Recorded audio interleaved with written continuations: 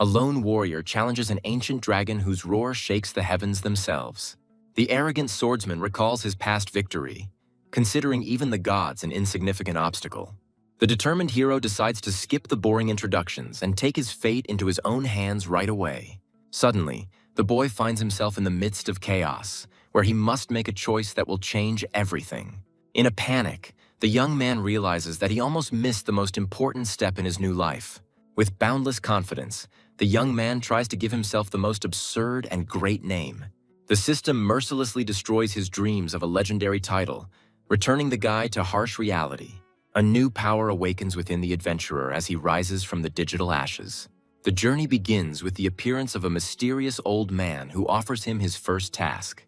The hero's optimism clashes with the old man's disdainful gaze, hinting at future difficulties.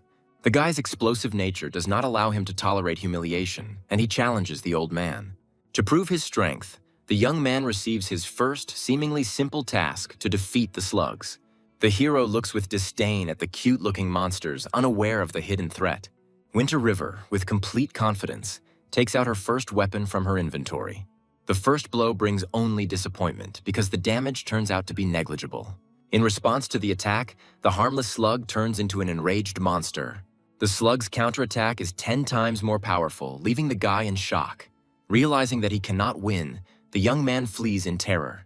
In despair, the hero opens the status window, trying to understand the reason for his failure. Finding himself trapped, the young man must quickly come up with a plan before other players appear. Reflecting on the weakness of the local guards, the young man sees them as a potential source of information. The first attempt to start a dialogue with the soldier fails, encountering a wall of cold indifference.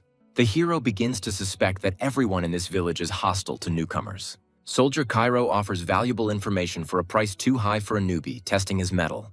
Using clever blackmail, the guy hints that without him, the guard won't get a penny. The guard realizes that he is missing a unique chance to make money on the only newcomer in the village. Seeing that his ploy had worked, the young man triumphantly stops the bewildered soldier. With a devilish grin, the hero declares that he needs not just advice, but full-fledged training. Strength overwhelms the adventurer as he instantly masters new combat skills. Devastated and shocked, Cairo demands payment from the boy for the priceless knowledge. Penniless, the young man offers the soldier a dubious deal, promising to pay him back in the future.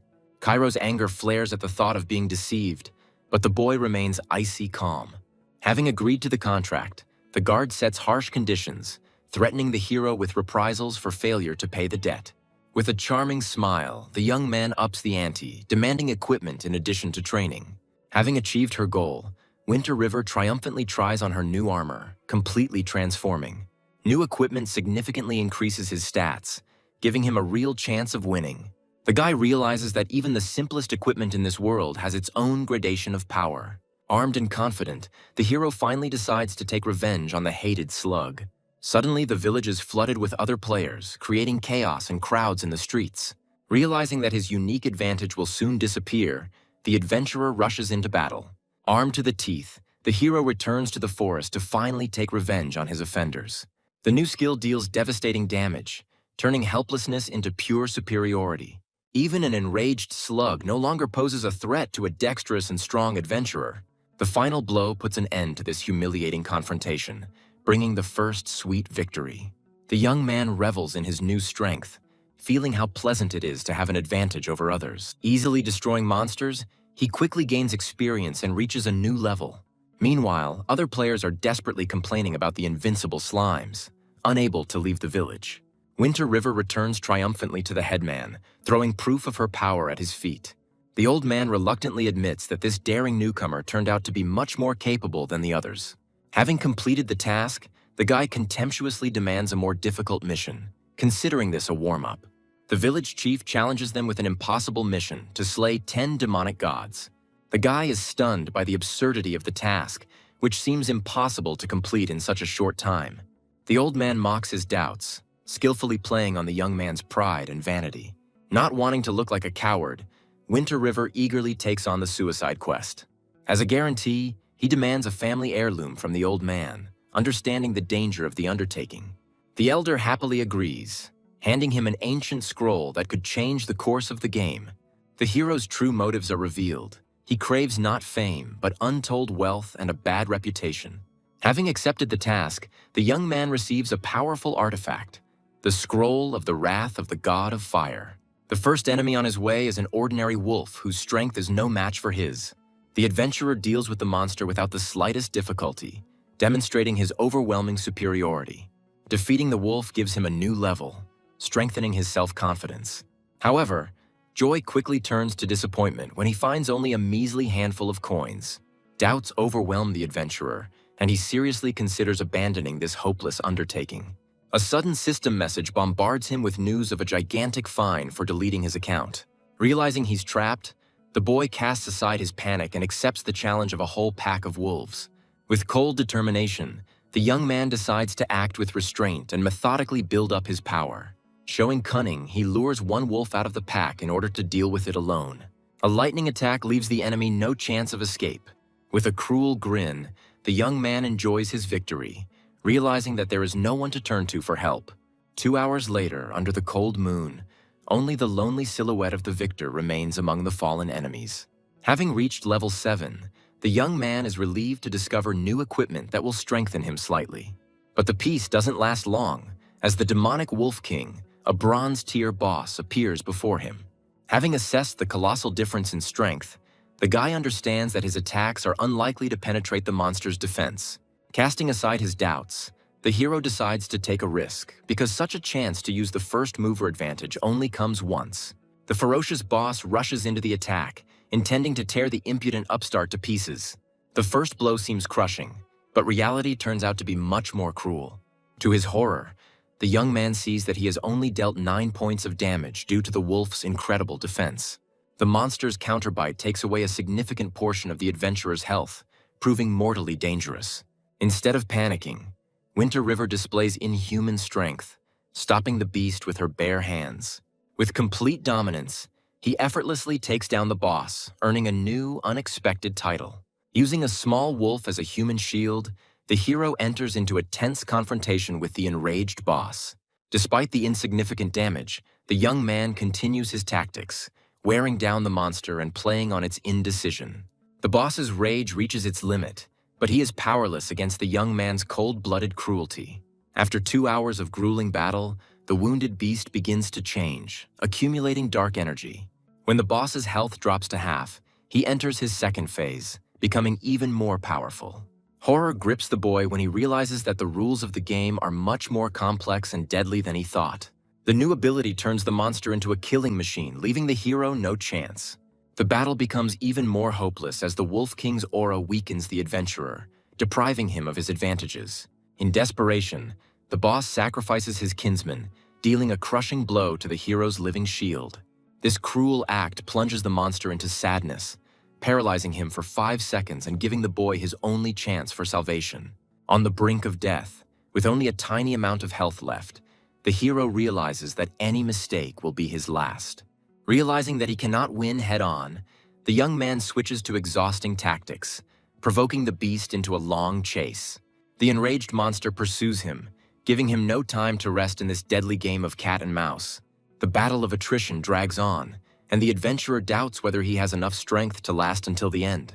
Every step he takes is calculated to the millimeter, because the slightest mistake will cost him his life. 5 hours later, the grueling chase continues, turning into a true test of will and endurance. Finally, the exhausted monster falls, and triumph brings the guy not only victory, but also an instant jump in levels.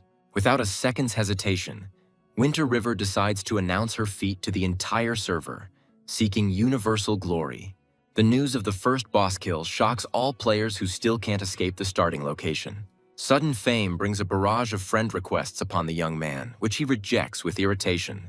Barely catching his breath, the hero heads towards the defeated boss, anticipating a well-deserved reward. Suddenly, an angry voice is heard, and a mysterious necromancer appears in front of the astonished guy. With icy contempt, the powerful enemy sentences him to death, considering him an insignificant insect. The young man realizes that the real boss of this location has just revealed himself in all his dark glory. Despite the mortal threat, the adventurer maintains his composure because he has an ace up his sleeve. The hero is amused by the thought that such a powerful enemy is stuck in an ordinary village for newbies. The necromancer, confident of his victory, mocks the foolish adventurer, underestimating him. Feigning humility before death, the young man turns to his enemy with a final, unusual request. Intrigued, the arrogant necromancer condescendingly allows him to speak before his inevitable death. Hiding his true intentions, the boy asks only to look at the enemy's characteristics, preparing to deliver the decisive blow. The necromancer is enraged by the hero's insolence and decides to immediately grind him into dust. Breaking through the magical attack, the young man finds himself face to face with the enemy, mocking his self-confidence. The guy takes out his main trump card, an ancient scroll, warning that it is not too late to stop. Horror distorts the necromancer's face when he recognizes the legendary forbidden artifact in the hands of the newcomer. Sensing the enemy's fear, the adventurer, with a devilish grin, demands complete submission. Trying to hide his weakness, the necromancer bluffs, claiming that the scroll's curse will not harm him. He continues to provoke the young man, doubting that he has the courage to sacrifice himself. With cold determination, the hero accepts the challenge, preparing to activate the scroll and drag the enemy into oblivion with him. The necromancer's confidence evaporates, because in his weakened state, he may not survive such a powerful curse. In complete confusion, he tries to understand the boy's motives, seeing no logic in his suicidal act. By proposing a deal, the guy tries to outsmart the necromancer, inwardly admiring his intellect. Daniel explains that he cannot simply give away the treasures, citing the unbreakable rules of this world. The hero is confused by the fact that the non-player character talks about mechanics as if he were a living person. Having found a loophole in the rules, the necromancer invites the young man to become his apprentice and embrace the power of darkness. The offer to join the dark faction plunges the adventurer into real shock. By concealing his interest, the young man points out the shortcomings of such a union, testing the teacher's intentions. To convince him, Daniel swears by the god of contracts to make the guy the owner of a unique hidden class.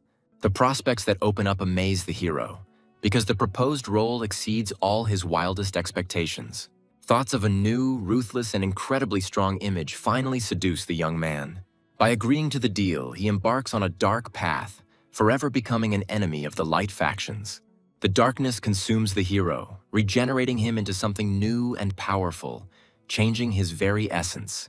The rewards for being the champion are overwhelming, but his new, terrifying appearance leaves him momentarily stunned. With a hint of panic in his voice, the young man timidly asks his new teacher if it is possible to turn everything back.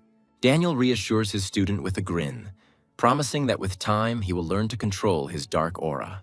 To help the newcomer adapt, the necromancer suggests hiding his true nature from prying eyes. Concealment magic envelops the adventurer, temporarily returning them to human form and masking their dark power. Suddenly, the boy realizes that his powerful teacher is far from being at the top of the hierarchy, and his future is uncertain. The mentor challenges him, hinting that one day the student will be able to surpass him and become one of the demonic gods. The first test of loyalty to the dark faction is a brutal task that requires him to prove his devotion. Underestimating his own talent, the hero doubts his abilities, but the teacher reminds him of his uniqueness. Daniel gives his student 3 days to complete the task while he recovers his strength. A sudden fear grips the boy when he realizes that he could have lost the opportunity to be resurrected. The mentor confirms his fears with a grin, because he is no longer under the protection of the goddess of life. Panic distorts the young man's face at the thought that his death in this world could be final. However, instead of the old protection, he received the patronage of an ancient demonic god with unknown properties. Having said goodbye to his teacher, the young man sets out on a journey full of determination and new ambitions. The hero can't believe his luck, as he has gained a hidden class and powerful equipment with incredible ease. New passive skills and a rare ring of dead spirits are a welcome bonus to his dark transformation. Lack of equipment forces the adventurer to immediately go hunting to test his new powers. Having easily dealt with the wolves, he immediately receives the first part of his new dark set. Pleased with his luck, the young man is already planning how to sell his excess equipment profitably in the village. His plans are rudely interrupted by another player, who unceremoniously pushes him away from his occupied seat. It turned out that an entire guild had taken over his hunting ground, leaving no chance for the loners. The group's leader contemptuously demands that the boy leave, since this territory now belongs to them. A flash of anger seizes the hero, because he was here first and does not intend to put up with such injustice. The brazen players surround him, mocking his helplessness and not intending to give in. Having decided to teach his offenders a lesson, the adventurer prepares not only to fight back, but to expose their lawlessness for all to see. Realizing that they are being filmed, the hooligans become enraged and decide to shut up the annoying loner by force. Two swords cross on his chest, but their attacks only deal 1 point of damage, causing no harm. The counterattack of dark energy tears opponents to shreds, demonstrating a monstrous gap in power. The hero looks at his new stats in amazement, realizing that he has become incredibly strong for his level. The new discovery delights him. Now he can gain experience by mercilessly killing other players. The enraged crowd rushes at him, but in his eyes they are just faceless walking experience points. Like a dark whirlwind, the young man rushes through the ranks of enemies, leaving them no chance. Left alone with the last survivor, the guy notes with satisfaction the progress in his bloody mission. A crushing blow puts an end to this carnage, and a cruel smile plays on the face of the victor. Having preserved a recording of the massacre, the adventurer coldly declares that his opponents brought trouble upon themselves. Under cover of night, he returns to the village, intending to profitably dispose of the accumulated loot. Without wasting any time, the young man loudly offers equipment for sale, demanding payment in cash only. His appearance causes a sensation, as everyone recognizes him as the legendary Winter River, the first player to defeat the boss. A crowd of players organizes a real auction, vying with each other to offer fabulous sums for his trophies. With a sly smile, the young man announces that the winner is the one who offers the highest price. Suddenly, a representative of a large guild appears, offering to buy everything wholesale and inviting him to join. The hero politely declines, fully aware that joining the Light Guild would be suicide for him. Without backing down, the player offers to at least exchange contacts for future profitable deals. The deal is successfully completed, and Winter River not only receives money, but also makes a useful acquaintance.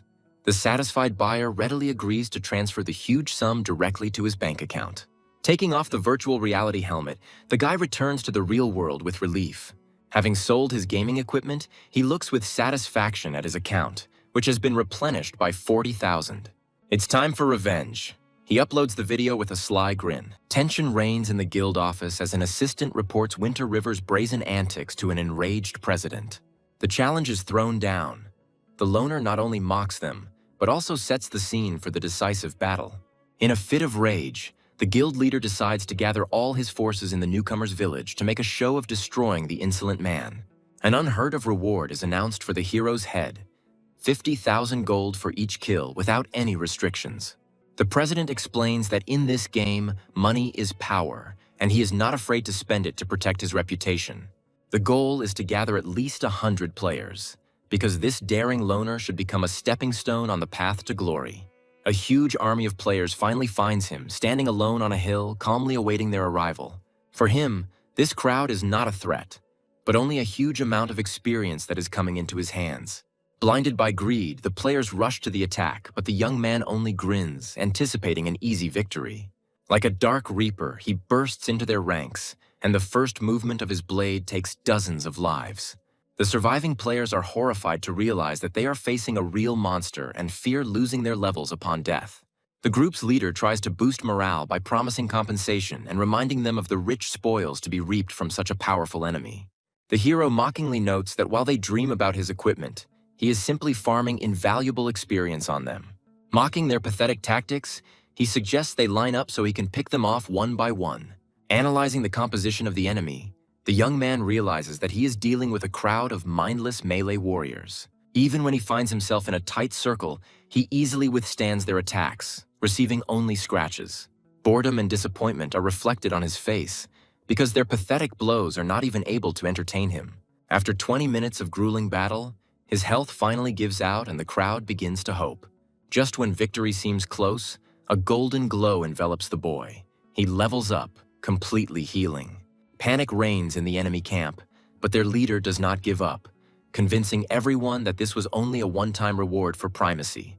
The guild leader figures out his trick and calls on everyone to attack to deplete his armor. The kill counter grows inexorably, bringing the hero closer to completing his dark mission.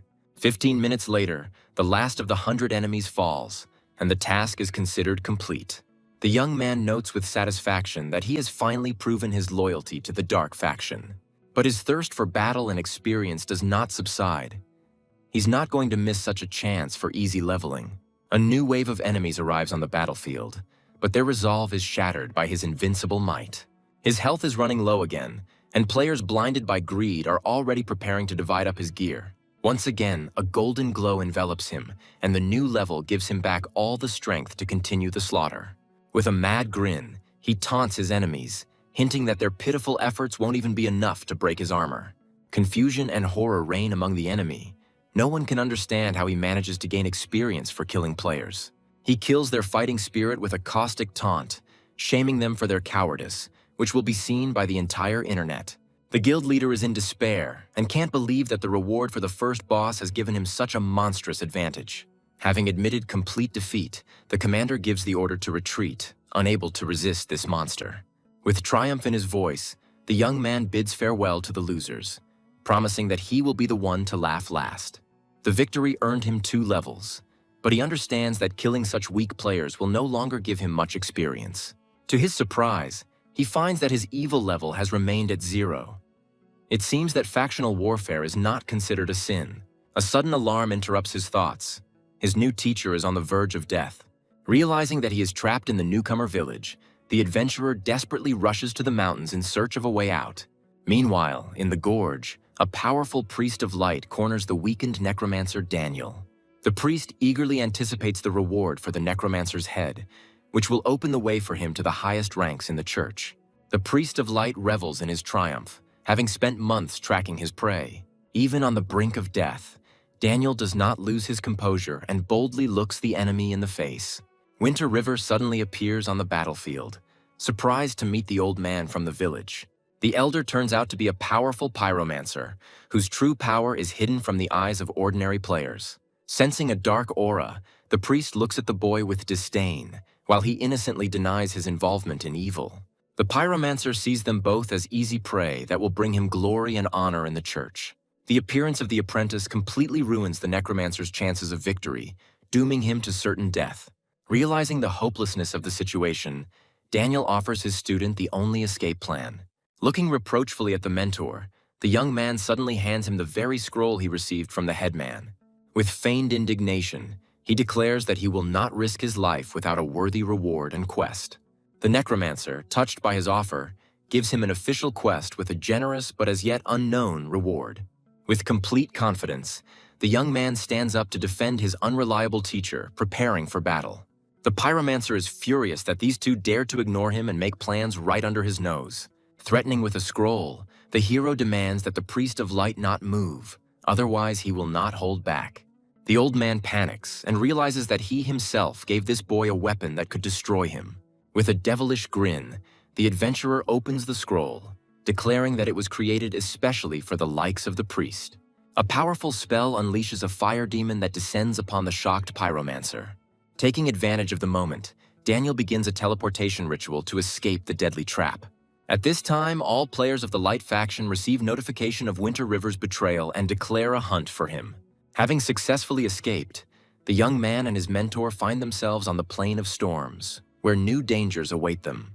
The worldwide announcement of his betrayal makes him a prime target for all Light faction players. The thought of a generous reward for his head makes the guy realize that now everyone he meets will be his enemy. The consequences of his choice fall upon him: quest failure, loss of reputation and levels, and a huge debt. Dropped to the first level and with empty pockets, he only smirks, because his main trump card is himself. Approaching his mentor, the young man resolutely demands the promised reward for his risky rescue. Daniel calms his student with a slight grin, promising that he will not hurt the one who saved his life. Golden energy envelops the hero as he receives his reward, an incredible amount of experience and a rare talent. In an instant, he rushes through the levels, becoming stronger than ever before. The adventurer is overwhelmed with delight because he has not only regained his strength, but also received a legendary talent. The new skill grants him inhuman speed and guaranteed critical hits. The young man admires the new talent because its main strength is not in damage, but in a humiliating blow directly to the enemy's face. Daniel explains that this skill was lost for centuries, and he only kept it, unable to use it. The hero is concerned that the talent does not receive bonuses from weapons, but the mentor dispels his doubts. It turns out that the power of the Devil's Trample depends not on the equipment, but on the strength of spirit of its owner. The insatiable adventurer asks with a smile if the teacher has any other generous rewards. With a light heart, he admits that he does not consider his losses a defeat, but only an incentive for rapid growth. Daniel decides to take the student to a safe place protected by the dark gods. They set out on a journey to find a shelter where the young man can train in peace and become stronger. An hour later, they reach their destination, the gloomy and lifeless Badlands. After giving the student the medicine, the necromancer sends him to hunt local monsters so that he can quickly level up. Having received the priceless medicine, the young man thanks his mentor for such a generous gift. A new mission is not long in coming. He must single-handedly exterminate 500 demonic lizards. The monsters' stats are impressive. They're even much stronger than the wolf boss he fought for so long. Despite the danger, the hero is confident of his victory, because now he has become immeasurably stronger. Dark energy envelops him as he prepares to unleash the full force of his newfound power upon his enemies. Like a shadow, he takes off, closing the distance with his first victim in the blink of an eye. The very first blow is devastating, demonstrating a colossal difference in strength. The skill Mad Kill turns him into a killing machine, dealing thousands of points of damage. Even strong scales do not save the lizard from its merciless attacks, which tear it to pieces. With a devilish grin, he looks at his defeated enemy, realizing that the monster was simply unlucky enough to become his opponent. His first victory only gives him a meager 500 experience points, which seems like a mockery given his strength. The death of a fellow pack member attracts the attention of the entire pack, and now he is surrounded by dozens of enraged monsters. As if dancing, he glides between enemies, maintaining his distance and preventing them from surrounding him. Just a couple of minutes later, the battlefield is littered with lizard corpses, and he stands unharmed in the midst of this chaos. An unexpected call from an old acquaintance interrupts his triumph, reminding him of the outside world. While all the forums are buzzing about how to kill him, the hero calmly collects loot from defeated enemies. Even after mass extermination of monsters, the reward turns out to be ridiculously meager. Suddenly, he receives a strange and tempting offer to sell his unique character. A cunning plan flashes through his head, but he immediately remembers that dying in the dark faction will result in the account being deleted. The sum of 20,000 stuns him, forcing him to seriously consider this risky proposal. The temptation of immeasurable wealth fights within him with greed, because even 20 million seems too little to him. With cold determination, he rejects the deal, reminding him that for him, defeat means more than just a game.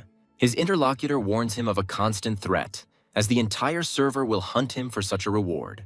But the young man only grins because his self-confidence is unshakable. He knows that his strength is worth this price. Having seized the initiative, the hero offers a lucrative deal, instantly turning a potential enemy into a business partner. Having set his terms, he negotiates the safe transfer of the goods, demanding payment in advance and trusting no one. Without wasting a second, the adventurer returns to his bloody mission, continuing to mercilessly exterminate monsters. Every movement of his blade brings death, and the battlefield is littered with corpses as he methodically moves towards his goal. A stream of golden energy marks the achievement of a new peak, and he triumphantly greets the 15th level. A sudden transformation envelops him in darkness, awakening an ancient power and granting him a new, deadly talent. A new divine talent grants him near immortality, allowing him to regenerate health even in the thick of battle. The deal is completed successfully, and the guy, having received his money, points the buyer to a cache of equipment. By completing the deal, he's reminded of future opportunities, strengthening his business ties with a powerful guild. An hour later, the tireless warrior continues his mission, slowly but surely approaching the cherished goal. The long-awaited reward finally drops from the monster, but joy is mixed with disappointment from the low probability of extraction. The new equipment, bronze sand boots, proves to be a modest but useful addition to his arsenal. A slight disappointment mars his triumph, as he still has some growing to do before he can use the new armor. A friendly message from the real world reminds him that even in the pursuit of power, he must not forget about himself. In a luxurious office overlooking the city at night, the humiliated guild president admits his fatal mistake. Taking the blame, the leader of the heroic community listens to the reproaches, realizing that his miscalculation cost them too much. Behind a mask of calm, the guild leader hides a cold rage, absolving his subordinate of blame for the recent failure. As soon as the door closes, his face contorts with humiliation and he is left alone with his dark thoughts. With his eyes blazing, the president declares a personal vendetta, vowing that the hunt for Winter River will never end. Unaware of the storm brewing in the real world, the lone warrior continues his tireless journey across the barren lands. A crushing kick demonstrates his new strength, which seems capable of splitting rocks themselves. His attention is drawn to a young lizard whose cunning hints that the battle will be far from fair. From the depths of the gorge emerges the true master of these lands, the king of demonic lizards, exuding an aura of death. A shadow of arrogance appears on the hero's face, because for him, this bronze boss is just another step to the top. His body is enveloped in dark energy, and he unleashes his signature move on the monster, paralyzing it for a split second. But triumph is marred by searing pain. The boss's poisonous skin becomes a deadly reminder of his carelessness. A healing potion instantly restores his strength, allowing him to recklessly launch into the most dangerous attacks. As if playing with fire, he dodges the deadly jaws, delivering precise and accurate blows. His sword, shrouded in darkness, pierces the monster's flesh again and again, bringing him closer to certain death.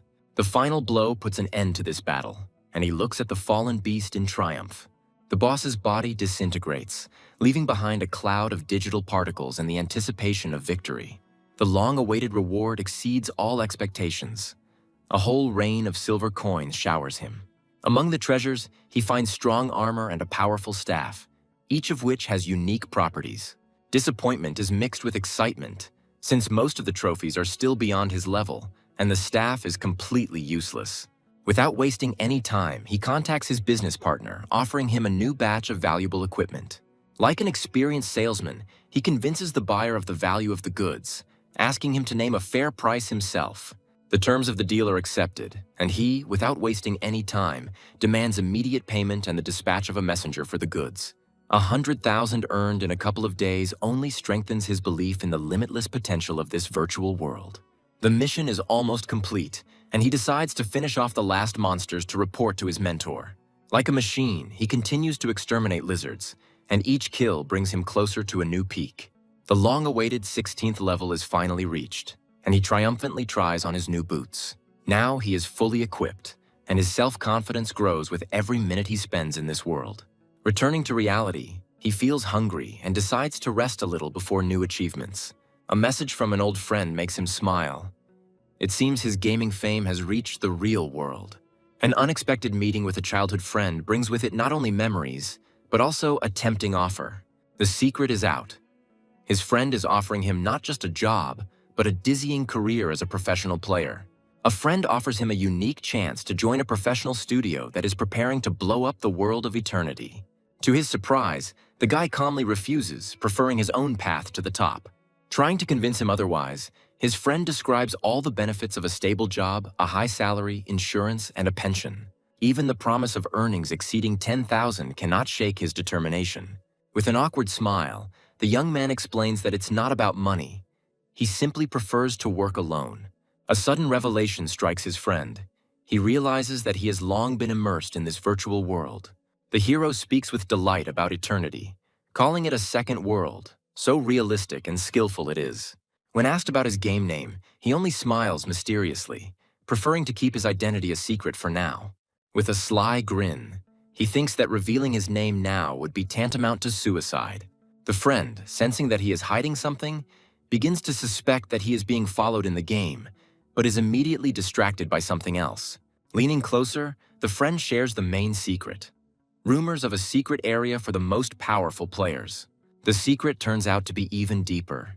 You can get there not through luck, but only through true talent. The source of this valuable information is his work at a professional studio that is determined to make a splash in the game. Reality calls, and the friends say goodbye, agreeing to meet in the virtual world later. Returning to the game, he appears before his mentor, who is surprised by his lightning-fast completion of the task.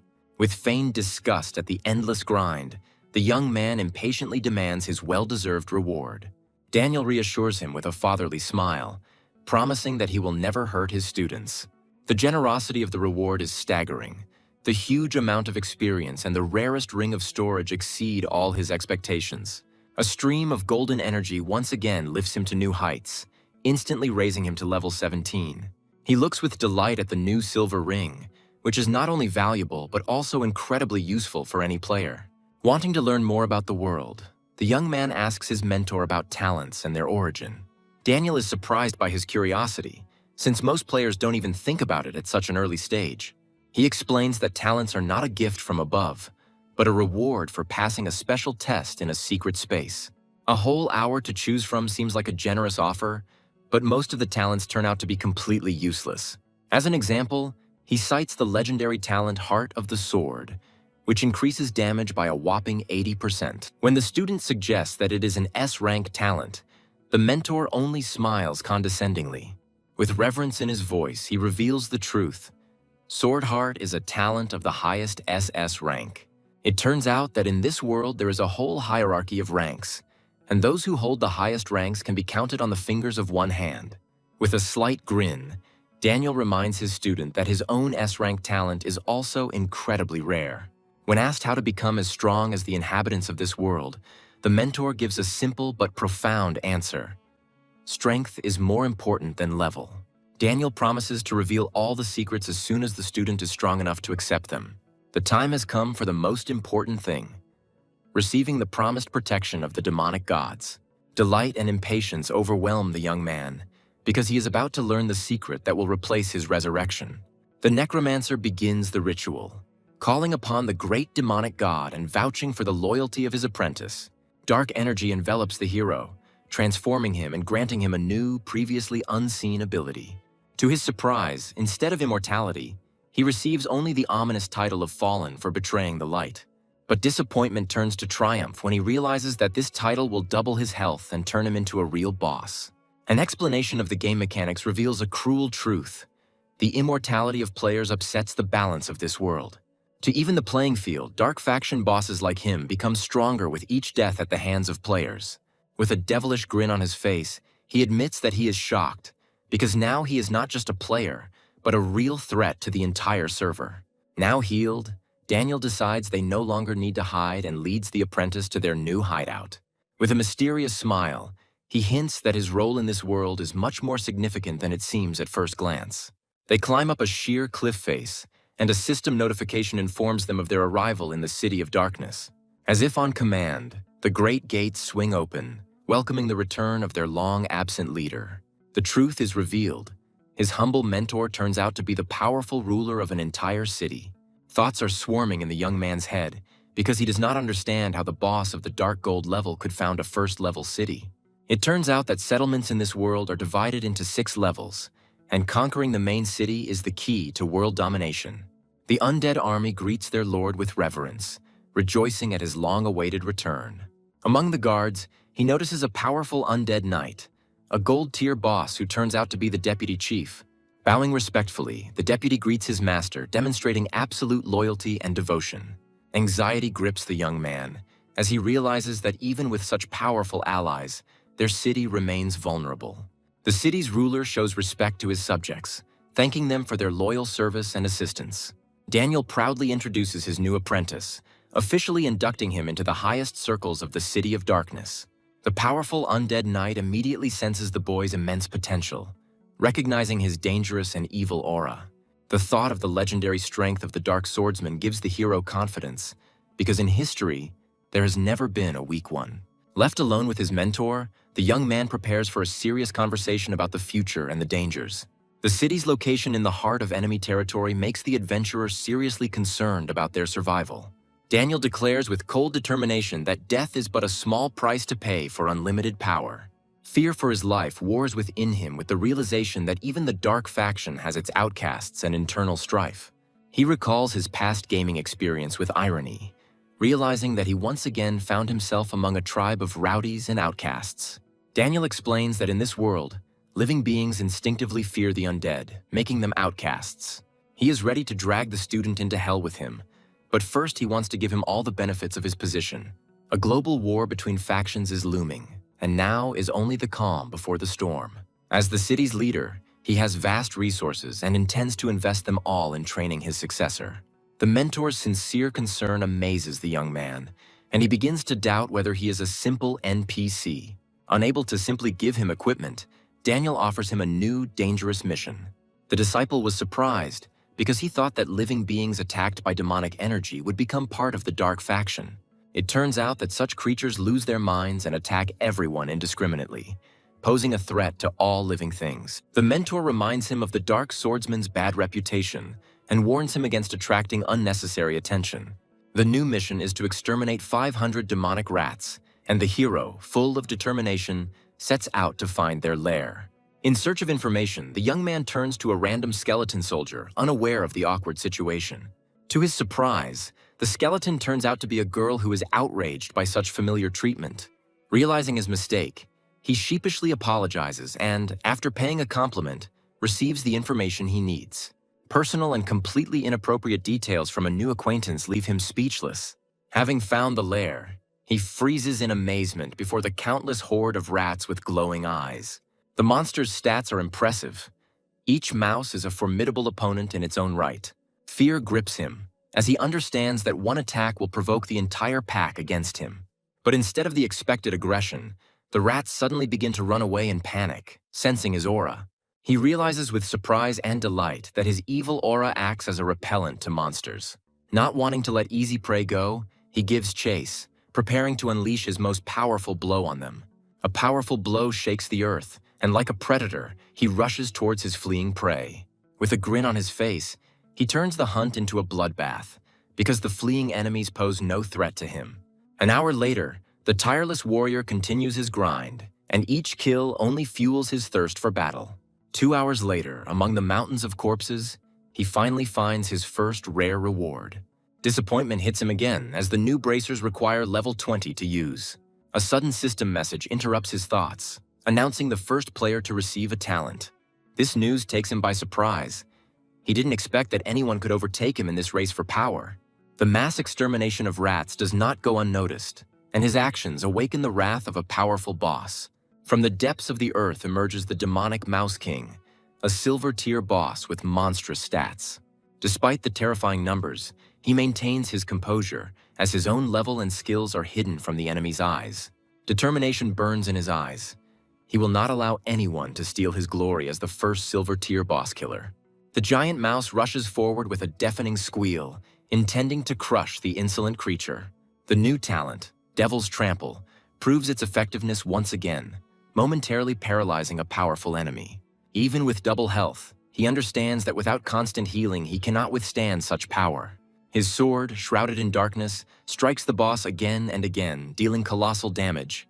An hour later, the grueling battle continues, with both opponents at the limit of their strength. He knows that the worst is yet to come, as the bosses activate their hidden talents in a rage. A deafening roar shakes the gorge.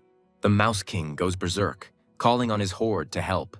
Hundreds of rats begin to crawl out of every crack, turning the one-on-one battle into a real battlefield. But instead of the expected attack, the summoned flock freezes in place as if waiting for something. His evil aura is so powerful that even a silver-tier boss flees in terror. Rage and passion overwhelm the hero.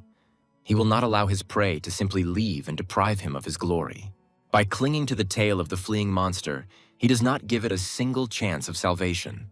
A hail of crushing blows falls on the boss's back, and each hit brings him closer to victory. Pursuing his prey, he rushes along the gorge, not paying attention to the enemy's rapidly depleting health. Suddenly, he feels a powerful surge of energy coming from the very heart of this cursed place. Before his eyes appears a giant purple diamond, exuding incredible strength and power. The energy of the crystal flows into him, filling every cell of his body and awakening hidden potential. The system message shocks him. All his stats are temporarily increased by 1,000%. The new stats turn him into a true god. Now he's not just a fallen, but a bronze-tier boss. With a maddened rage in his eyes, he pounces on the enemy, his enhanced blade bringing certain death. Victory brings him not only tons of experience, but also an instant jump to level 19. The reward for being the first is beyond all expectations, reputation, stats, and a rare S-rank item. The new artifact, the Power of Goodness, proves to be a true treasure, capable of enhancing his skills. He is filled with delight, as he can now make his already powerful abilities even more deadly. Not wanting to hide in the shadows, he decides to announce his triumph to the entire server with a devilish grin. The news of his feat shocks all players, who cannot believe in the existence of such a monster. He looks at the defeated boss with satisfaction, anticipating what kind of prey this glorious hunt has brought him. A sudden system notification interrupts his triumph. In 3 minutes, the test of his talent will begin.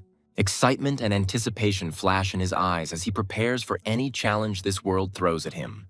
With a sly grin, he decides to use the remaining time to prepare for the main test. He knows that items can't be used in the talent test, but no one talked about skills. Without thinking, he activates the power of goodness, intending to use its power to enhance his talents. His choice falls on the most valuable and unique skill, Dark Sword skill. In an instant, his passive skill evolves into killing art, becoming even more deadly. He is filled with delight, because now his attack has doubled, and he is no longer tied to one type of weapon. Before the test, he decides to take his prize, a lilac diamond that gave him incredible power. It turns out that this gem has a limited number of uses and temporarily enhances hidden power. To his surprise, he receives not the entire diamond, but only a fragment of it, since he was not its original owner. A clever thought occurs to him. If he could use the diamond's power in the test, his chances of success would skyrocket. The countdown has begun, and he eagerly awaits the start of the test that will determine his fate. Like a flash, he is transported to a mysterious forest, where he must face an unknown enemy. The first opponent is a harmless-looking rabbit, and he has only 10 minutes to win. The enemy's stats are laughable. He's weaker than even the first slime he encountered. Despite being reset to level 1, he retained all of his titles and unallocated stat points. With a devilish grin, he pours all his points into the attack, intending not just to win, but to destroy the enemy. The second opponent turns out to be much more serious, a skeleton whose strength promises a more worthy fight. The system levels their odds, and he understands that each test will become more difficult. Clenching his fists, he prepares for battle, because the outcome of the battle will determine the talent rank he will receive. Excitement and anticipation flash in his eyes as he eagerly awaits what talent awaits him at the end of this journey. The third opponent is a demonic wolf whose strength will prove whether he is worthy of a B rank. With a grin on his face, he accepts the challenge, because for him, this monster is just another step to the top. His fists strike the enemy with incredible force, proving his overwhelming superiority. The fourth enemy, an armored warrior, becomes the final obstacle to reaching S rank. In an instant, he dispatches him, easily fulfilling the requirements for achieving the highest rank. Excitement burns in his eyes, and he eagerly awaits the next challenge, hoping for an SS rank. But he is in for a disappointment. The system only offers him a promotion to S rank, with no chance of more. The fifth enemy turns out to be a powerful Dark Gold tier boss, Young Tiger. A sudden revelation strikes him. He understands that this test determines not the maximum but the minimum rank of talent. The system evens their chances again, raising his level to 40 and giving him a ghost of a hope of victory. A battle with a tiger turns into a real test of strength, where every move could be your last. Like a tamer, he seizes the moment and subdues the ferocious beast, not allowing it to escape. A powerful knee strike knocks the boss out, proving that brute force doesn't always decide the outcome of a battle. Defeating the tiger opens the way for him to reach SS rank, but the test is far from over. An explosion of digital energy marks his triumph, and he receives well-deserved stat points. With a devilish grin, he pours all the points he has gained into the attack, preparing to meet the final enemy. What appears before him is not just a boss, but a true deity.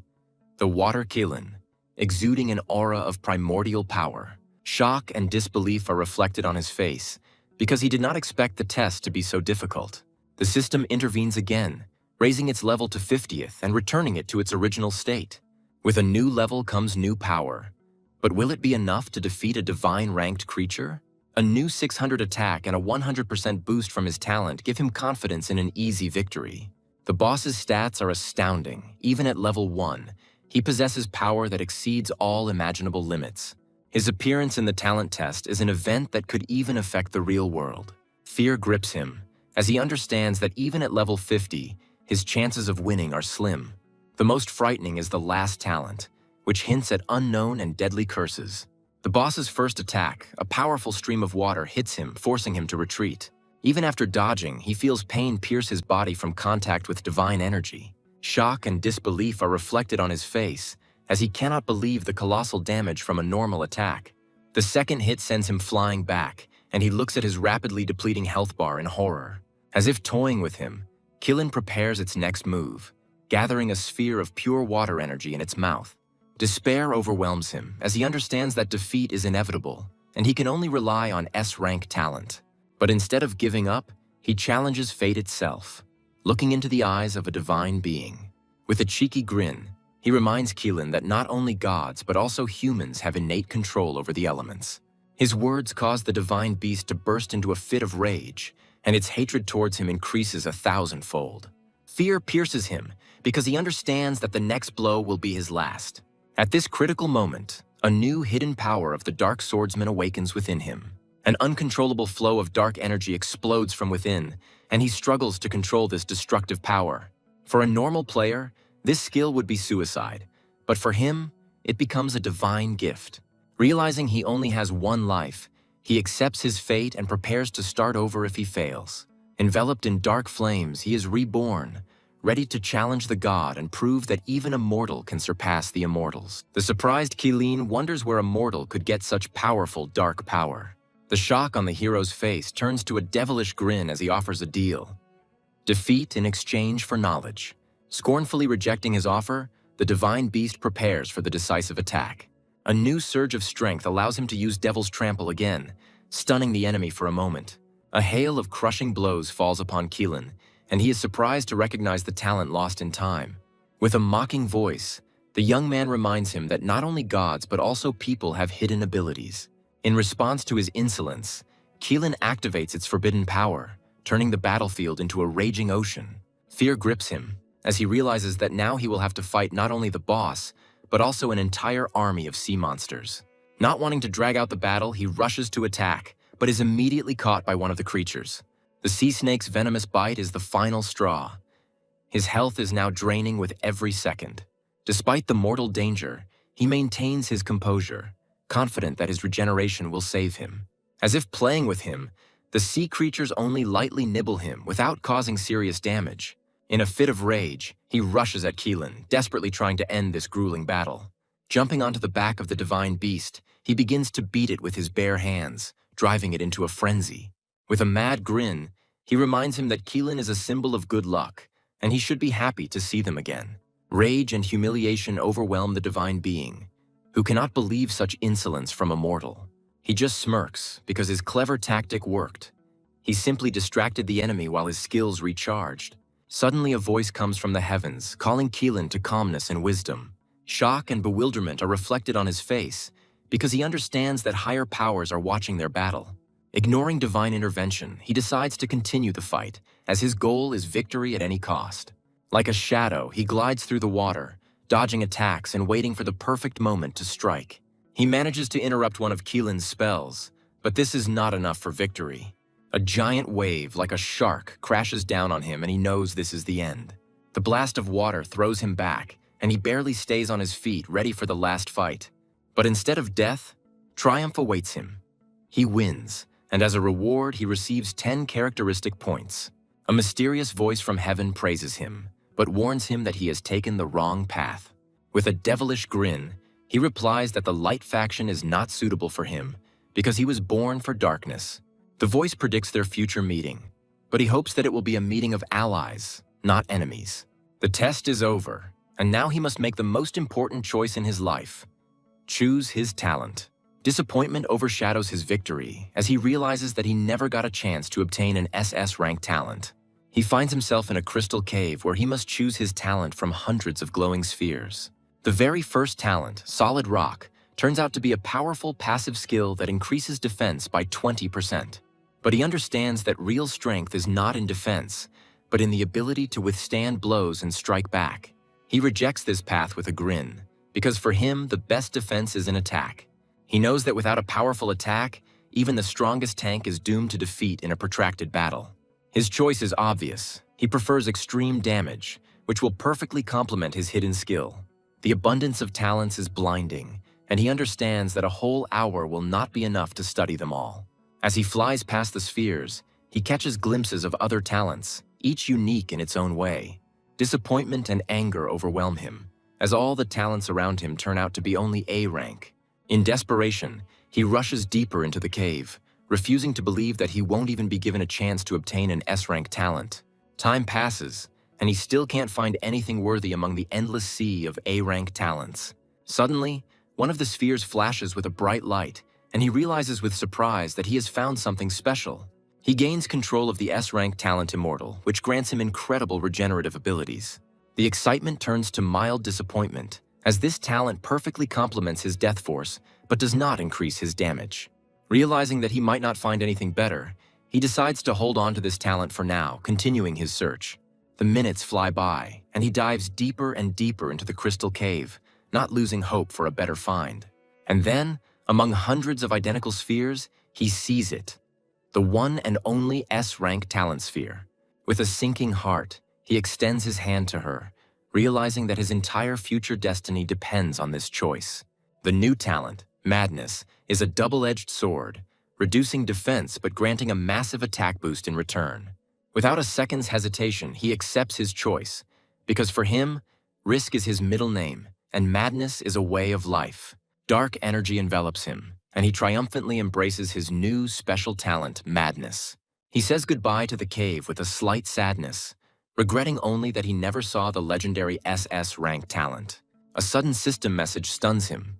He becomes the second player on the server to receive the talent. But the real shock is yet to come. His talent, Madness, evolves to the incredible SS rank, Domination.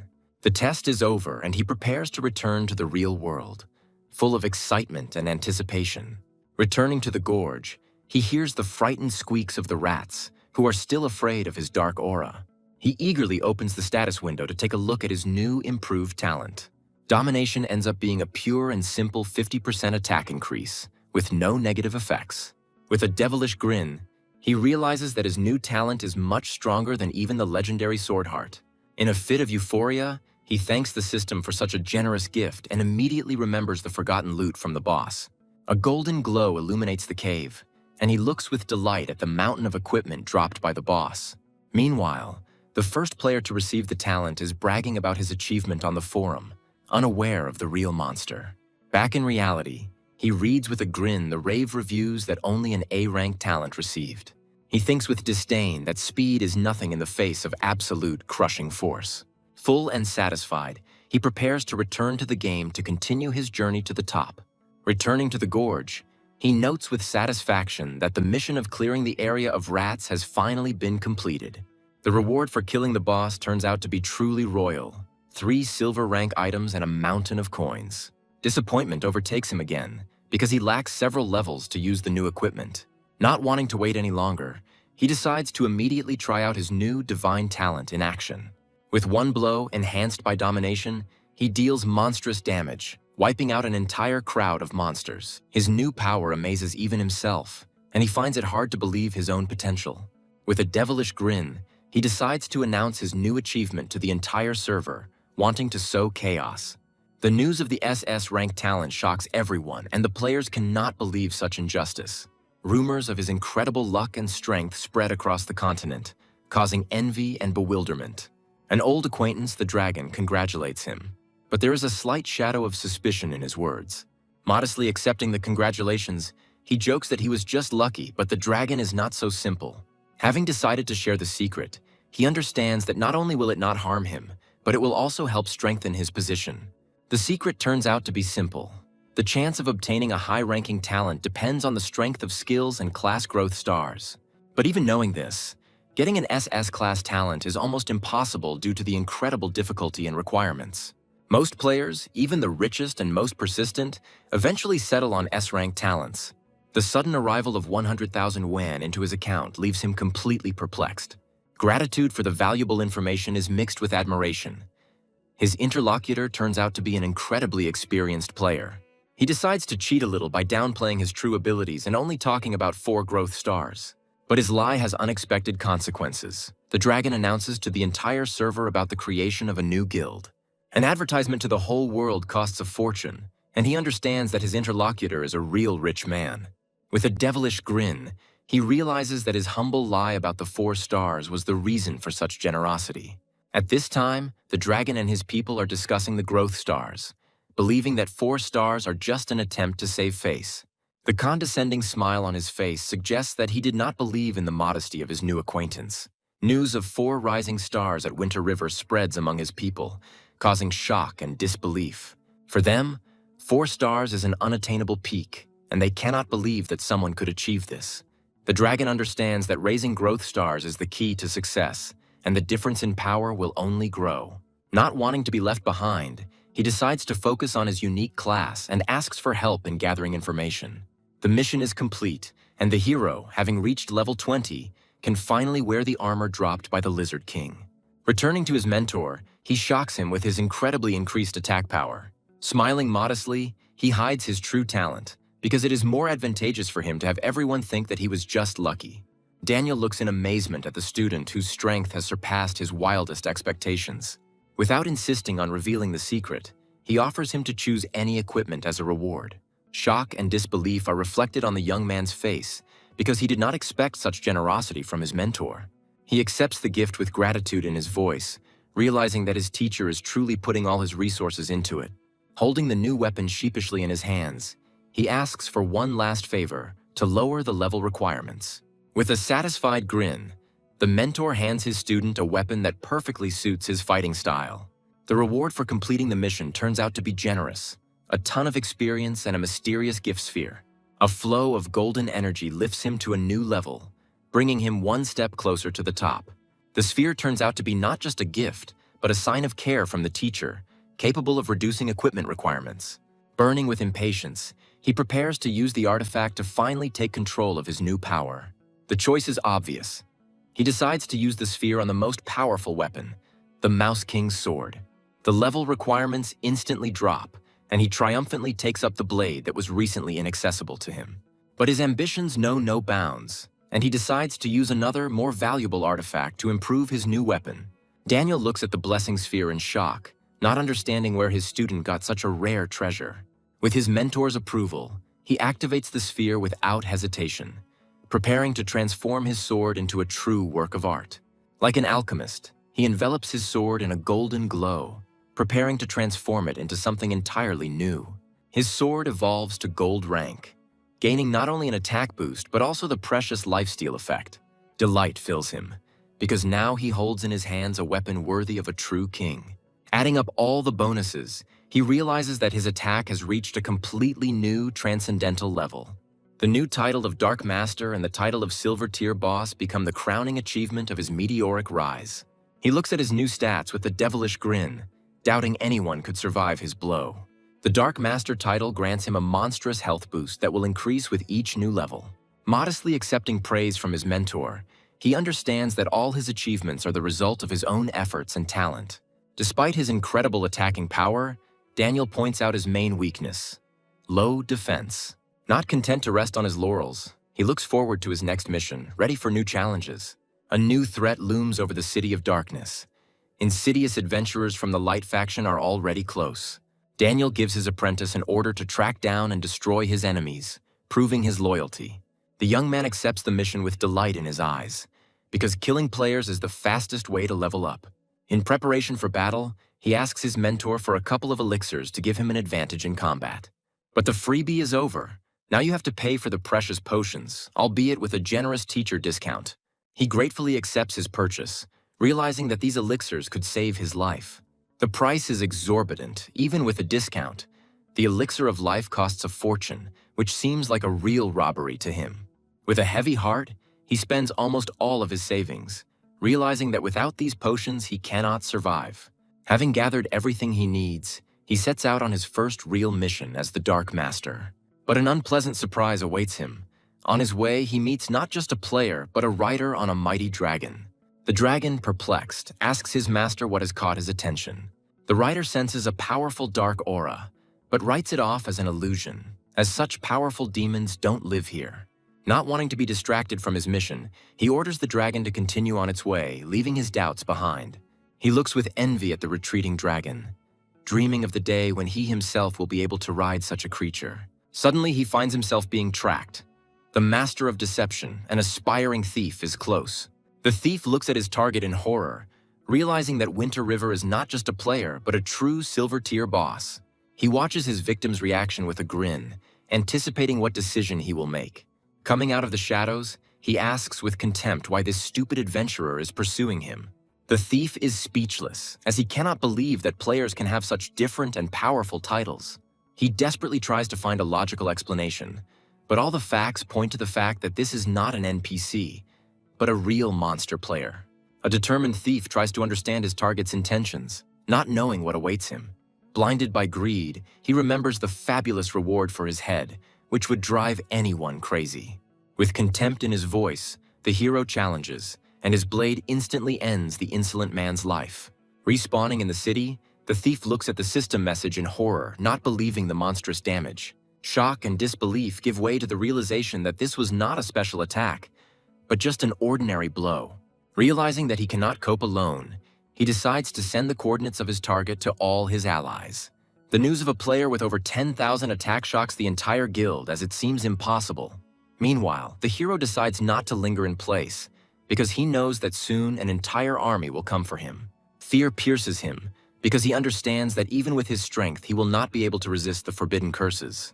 10 minutes later, he is already far from the battlefield, but the shadow of impending danger follows him relentlessly. An entire army of players surrounds him, but he only grins, anticipating an easy victory.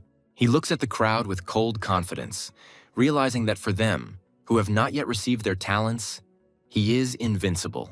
Meanwhile, the guild leader, Sharp Blade, arrives on the scene to personally deal with the insolent man. Burning with shame, the thief points to the site of his recent and humiliating defeat. In a rage, the leader orders a search, as the reward for capturing the only player with a hidden class is too high. A new message with precise coordinates forces him to immediately change his plans and give chase. Like hounds, they rush through the forest, driven by a thirst for revenge and a fabulous reward. Arriving at the scene, they find only traces of his recent presence. He has slipped away again. The guild leader is overcome with rage and humiliation as he realizes he is being led by the nose. He looks around in bewilderment, not understanding how there could be so many players on such a huge map. The guild leader is furious that the mobilization of tens of thousands of players was useless against one. The new message with coordinates turns out to be a trap again, and he realizes that their opponent is a real cheater. Despair overcomes him and he decides to retreat, but first he wants to use his last trump card. Even after sacrificing hundreds of his men, he cannot come to terms with the thought of defeat. Meanwhile, the hero, reveling in his power, reaches level 22, as killing players is the fastest way to the top. The kill count reaches 500 and he notes with satisfaction that the mission is finally complete. A sudden system notification interrupts his triumph, and the Light faction prepares a full-scale offensive. The mass deaths of players at the walls of the City of Darkness have attracted the attention of the entire server, and now war is inevitable. He looks anxiously at the horizon, realizing that the first battle for the city in the game's history is coming. This event will be a true test of strength for all guilds, as not only glory but also power is at stake. A new system notification shocks him, and during the battle he will be temporarily stripped of his boss status. Despair overcomes him, because he understands that without his advantages he will not be able to withstand an entire army. Returning to his mentor, he shares his concerns, and the mentor completely agrees with him. Daniel is surprised that his student has become so deeply involved in the affairs of this world, something he never expected.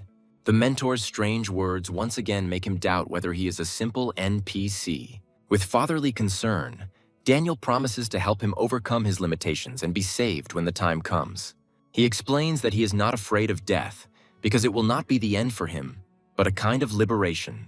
The mysterious words about the mission make the young man think, but he understands that he is not yet ready for this truth.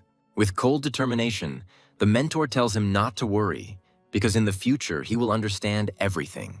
Despite all the worries and doubts, they decide to face the coming battle head-on, solving problems as they arise. Having reported on the completed mission, he eagerly awaits his reward from his mentor. Having humbly asked for only a pair of suitable shoes, he has no idea what a generous gift awaits him. The reward exceeds all expectations, experience, reputation, and silver rank speed boots. He is filled with delight, because he has received another piece of rare equipment that will strengthen him. Now that he has reached the required level, he can finally don the full set of Mouse King armor. Even though most of his equipment is still bronze ranked, he is ready for new achievements. Daniel reminds him that talent alone is not enough. Sooner or later, he will have to learn the basics. He gives the student a letter of recommendation, sending him on a quest to find the mysterious undead swordsman. Gratefully accepting the new mission, the young man feels a thirst for new knowledge and power ignite within him. But before setting off on his journey, he asks his mentor the most important question: where to look for these ghost swamps? Having received instructions, he sets out on his journey because in this game there are no maps, and every step is an exploration of the unknown. Mysterious will-o'-the-wisps and an ominous atmosphere tell him that he has finally reached the ghost swamps. Rotting corpses rise from the murky water, exuding an aura of hatred for all living things. He realizes that these monsters are much stronger than they seem, because he can't even determine their level. Not wanting to engage in battle with the whole crowd, he decides to lure one of them out to test his strength. His sword, shrouded in darkness, falls upon the enemy, inflicting colossal, almost fatal damage. But the counterattack turns out to be surprisingly weak, and he realizes that his new armor is a real fortress. With a grin on his face, he realizes that these rotting corpses pose no threat to him. In an instant, he deals with an entire crowd, receiving a huge amount of experience as a reward. He quickly calculates that to reach the next level, he only needs to destroy 300 of these walking bags of experience. Like a predator, he pounces on a new crowd of monsters, because for him, they are just an easy way to level up. Half an hour later, the battlefield is littered with corpses, and he, surrounded by a golden glow, reaches level 23. Tired of the endless grind, he decides to finally find the one he came here for, the undead swordsman. Despite the marks left behind, the vast and confusing location forces him to wander in search of his goal. A sudden revelation strikes him. He realizes that he has misinterpreted the mission description. Not wanting to waste any more time, he shouts into the void, hoping that the mysterious swordsman will hear his call. An elegant figure with a purple sword appears from the mist, and he knows he has found his target. An icy gaze and a cold question make him freeze. This swordsman is clearly not happy with the uninvited guests. In an instant, he appears right in front of him, and the young man is shocked and cannot understand how he moved so quickly. Fear and admiration are mixed in his gaze, because he understands that in front of him is an incredibly strong and dangerous opponent. Handing over the letter, he explains that all the instructions are inside and hopes for understanding. Like a ghost, the swordsman glides towards him, and the young man barely dodges his lightning-fast attack. In an instant, the letter is in his hands, and he runs his eyes over the lines with cold calm. A smile touches his lips when he realizes that in front of him is not just a player, but a dark swordsman. He agrees to train him, but sets a condition. First, the young man must complete several of his tasks. The words about the rules of this place confuse him again, and he cannot understand how an NPC can be bound by them. Thoughts of the destruction of the world and the unpredictability of NPCs make him question the nature of this game. He decides to take a risk and asks a direct question about the rules, trying to understand what is really going on. The swordsman explains that the rules are an unbreakable law that even the great demon gods obey. A thought strikes his mind, and he asks with horror if he has ever tried to break these rules. The swordsman interrupts him, saying that it is too early to talk about such things since he is still too weak. To prove his strength, the young man must pass a new test, kill several rotting corpses. The new task turns out to be much more difficult than he expected. He has to destroy a whole 1,000 monsters. The swordsman acknowledges his attack power, but points out his main weakness: lack of training and experience. After telling him to go, he promises to wait for his call when he is ready to continue his training. Left alone, the young man cannot shake off the feeling that his new mentor is an extremely strange and mysterious person. Time is running out, and he knows he must become stronger as quickly as possible to be ready for the coming siege. With cold determination, he casts aside sleep and fatigue, setting out on his longest and bloodiest hunt. A loud roar attracts his attention, and he sees a new, even larger crowd of rotting corpses. Like a berserker, he bursts into their ranks, and every movement of his blade brings him closer to his cherished goal. The kill counter grows inexorably, and every movement of his blade brings death to an entire crowd of monsters. After several hours of continuous battle, he's already halfway to his goal, and his excitement only increases. Even in the heat of battle, he never misses an opportunity to profit. A new staff would be an excellent item to sell. 5 hours later, the last of the 1,000 enemies falls, and he triumphantly completes his grueling ordeal. He looks at his progress with satisfaction, as he is only 5% away from the next level. Suddenly, the concealment magic cast by Daniel wears off, and his true form is revealed in all its dark glory. Dark energy envelops him and he looks in surprise at his hands, covered in ominous patterns. With a slight grin, he takes on his new demonic appearance, for this is the true essence of the Dark Swordsman. Oblivious to his transformation, he proudly reports on his completed mission, ready for a new reward. The swordsman, impressed by his strength, recognizes him as worthy and grants him the right to become his disciple. A golden glow envelops him and he reaches level 26, becoming even stronger. The swordsman humbly accepts the gratitude, inviting him to consider himself his unofficial teacher. He warns that one should not expect much, because a weak student will not be able to comprehend great techniques. With a devilish grin, he prepares to choose his new skill from hundreds of options. The abundance and variety of skills amazes him, and he can hardly believe such generosity from his new mentor. All the skills offered are unique and high level, learned by Cheryl himself. The very first skill, Sinister Decision, turns out to be incredibly powerful, but requires a huge level and a fortune. Disappointment overwhelms him, as he realizes that most of these divine skills are beyond his means yet. In desperation, he searches for anything affordable, but even the most basic skills require exorbitant sums of money. Finally, he finds what he was looking for. Undead Grip, a powerful and accessible skill that will become his new trump card. The second skill, Necro Sweep, proves to be no less useful, dealing massive damage and slowing the enemy. With a satisfied grin, he realizes that these two skills will become his main weapons at the initial stage of the game. The training is complete, and the swordsman promises to show him new techniques as soon as he becomes stronger. Burning with impatience, he asks when he will finally be able to consider himself strong enough. The swordsman explains that true power will come to him when the Dark Swordsman's power begins to overflow within him. He remembers his dark reincarnation and realizes that to do so, he needs to reach level 50 again. Bowing respectfully, he says goodbye to his teacher, ready for new achievements and a long journey. Returning to reality, he realizes that he has gotten carried away and decides to rest a little because even heroes need sleep. A morning call from a friend interrupts his rest, and he struggles to understand what is happening. A friend reminds him of yesterday's big announcement, which he seems to have missed in the heat of his virtual battles. A friend talks about generous rewards for participating in the siege, which can even include gold equipment. Shock and disbelief are reflected on his face because he cannot believe such generosity from the developers. It turns out that this information is inside information obtained through closed channels, and the system did not announce it. Freedom from non-disclosure agreements allows his friend to share secrets without any consequences. Despite the tempting offer, he only sleepily hums into the phone, showing no particular interest. A sudden revelation hits him, and he can hardly believe that he almost missed such an incredible opportunity. With shining eyes, he declares that he has a brilliant plan that will bring them both untold riches. Without revealing all his cards, he only promises to treat his friend as soon as everything works out, and playfully says goodbye. Having shaken off sleep, he immediately returns to the game, full of determination and ready for new achievements. Without wasting a minute, he rushes to find his mentor to discuss his daring strategy with him. He proudly announces to his teacher a brilliant plan that will help them in the coming battle. Daniel agrees to listen with interest to his daring student's strategy. The young man explains that adventurers, although part of the Light faction, do not like to obey anyone's orders. He proposes to use their underestimation and disdain for adventurers to lure some of them to his side. The behavior of the NPCs from the first village only pushes players to start playing against the main plot.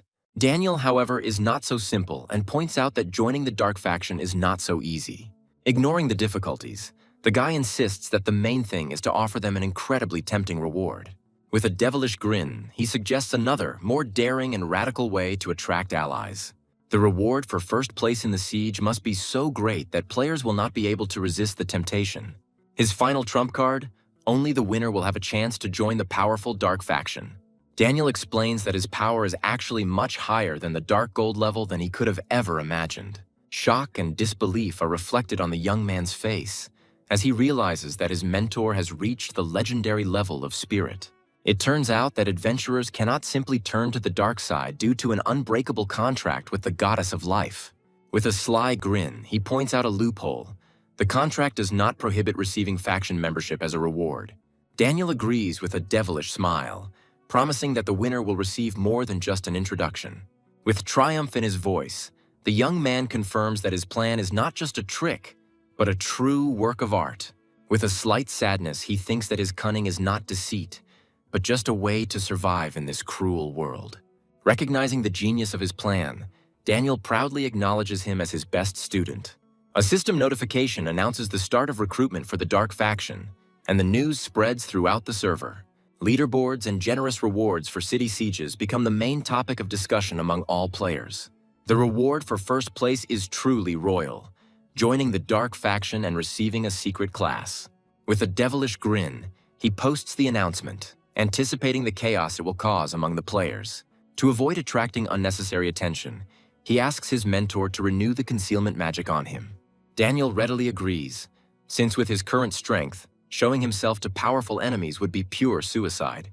A new, enhanced magic envelops him, returning him to his human form and hiding his dark essence for a whole month. He looks at his hands in surprise, realizing that the spell's duration has increased due to the increased power of his mentor. With a satisfied grin, Daniel explains that his wounds have healed and his strength has increased, which has affected the magic. Having reported on his training with the swordsman, the young man eagerly awaits new instructions from his main mentor. Daniel's words about the swordsman not intending to return to the light make him think about his past. He realizes that Cheryl is not just a powerful NPC, but a key figure in this story who will become his new teacher. Daniel predicts that even after his death, their paths will cross again, because their destinies are connected. A thought strikes his mind, and he realizes that his mentor is not just an NPC, but a being capable of resurrection. But Daniel just brushes it off, saying that becoming a necromancer is not something you can just dream about. With excitement in his eyes, the young man understands that his abilities will become the main test for everyone in the coming siege. The new mission, Bring Turmoil, turns out to be not just a task, but personal responsibility for the fate of the city. With a heavy heart, he accepts his role, promising not to disappoint his mentor or dishonor the name of the Dark Swordsman. A system notification informs him of his arrival in the Radiant Forest, the place where he will face the enemy. Hiding in the shadows, he sees his first target, a camp of elite warriors of the Light Faction.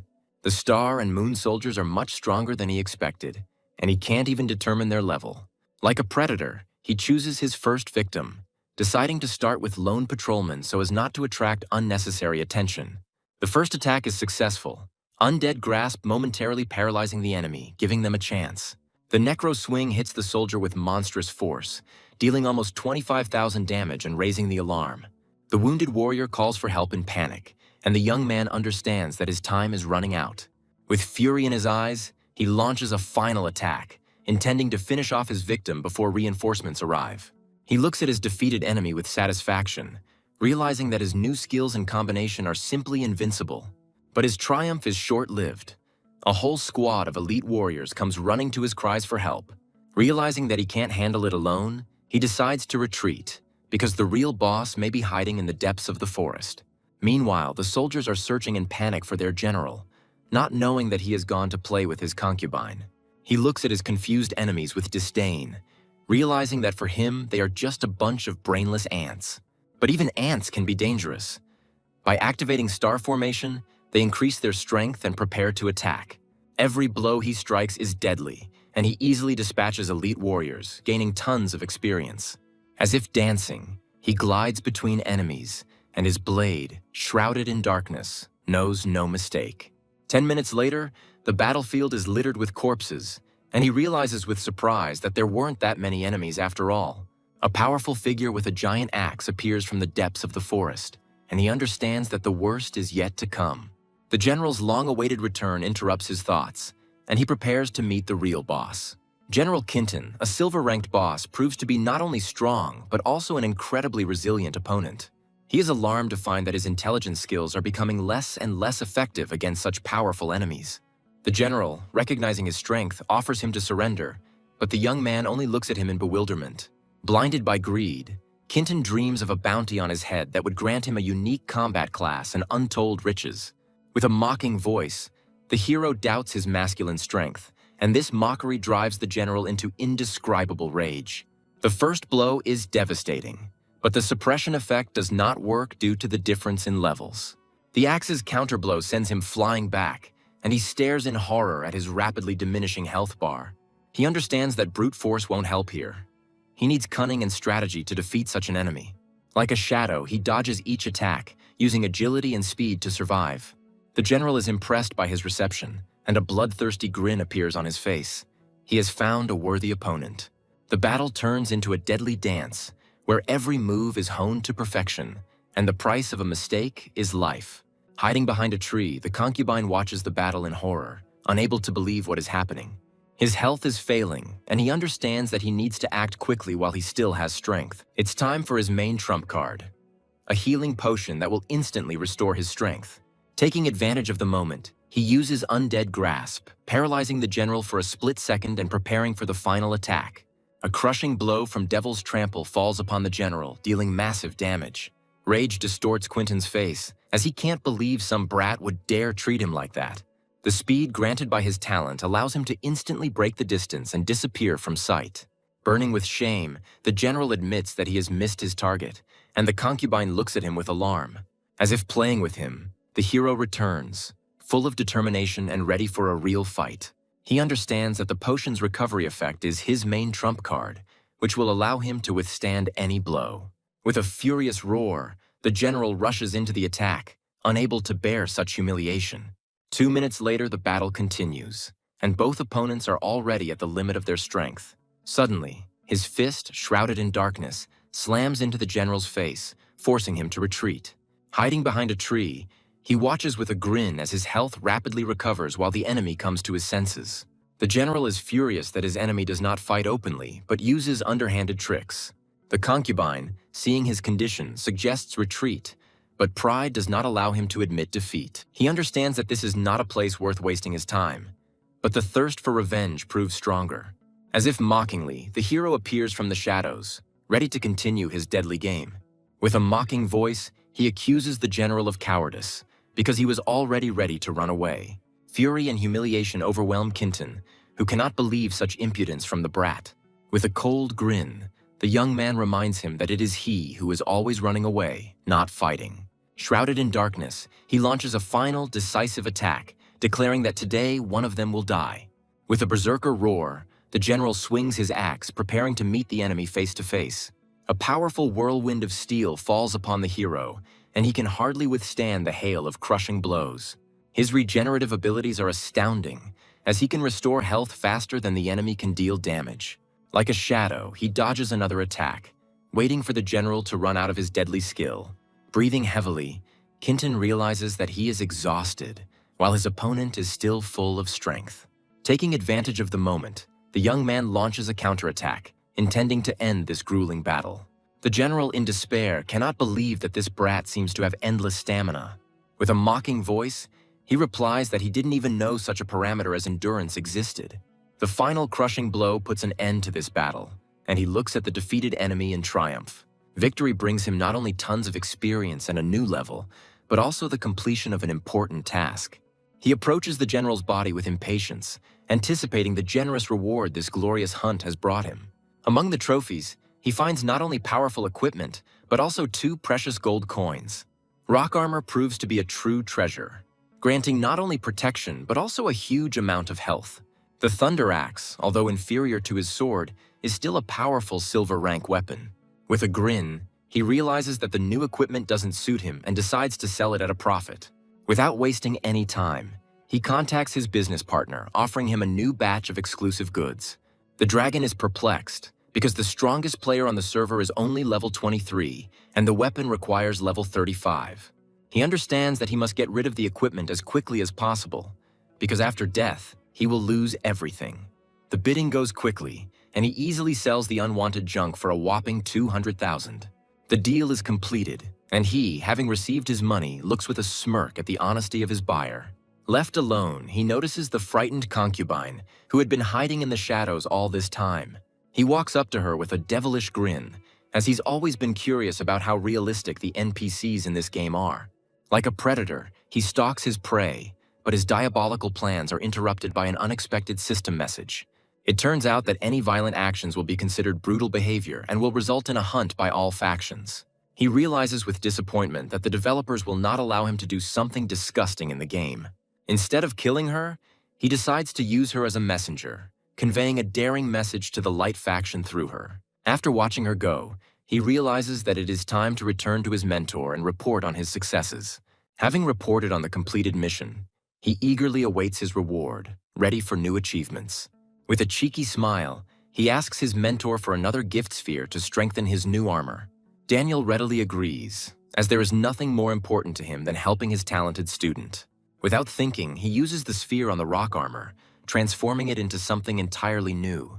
He triumphantly tries on his new, improved armor, which not only shines, but also grants him incredible strength. A new system notification gives him access to the Dark Faction's power rankings. He eagerly searches for his name on the list of the most powerful beings in this world. To his surprise, he finds himself in the impossible 9,999,966th place, which only makes him laugh. Daniel explains that he has every chance of getting into the top 10 in the future because he is a dark swordsman. It turns out that the previous dark swordsman was one of the 10 demonic gods whose name thundered throughout the world. When asked about his fate, the mentor only remains mysteriously silent, promising that he will find out everything in the future. The plan proves incredibly effective, with over 200,000 players already ready to defend the City of Darkness. With confidence in his voice, he states that players, unlike NPCs, are not bound by moral standards and only seek profit. Daniel agrees with a grin, realizing that at this rate they have every chance of saving the city. With icy calm, he hints that the real threat is not the players, but they, and the young man understands with horror who he is talking about. Fear grips him, because he understands that the main problem is not the players, but the plot of the game itself. Daniel entrusts him with training the skeleton warriors, as he is stronger than them and can teach them new techniques. Returning to reality, he decides to rest a bit and order some food to take his mind off the virtual battles. A friend suggests meeting for some spicy soup, and he happily agrees to the unhealthy but delicious food. While eating, his friend notices his thoughtfulness and offers to help, since everything is going well for him in the game. When asked about his level, he casually replies that he is already somewhere around 20-something. This news shocks his friend because it means that he is already at the top of the ranking leaders. The friend proudly declares that he himself is no slouch, level 19 and 39th position in the ranking. Having finally decided to reveal his secret, he makes his friend promise not to tell anyone. With cold confidence, he speaks 3 words that will change their friendship forever. Shock and disbelief give way to understanding. Now all of his friend's oddities make sense. Hardly believing his ears, he asks again if it is really that legendary player in front of him. Realizing the full danger of the situation, he promises to keep his secret so as not to bring even more problems upon him.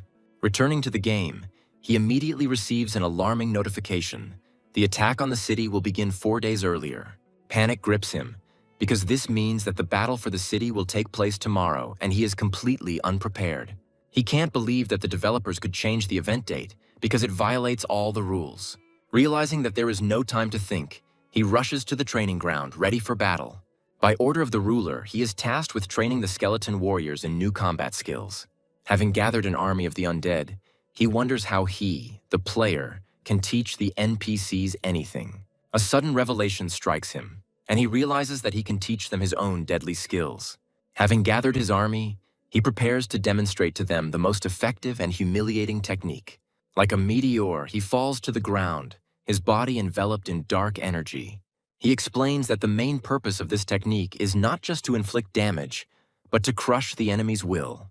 With a devilish grin, he imagines an entire army of skeletons using this technique against players. One of the skeletons, who missed the demonstration, timidly asks to see it again. With a slight grin, he repeats his signature move, and the earth shakes from its power. The training bears fruit, and some of the skeletons successfully master a new deadly skill. He understands that even weak copies of his talent can become a decisive factor in the coming battle. Like a seasoned commander, he gives orders, and his undead army readily accepts the new tactics.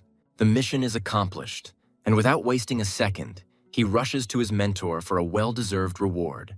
Having reported on the completed mission, he eagerly awaits his reward, ready for new achievements.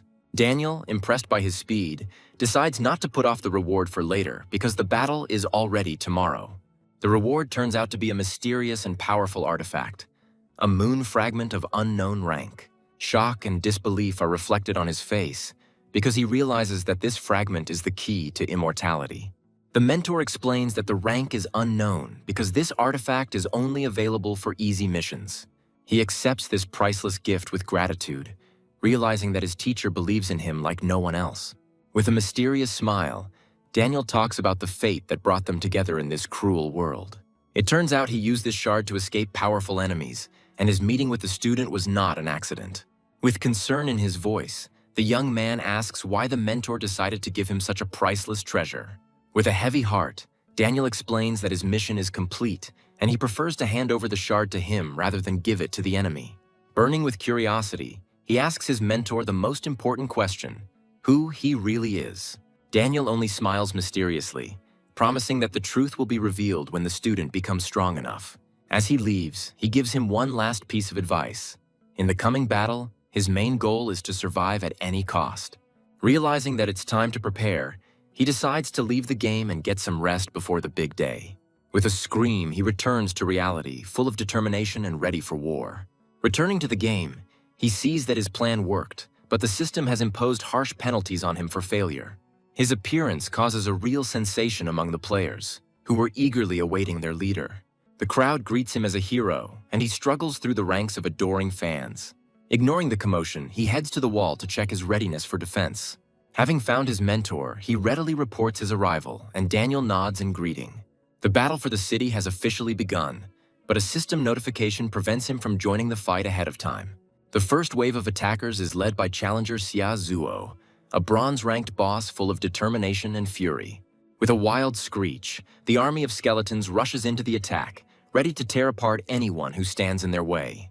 In an instant, they activate their new skill, Human Trample, leaving their enemies in shock and terror. Light faction players can't believe what's happening. The skeletons are not only strong, but also use dirty tricks. Daniel looks with pride at his student who came up with such a cunning and effective plan. Panic reigns in the enemy camp, and the players retreat in terror, unable to resist this new, unprecedented threat. Even pretender Xia Zuo cannot contain his rage as his army suffers massive losses. Meanwhile, the defenders hired by the Dark faction take up their positions, preparing to repel the attack. He looks at the defenders' ratings with interest, realizing that the battle has only just begun, and the most interesting is yet to come. Sensing something was wrong, he decides to play it safe and do something just in case. Approaching a random archer, he asks to lend him a spare weapon for the upcoming battle. Having easily agreed on a price, he receives an old wooden bow and a quiver with 10 arrows. The deal is completed, and he becomes the owner of the simplest but perhaps most important weapon. Even though changing weapons reduces his attack power, he realizes it is a necessary sacrifice. The very first shot from the bow proves fatal, and he easily kills one of the leaders of the enemy army. Panic reigns in the enemy camp, because they cannot believe that their deputy leader was killed with one shot. Even the archer who lent him the weapon was shocked by the damage, as it was just an ordinary bow. With a satisfied grin, he pulls back the bowstring, preparing for the next shot, which will earn him even more points. A second shot and another enemy falls dead, proving that it's not the weapon that matters, but the one holding it. The ally is shocked by the incredible power of the hero, who destroyed the tank with one shot.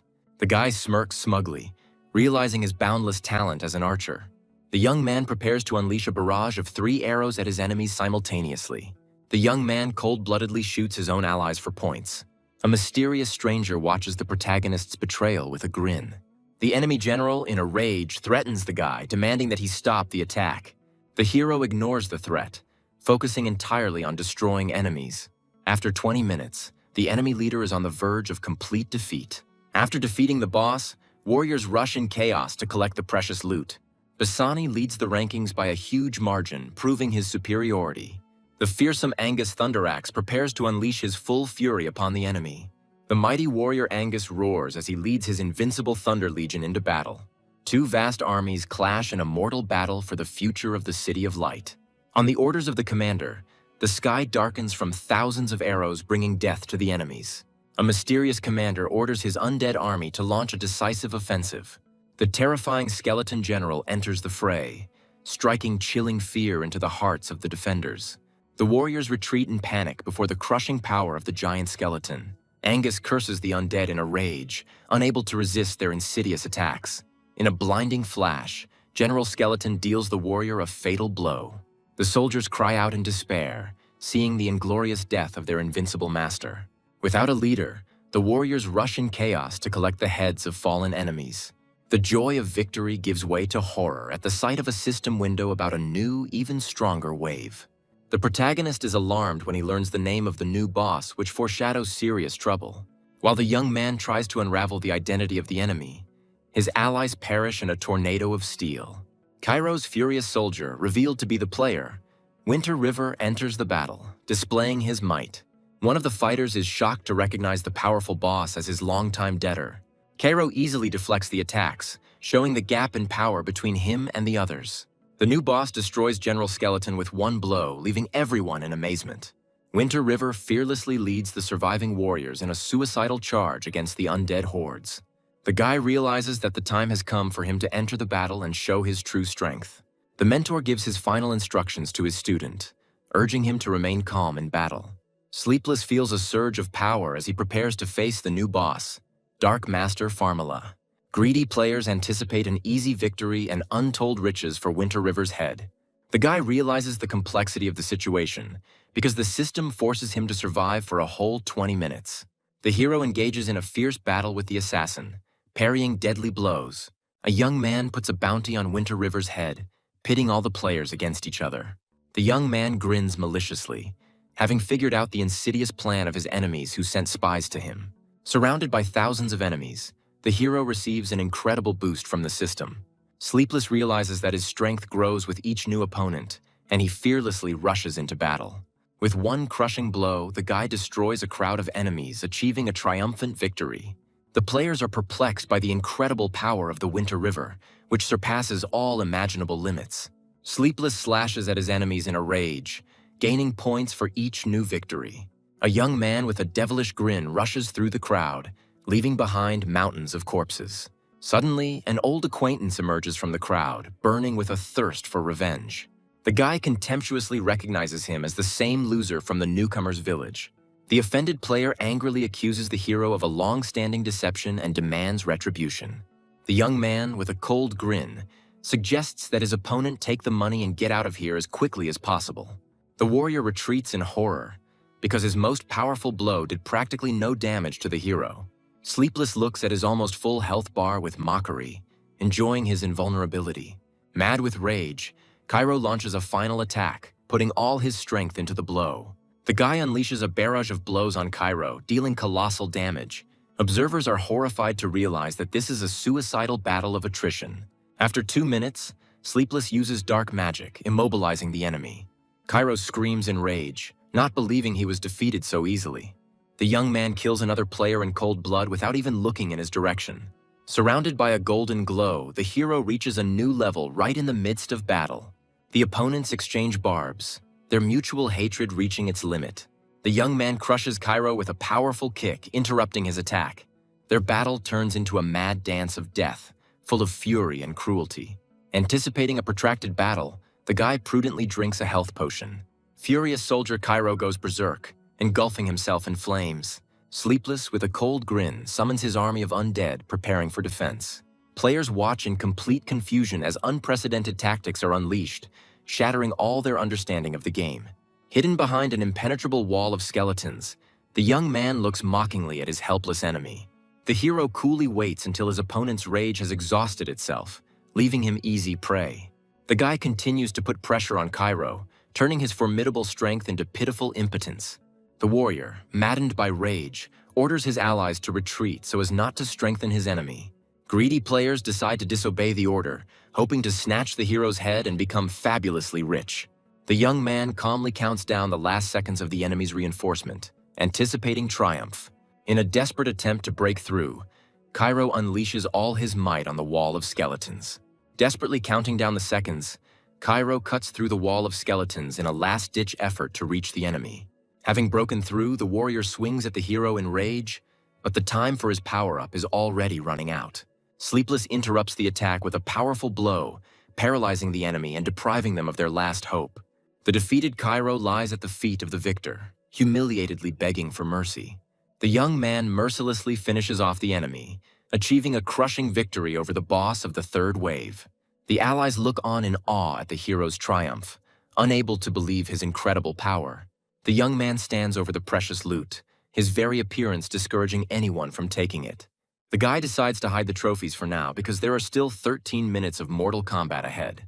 The hero turns to the frozen crowd, seeing in them only a pack of experience for his leveling up.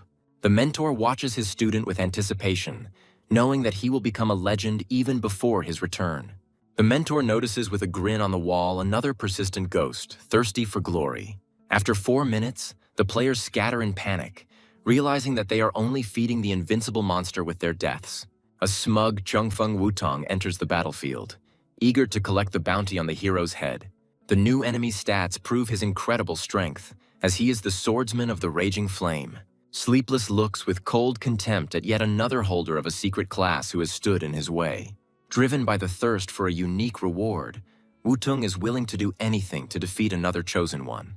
The swordsman activates the skill of rage, putting everything on the line for one crushing blow. The guy understands that the enemy has gone all in and is preparing to take on the full force of his desperate attack. The flaming sword strike takes away a huge portion of the hero's health, revealing his vulnerability for the first time. The onlooking players are delighted by the appearance of another master, waiting for the right moment to steal the kill. The hero unleashes a crushing devilish trample on the enemy, trampling him into the ground. The defeated swordsman realizes in horror that he has been completely immobilized for 2 whole seconds. In a desperate attempt to survive, Wutong activates his divine protection, enveloping himself in protective flames. Without giving the enemy a second to breathe, the young man goes into a frenzied killing spree, delivering a flurry of blows. Wutong despairs, immobilized by undead grasp once again, unable to understand how his enemy could have so many control abilities. On the verge of total defeat, the swordsman, in a panic, calls for help from the mysterious Tanya. Suddenly, his wounds heal and his health bar is fully restored thanks to a powerful heal.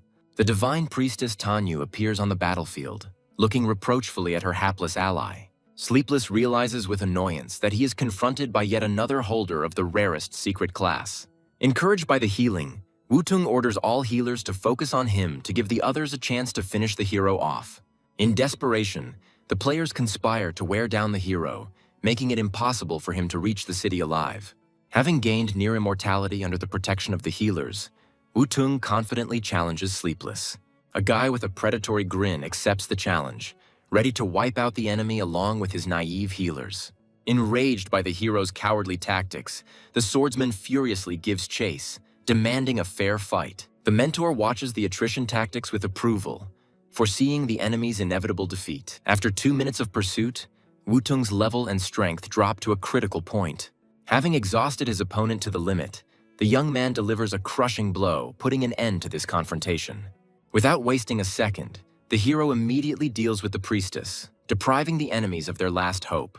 Surrounded by a pillar of golden light, the winner triumphantly reaches the coveted 30th level. The young man is surprised to realize how many true masters of their craft there are in this region. System windows announce the arrival of 2 monstrous bosses at once, plunging everyone into a state of chilling terror. Players panic as they realize the event is over for them, as forces beyond their comprehension enter the arena. The mentor, in a rage, orders his student to retreat, because the next battle will be fatal for him. Seeing his name at the top of the rankings, the guy decides to return to the city and wait out the approaching storm. The hero's path is blocked by Sleepless, who admits with a predatory grin that defeating the young man turned out to be no easy task. The young man recognizes him as the second-ranked player and angrily demands that he get out of the way or say goodbye to his levels. The mysterious enemy mockingly blocks his path, clearly not intending to retreat without a fight. The hero's eyes widen in horror when he realizes what his opponent is holding in his hands. Sleepless delightedly shows off the scroll of the forbidden spell, doubting that the boy will be able to survive it. The skies open up under a holy storm, ready to rain down 2 million in pure damage on the city. The holy storm sows death and destruction, condemning everyone to a painful death. The sleepless man ecstatically anticipates victory, confident that the secret class is already in his hands. The sudden appearance of the mentor ruins all of Sleepless' plans, condemning him to just retribution. The traitor is in complete shock and cannot believe that his ultimate weapon was stopped so easily. The young man calmly explains that even the forbidden spell could not kill him. The mentor wisely advises saving the priceless artifact for a truly hopeless situation. The mentor's powerful allies arrive on the battlefield, their strength and grandeur mesmerizing. The guy realizes with trepidation that the difference in strength between him and the real masters is simply enormous. The loyal skeleton knight offers the hero a rest, taking the full brunt of the attack on himself and his master. The mentor orders the student to hide, preparing to face the new threat head-on with his allies. The guy is surprised to realize that the loyalty of the dark faction turned out to be stronger than that of the light one. The young man and his faithful knight prepare for battle, completely trusting their mentor. Brandy angrily orders the student to retreat, begging him to listen for once. The hero resolutely refuses to run, realizing that this is the only chance to finish off the enemy forever.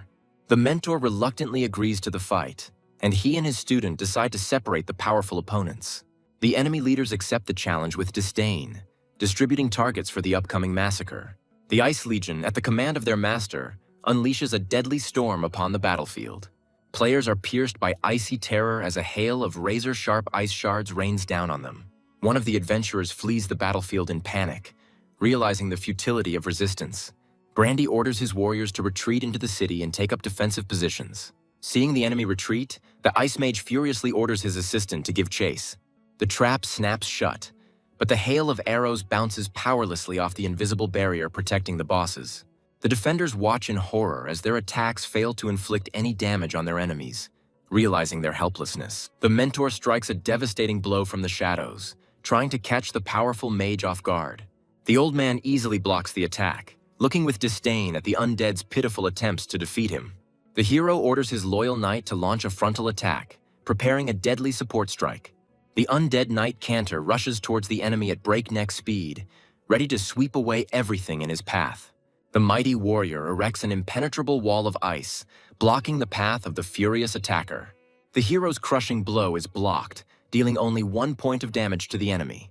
The woman, with a haughty smirk, humiliates the young man, calling him too weak to break through her defenses. A loyal knight distracts a powerful witch, boldly challenging her to a duel. Cantor fearlessly rushes into the attack, bringing down the full force of his spear on the enemy. The hero realizes in horror that even his strongest ally was powerless against this ice sorceress.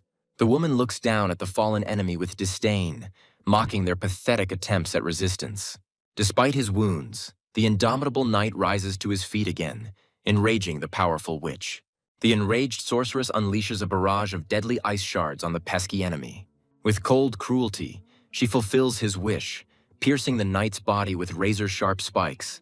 The young man suddenly appears behind her and strikes, but the witch only smirks, confident in her defense. Dark energy flashes in the guy's eyes as he puts all his pent-up rage into the blow. A minute ago, the hero was desperately hitting the ice wall, realizing the futility of his attempts. Looking at the self-sacrifice of his allies, the young man feels an unbearable burden of guilt for their possible death. The guy's gaze fills with rage, because it was because of his weakness that they all found themselves on the brink of death. In despair, he refuses to accept defeat, because his only life and all his achievements are at stake. In this battle for life and death, the young man decides to take one last desperate step. A lilac diamond flashes in his hand, containing the last hope for salvation. Unleashing his hidden potential, the hero transforms into an avatar of destruction, shrouded in roaring purple energy.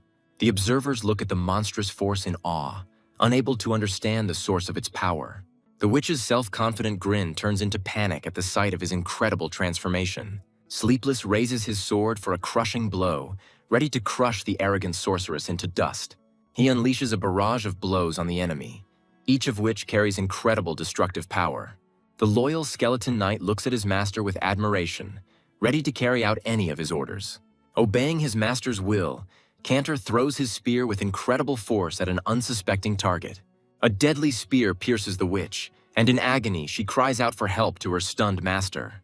The light mage is furious and can't believe that some boy could bring his assistant to such a deplorable state. Consumed with anger, the old man rushes forward, creating a vortex of light to protect his comrade. The young man looks coldly at the fallen sorceress as she comes to her senses, ready to deliver the finishing blow. A new attack, Undead Grip, binds the witch again, plunging her into an abyss of chilling horror. The witch desperately begs Brandy to save her from the demon god, but he realizes it is too late. The powerful mage burns in a pillar of sacred flame, his screams of agony echoing across the battlefield. With ruthless determination, the boy delivers the final blow, forever erasing the shadow of a powerful enemy from the face of the earth. Surrounded by a golden glow of triumph, the hero reaches a new peak of his power, reaching level 33. The young man, without hesitation, decides to announce his incredible achievement to the entire continent, thirsting for fame. Allies and enemies alike discuss his impossible victory in amazement, tormented by envy and conjecture. The final boss becomes enraged as he watches the guy shamelessly loot his fallen ally. The indestructible flame shield envelops the mage, making him completely invulnerable to any physical attacks. Time is running out, and the boy, in desperation, rushes into attack while his enhancement is still in effect. A cold horror grips the hero when he realizes that even his ultimate power is powerless against this defense. The mentor suddenly appears and orders the student to retreat, seeing the complete hopelessness of his situation. Surrounded by healing energy, the mentor struggles to recover his strength after a difficult battle. Maddened with rage, the fire mage pronounces a death sentence on everyone, promising to incinerate them to ashes. A sea of all-consuming flame descends upon the battlefield, bringing death and destruction to all living things. Agony and death screams fill the air as the fire mercilessly consumes warriors and undead. Surrounded by flames, the hero painfully realizes that his power has run out at the most inopportune moment. The boy drinks the potion in despair, realizing the futility of his efforts against the overwhelming power of the enemy. The mentor orders the student to run, ready to sacrifice himself to save him from the fiery hell. Refusing to abandon his teacher, the young man proposes a risky plan of attack from two sides as a last hope. The fire mage watches their touching drama with disdain, reveling in his superiority. With a sadistic grin, he creates a giant fire tornado to finish off the pathetic ants in one fell swoop.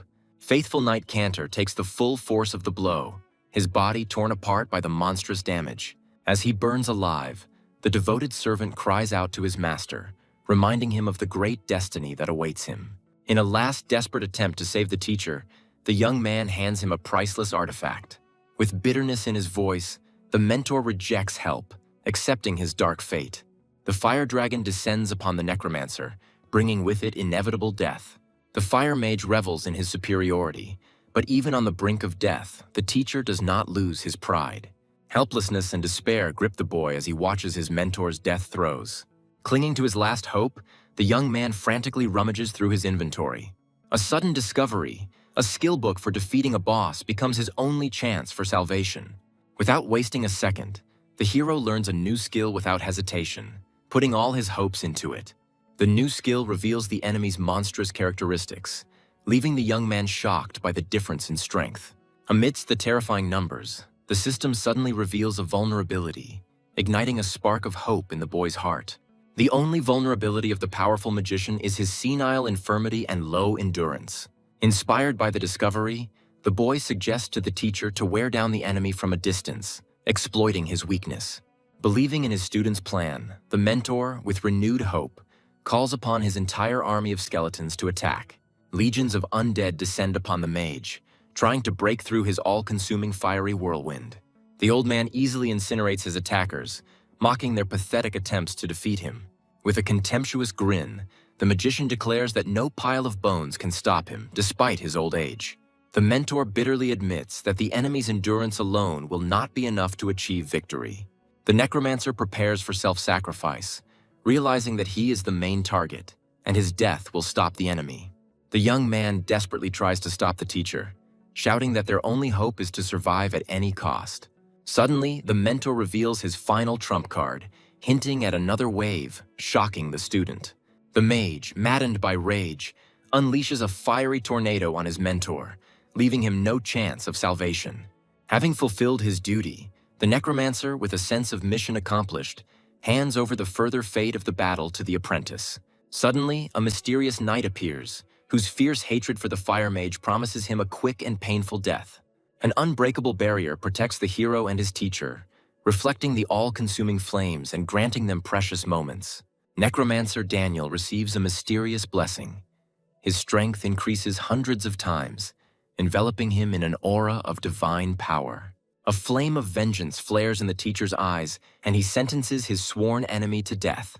Brandy stares in complete bewilderment at the incredible transformation, unable to comprehend the source of this monstrous power. The mentor, with a mysterious smile, promises his student a new meeting, hinting at his true, hidden essence. Suddenly, the divine power leaves the necromancer, leaving him completely defenseless in the face of an enraged enemy. Feeling the approach of imminent death, the teacher desperately begs the boy to run without looking back. The holy knight Herbert notes with admiration the incredible power of the final blow that shook the heavens. The hero realizes in horror that he is facing a hidden story boss whose power is beyond his comprehension. Even the all-seeing skill, insightful vision, is powerless to reveal the characteristics of this monster. With a devilish grin, Herbert anticipates an easy victory, considering the meeting with the swordsman and necromancer a real gift from fate. The mentor furiously accuses the Church of Light of collecting the remains of necromancers, predicting a coming catastrophe. The knight denies the accusations with cold contempt, enveloping his spear in sacred flame. Herbert, with feigned regret, offers the boy the last word, admiring his loyalty to the doomed faction. Without waiting for an answer, the holy knight unleashes the full force of his divine wrath on the youth. At the last moment, the mentor takes the blow himself, saving his student at the cost of his own life. Overwhelmed by the undead swordsman's incredible power, Herbert furiously tries to unravel the mystery of his past life. Vanishing in a flash of violet flame, the mentor leaves his student with a final prophecy about their coming meeting. On the scorched earth, the holy knight discovers a mysterious dark sphere. Herbert clutches the dark artifact in his hand, his gaze filled with cold determination and a thirst for power. The knight, maddened with rage, orders the bounty on the dark swordsman's head to be increased, demanding that he be delivered dead or alive. A system notification reverberates throughout the world, announcing the crushing victory of the Light faction and the fall of the City of Darkness. Frightened to death, the players decide to flee without looking back, realizing that further participation in this madness threatens them with the loss of everything. One adventurer sees tragedy as a chance for glory, rushing to upload a video of the epic battle that will blow up the newsfeed. The savior reveals that he has been hiding in the shadows all this time at Daniel's request, waiting for the right moment to save his disciple. The boy, in despair, grabs his savior, unable to understand why he did not come to the aid of his doomed mentor. With a heavy heart, the mysterious ally explains that the necromancer's final blow was an act of self-sacrifice. The savior reveals the bitter truth. He could not save both of them, because the necromancers are the church's main target, and Herbert is just their puppet. A mysterious stranger offers the young man to become his new teacher. Driven by grief and a thirst for revenge, the boy accepts a new mission. A teacher and his new student set out on a journey full of dangers and an unknown future. Despite the defeat, the system generously rewards the hero for his valor, granting him the legendary hidden class Dark Swordsman. Surrounded by a pillar of golden light, the young man reaches level 36, his strength growing along with his determination. A sudden system announcement places an incredible reward on the hero's head. Crowds of players look with greed in their eyes at the tempting reward, turning from allies into ruthless hunters. The boy realizes with horror that killing Brandy did not solve his problems, but only fanned the flames of a worldwide hunt for him. The young man's face contorts with rage, and he swears that the next time they meet he will crush the smug Herbert into dust. To prepare for the coming battles, the hero decides to immediately check and improve his equipment. The first thing the guy does is examine the trophies he received after defeating the powerful warrior Cairo. With a satisfied grin, the young man thanks his defeated enemy for the generous gift, which will significantly increase his strength.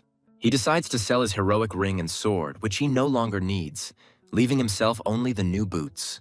The young man eagerly moves on to the rewards for defending the city, anticipating even more valuable treasures. The legendary wind ring, with incredible characteristics, exceeds all his wildest expectations. The hero's eyes light up with delight, as the new artifact perfectly complements his Mouse King sword. The young man happily replaces the old Necro ring with a new one, and then moves on to inspecting the bracers. The gold rank black scale bracers prove to be another priceless treasure, greatly increasing his defense. Donning his new gear, the boy feels an incredible surge of strength, ready to challenge the whole world.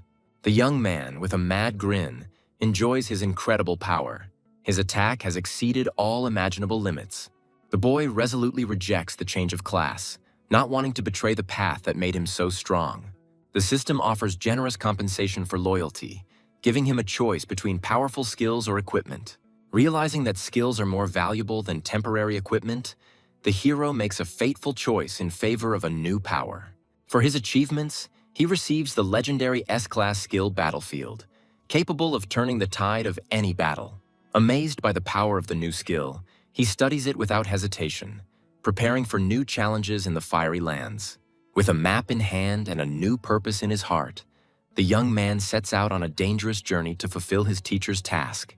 The system announces his arrival in the floating mountains, an ominous location permeated with the smell of sulfur and danger. Cold sweat breaks out on his forehead as he realizes that the treasure is hidden at the very top of the deadly volcano. From the red-hot depths of the earth rises a giant lava golem, ready to incinerate anyone who dares to encroach on its treasures. Standing steadfast in the face of the giant monster, the hero prepares for battle, his resolve stronger than stone. Having studied the enemy's characteristics, the guy realizes that in front of him is not just a mountain of muscle, but a real impenetrable tank. With a devilish grin, the young man activates his battlefield, seeing the hulking monster as the perfect target for training. Shrouded in a purple aura, he unleashes a barrage of blows on the enemy, each one shaking the ground. The lava monster panics and goes into a defensive stance, its stone skin growing even stronger under the onslaught of vicious attacks. With a mocking voice, the hero scoffs at the monster's cowardly tactics, promising to tear him to pieces. With one crushing blow, he breaks through the defense and destroys the enemy, receiving a well-deserved reward. Realizing that to reach the next level he will have to exterminate hundreds more of these monsters, he decides to go higher. The higher he climbs, the more unbearable the heat becomes, but his determination only grows stronger with each step.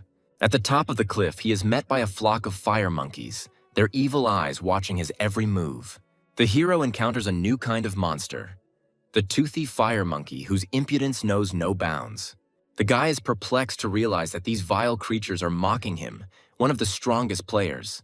The leader of the pack mockingly calls him over, preparing to teach the impudent fellow a harsh lesson. The entire pack bursts into laughter, insulting his appearance and questioning his strength. The monkeys look at the weakling with disdain, not understanding how he managed to get to their lair at all. The young man's face is distorted with rage, his patience snapping under the hail of endless humiliations. He rushes into the thick of his enemies, ready to grind these stinking monkeys into dust. With a mad gleam in his eyes, he pronounces the death sentence on them, promising a cruel and painful reprisal. Activating Battlefield, he unleashes a barrage of blows on his enemies, reveling in their dying cries. Despite his power, he takes serious damage, underestimating the fury and strength of the desperate pack. With a contemptuous grin, the hero declares that their pathetic attacks are not capable of causing him even the slightest pain. He gives them one last chance to atone, his voice ringing out like a sentence, leaving no doubt about his intentions. The leader, terrified to death, humbly begs for mercy, ready to do anything to save his worthless life. With a cold grin, the boy orders the monkey to show him the way, and his plan for revenge begins to come to fruition. A sudden system notification unlocks his access to top-tier talent, elevating him to a new level of power. Realizing his unique superiority, he feels a surge of incredible strength and self-confidence. He returns to the pack, his aura pressing on them with unbearable force, causing them to tremble in terror. With one crushing blow, he ends the life of the monster that mocked him. 2 minutes later, the monkey returns, dragging the headless body of his fellow monkey, his eyes full of fear.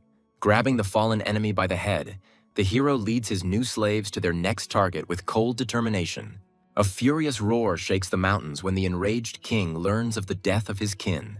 The hero comes face to face with the powerful king of the toothy fire monkeys, a gold-tier boss.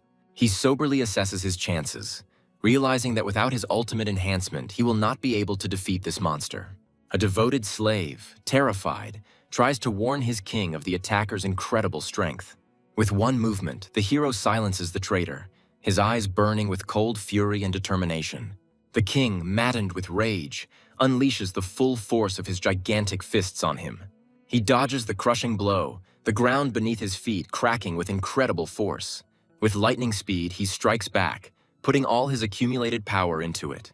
The king sneered at his pathetic attack, activating his special ability. Looking with admiration at the enemy's strength, The boy offers him a deal, promising the safety of his clan. With a devilish grin, the hero realizes that he has found the king's weak spot: his immoderate pride. He continues his taunts, slowly but surely making a hole in the enraged monster's defenses. The king bursts into laughter, confident that the pathetic little man cannot harm him. The boy is perplexed when he realizes that his domination talent completely neutralizes the enemy's mental attacks. With a mocking voice, he continues to humiliate the king, hitting him where it hurts most: loneliness. Enraged beyond measure, the king charges forward, his rage clouding his judgment and leaving him vulnerable. At the last moment, the hero activates Wind Guard, realizing that he will not be able to dodge the crushing blow. Looking with disdain at the damage he had received, he calls the king a weakling, advising him to go home and drink some milk. He continues to shower the monster with insults, driving him to a white heat and complete frenzy. Each humiliation makes the king 300% more vulnerable, turning him from a formidable predator into easy prey. With a predatory grin, the young man enjoys a complete moral victory, having broken the enemy's will even before the battle began. With one crushing blow, he ends the king's life, absorbing his monstrous strength and experience. The new title of King of Ridicule becomes the crowning achievement of his triumph, the perfect tool for future psychological duels. Watching the enemy's body melt in the flames, the hero feels a surge of new strength, reaching level 37. Amidst the golden radiance, he finds priceless treasures: a fiery helmet and dagger worthy of a conqueror of the king. The guy soberly assesses the loot, realizing that true strength lies not in the glitter of gold, but in fidelity to one's path. Without stopping for a second, the young man rushes up the slope of the volcano towards the unbearable heat. Gritting his teeth, he fights the scorching heat, his death power giving him a tiny chance to survive this hell. At the top, instead of countless treasures, only a pitiful wooden stick awaits him, mocking his titanic efforts. He ends up with a useless piece of wood in his hands, and the guy tries to figure out if this cruel joke was part of the test. Disappointed but unbroken, the hero decides to return and complete the quest, leaving his empty hopes behind. Suddenly, his body is enveloped in purple flames, awakening the dark swordsman's dormant potential. He feels a mysterious connection with something powerful, and a hunch arises in his heart that this is the real treasure. Guided by an unknown force, he follows the call, covering hundreds of meters, his determination growing stronger with every step. He stops a step short of his goal, his heart pounding in anticipation of an incredible discovery. There is only bare ground before him, and he is perplexed and trying to understand where that which so beckoned him is hidden. Suddenly, the ground beneath his feet opens up, revealing an entrance to a hidden location: the Tower of the God of Suppression. A cold horror grips him as he realizes that this place is a battlefield for the strongest warriors. Having overcome his fear, he jumps into the abyss without hesitation, ready to risk everything for a great goal. He falls into a fiery trap and his body is pierced by monstrous pain, but he survives thanks to his incredible resilience. Surrounded by a healing aura, the hero realizes with relief that only the Wind Guard saved him from certain death. Having regained his strength, he moves forward with caution, because his only defense has not yet recharged. Suddenly, a fiery whirlwind blocks his path, and he curses the fire demon god's treachery and rage. Gritting his teeth against the pain, he endures another blow, his body burning, but his resolve only growing stronger. He feels a mysterious call, realizing that the treasure he is looking for is somewhere very close. 5 minutes later, he continues on his way, his body covered in wounds, but his spirit unbroken. He realizes with relief that not every step in this cursed place activates deadly traps. But his joy was short-lived. Another careless step, and he again finds himself in fiery captivity. After half an hour of grueling travel, he finally reaches his goal, exhausted but not defeated. He stumbles against an invisible wall, and a chilling horror grips him as he realizes he is trapped. In bewilderment, he runs into an invisible wall, desperately trying to unravel the secret of this mystical barrier. Suddenly, a blinding light flashes before him, and the legendary moon shard appears out of nowhere. With trepidation, he touches the shining sphere, and the invisible barrier collapses, opening the way forward for him. A powerful artifact rests in his hand, and he realizes that the barrier was created by its other owner. The walls, scarred with sword marks, silently tell of the incredible battle that took place here many centuries ago. At the end of his journey, a shocking discovery awaits him: the lifeless body of the Soul Reaper Karl, one of the most powerful demon gods. A chilling horror pierces him as he realizes that even such a powerful being could fall in this cursed place. With frustration, he realizes that he cannot even touch the fallen god's equipment. His power still protects the remains. Suddenly he feels a familiar call. Another entity like him is somewhere ahead. Guided by a mysterious purple aura, he continues his journey, delving deeper and deeper into the secrets of this ominous tower. He steps on a carpet of bones, and a cold horror grips him at the sight of countless fallen warriors. With every step he takes, he becomes increasingly aware of how deadly this tower is, and how slim the chances of survival are. Suddenly, purple chains entangle him, their icy touch draining the life force from him.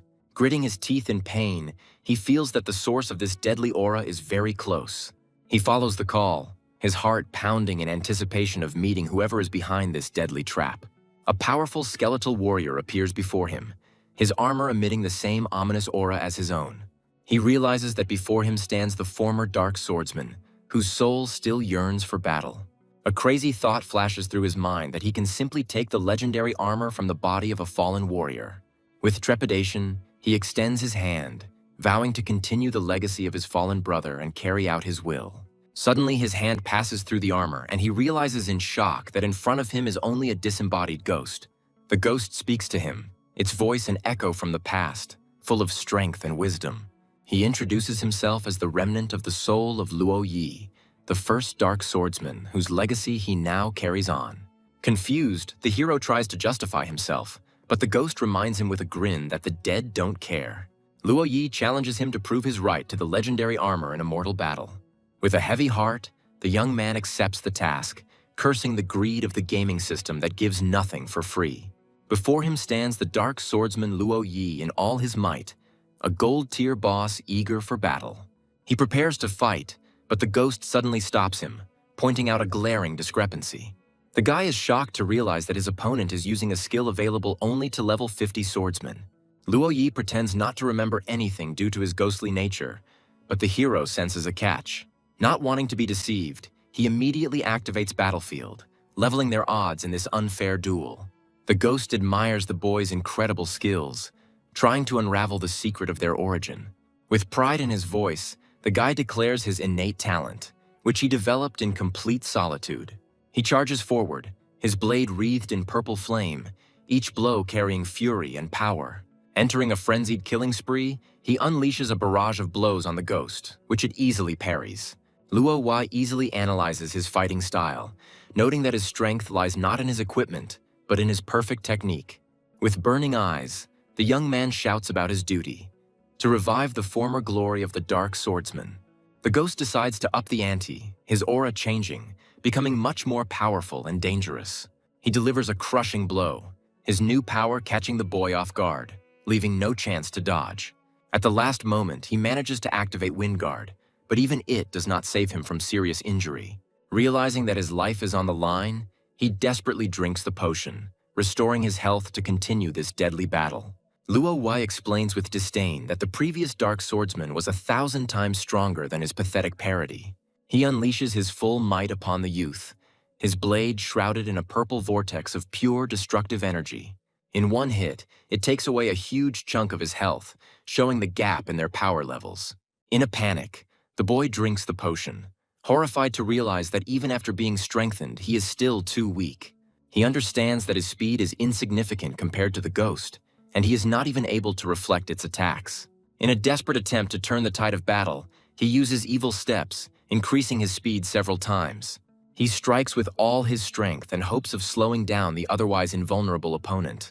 He is relieved to see that his attack has worked, and the ghost has finally slowed down, giving him a chance. Without wasting a second, he uses undead capture to completely immobilize and control the enemy. Luo Yi acknowledges his cunning with an approving smirk, impressed by his ability to use his skills. He realizes that all of the ghost's skills are predictable and decides to move to a safe distance to wait out the control. Luo Yi unleashes a barrage of air blades at him, leaving no chance for evasion. At the last second, he dodges, and the deadly blades crash into the wall behind him. Cold sweat runs down his face, and he realizes in horror that he was on the brink of death. Without giving him a break, the ghost deals another crushing blow, taking away a huge portion of his health. With a devilish grin, Luo Yi mockingly asks what he plans to do in such a hopeless situation. Gritting his teeth in pain, the boy eagerly awaits the recharge of his only salvation, the steps of evil. He uses his signature move again, delivering a crushing blow and crushing the will of the powerful ghost. Luo Yi tries to strike back, but his movements are constrained, and he can only helplessly watch his death approaching. Without wasting a second, the hero uses undead capture, completely subjugating the will of the legendary Dark Swordsman. He unleashes a furious strike on the immobilized ghost, pouring all his remaining strength into it.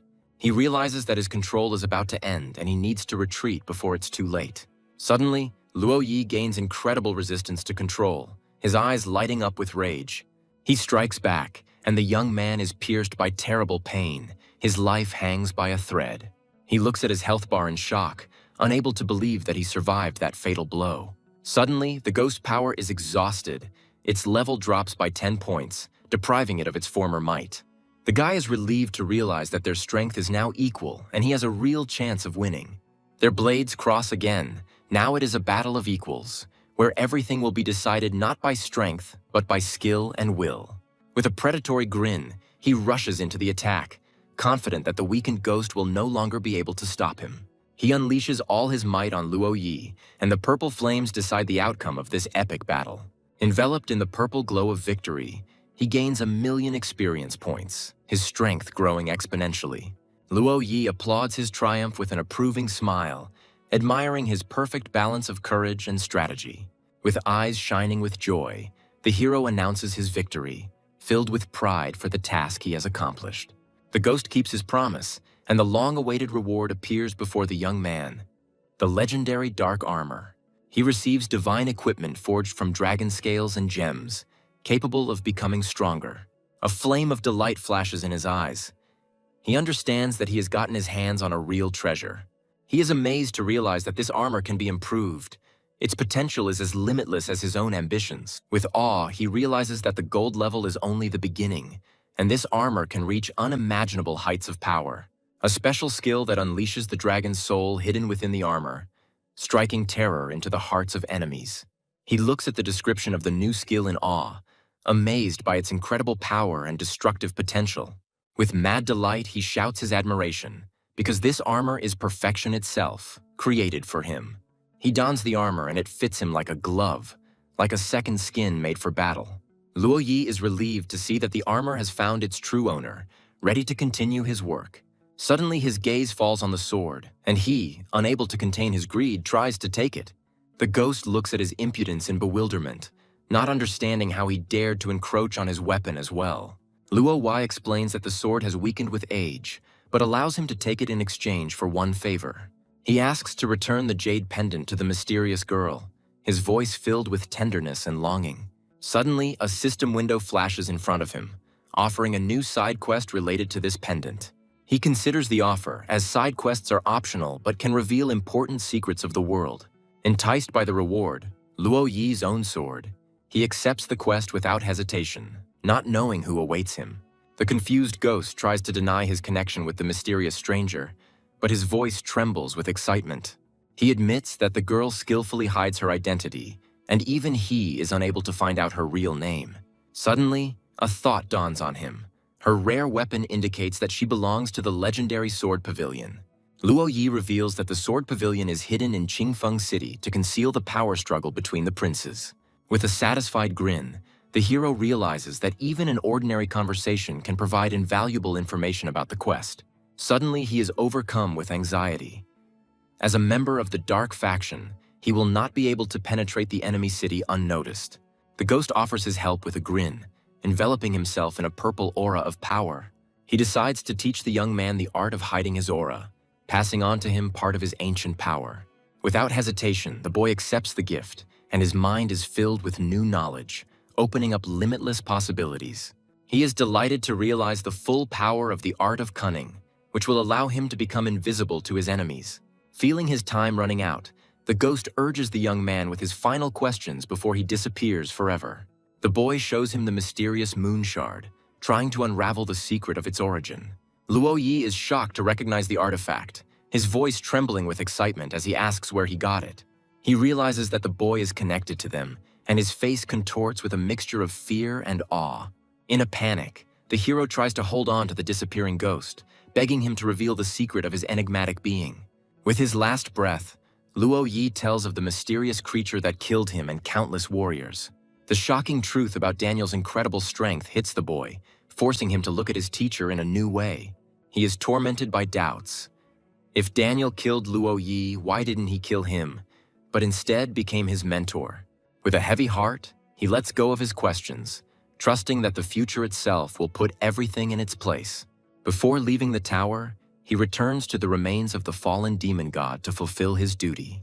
He looks at the ghostly sword with awe, feeling its incredible power and thirst for blood.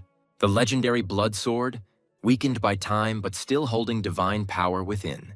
Clutching the powerful weapon in his hands, he feels his own power merge with the blade, creating something new.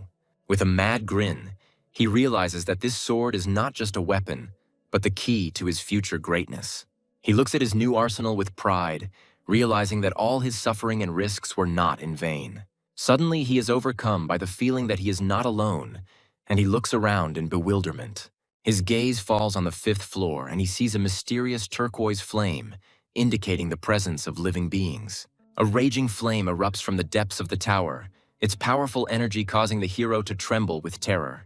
He understands that he cannot stay here, because this force is capable of incinerating him in an instant.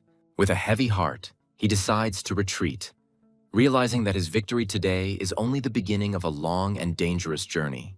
Half an hour later, exhausted but satisfied, the hero finally emerges from the mouth of the volcano.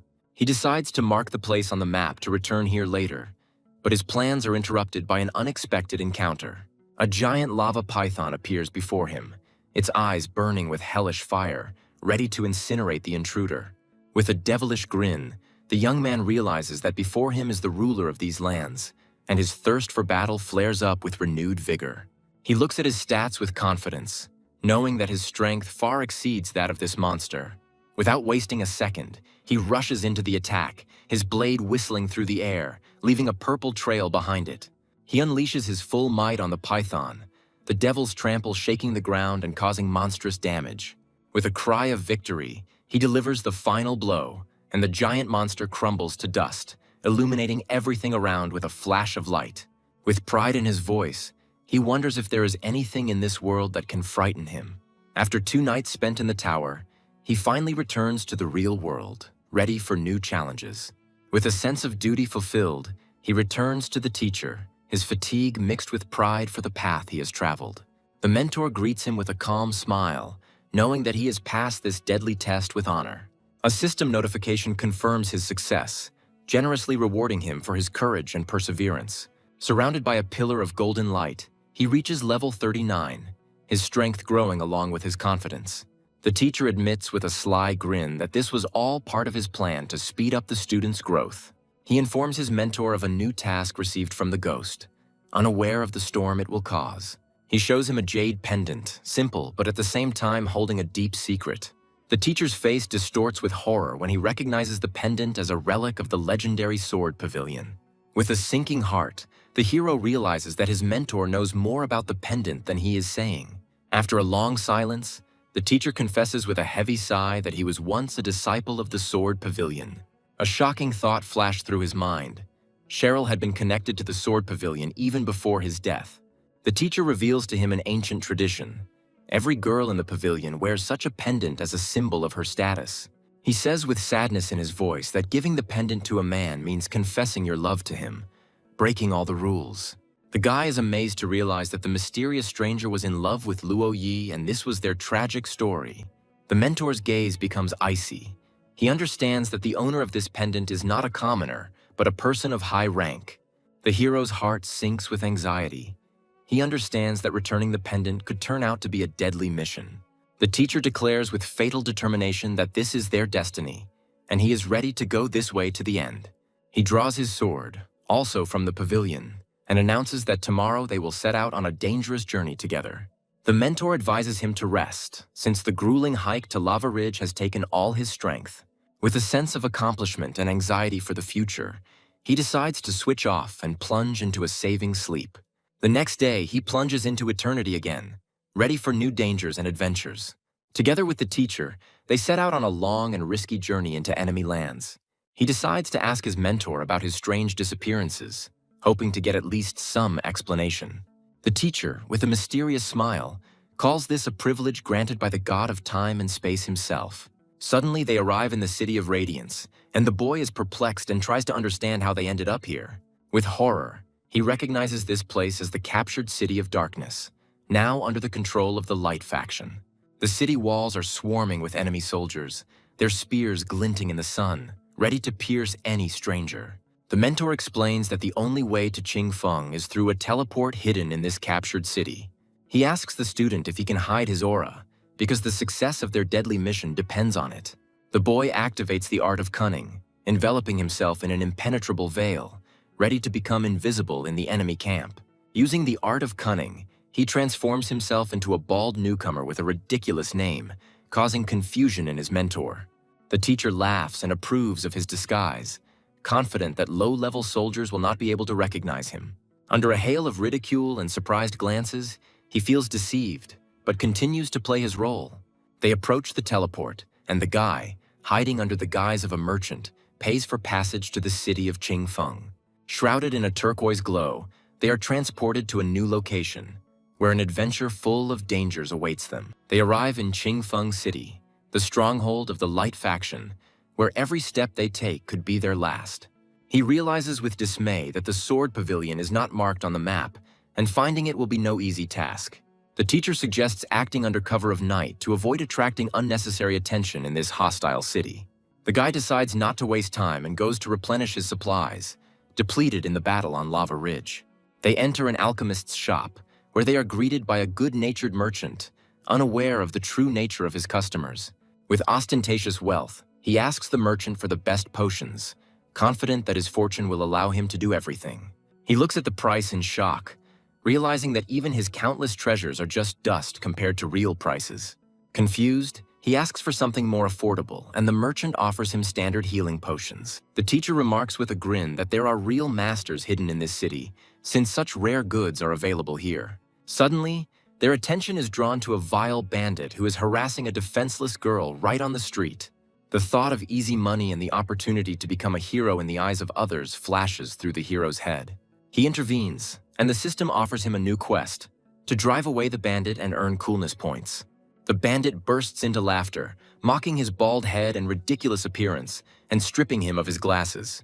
The hero's face contorts with rage, and his terrifying appearance frightens the bandit, returning 1 point of coolness to him.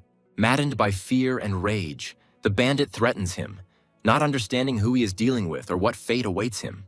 With feigned arrogance, he declares that his true name is unworthy of the ears of a simple bandit.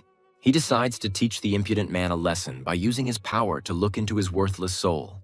Before him appears the infamous Bei Fu, a dark gold-level boss and former disciple of the Sword Pavilion. In horror, he realizes that a simple task of 0 difficulty turned out to be a trap with a boss of incredible power. His feigned confidence makes the bandit doubt, and he gets another 5 coolness points. The teacher decides to intervene, his aura pressing on the bandit, causing him to tremble with fear. Scared to death, the bandit and the girl feel an incredible power emanating from the mysterious stranger. Humiliated and crushed, Bei Fu flees, promising to return with reinforcements and avenge his humiliation. The rescued girl looks at him with admiration, but the hero, fearing problems, decides to quickly leave. She desperately begs him to tell her his real name, her heart full of gratitude and budding love. He proudly shouts out the name of his fallen teacher, receiving a generous reward and coolness points for this. He decides to go to an auction to sell his unwanted items and prepare for the upcoming journey. Under cover of night, they approach the mysterious building, ready to penetrate into the heart of enemy territory. Using magic, they pass through the wall, finding themselves inside the legendary Sword Pavilion. He looks at the majestic Chinese architecture in amazement, not expecting to see such a thing in the city of Qingfeng. The teacher suggests that they split up. He will go to the forging pool, and the student will be sent to the sword storage. Anxiety arises in his heart at the thought of separation. He is afraid of being left alone in this deadly, dangerous place.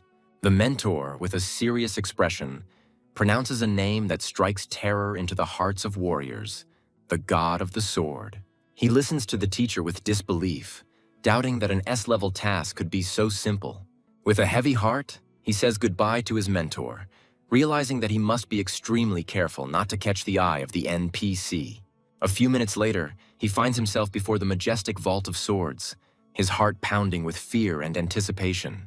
With bated breath, he ponders his fate, wondering if instant death awaits him behind these doors. He decides to be honest, realizing that the all-seeing sword god already knows of his arrival and intentions. Suddenly, his disguise crumbles, a powerful aura blocking his art of cunning, leaving him defenseless. Instead of a formidable warrior, he is met by a beautiful girl, immersed in reading. Her calmness confuses him.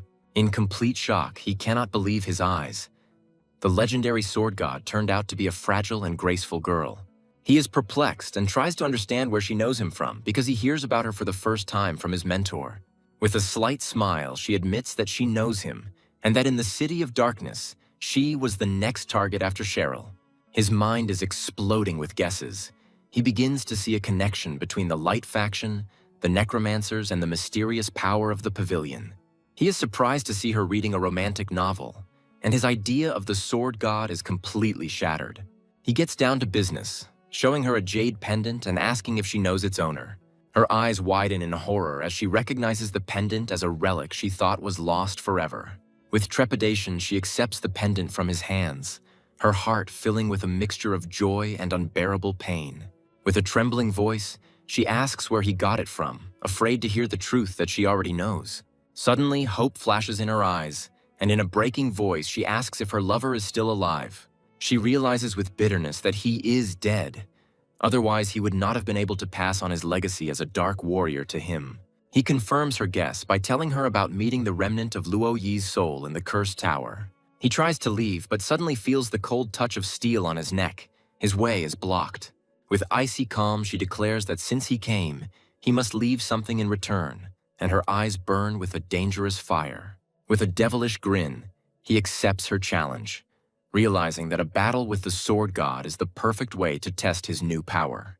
With a sly smile, she accepts his offer, warning that the price for her services will be high. In a panic, he tries to make a deal. One blow, and if he survives, she will let him go in peace. She rejects his offer, explaining that it is her duty as a member of the Light faction to not let her enemies go. He appeals to her conscience, assuring her that he has no evil intentions, and asks her not to make him suffer. She looks at him in bewilderment, not understanding what strange illness he means. Suddenly, she bursts out laughing, realizing that if his goal is only to get the pendant back, then there is no point in killing him. With a devilish grin, she offers him a deal, a fight on equal terms, where his life will be on the line. Reluctantly, he accepts her challenge, realizing that this is the only way to get out of here alive. They find themselves in an arena where they must fight to the death, in a battle of equals. With a cold determination in her eyes, she prepares for battle, her aura blazing, foreshadowing a brutal and uncompromising fight. He looks at her aura with awe, realizing that before him is a super powerful skill that can decide the outcome of the battle. She rises into the air, her sword blazing, ready to unleash all its divine fury upon him. In a desperate attempt to defend himself, he uses Undead Grasp, attempting to rip the sword from her hands. He activates Evil Steps, his body engulfed in purple flames, ready for a lightning attack. With a slight smile, she acknowledges his skill, noting that his movements have become refined and deadly.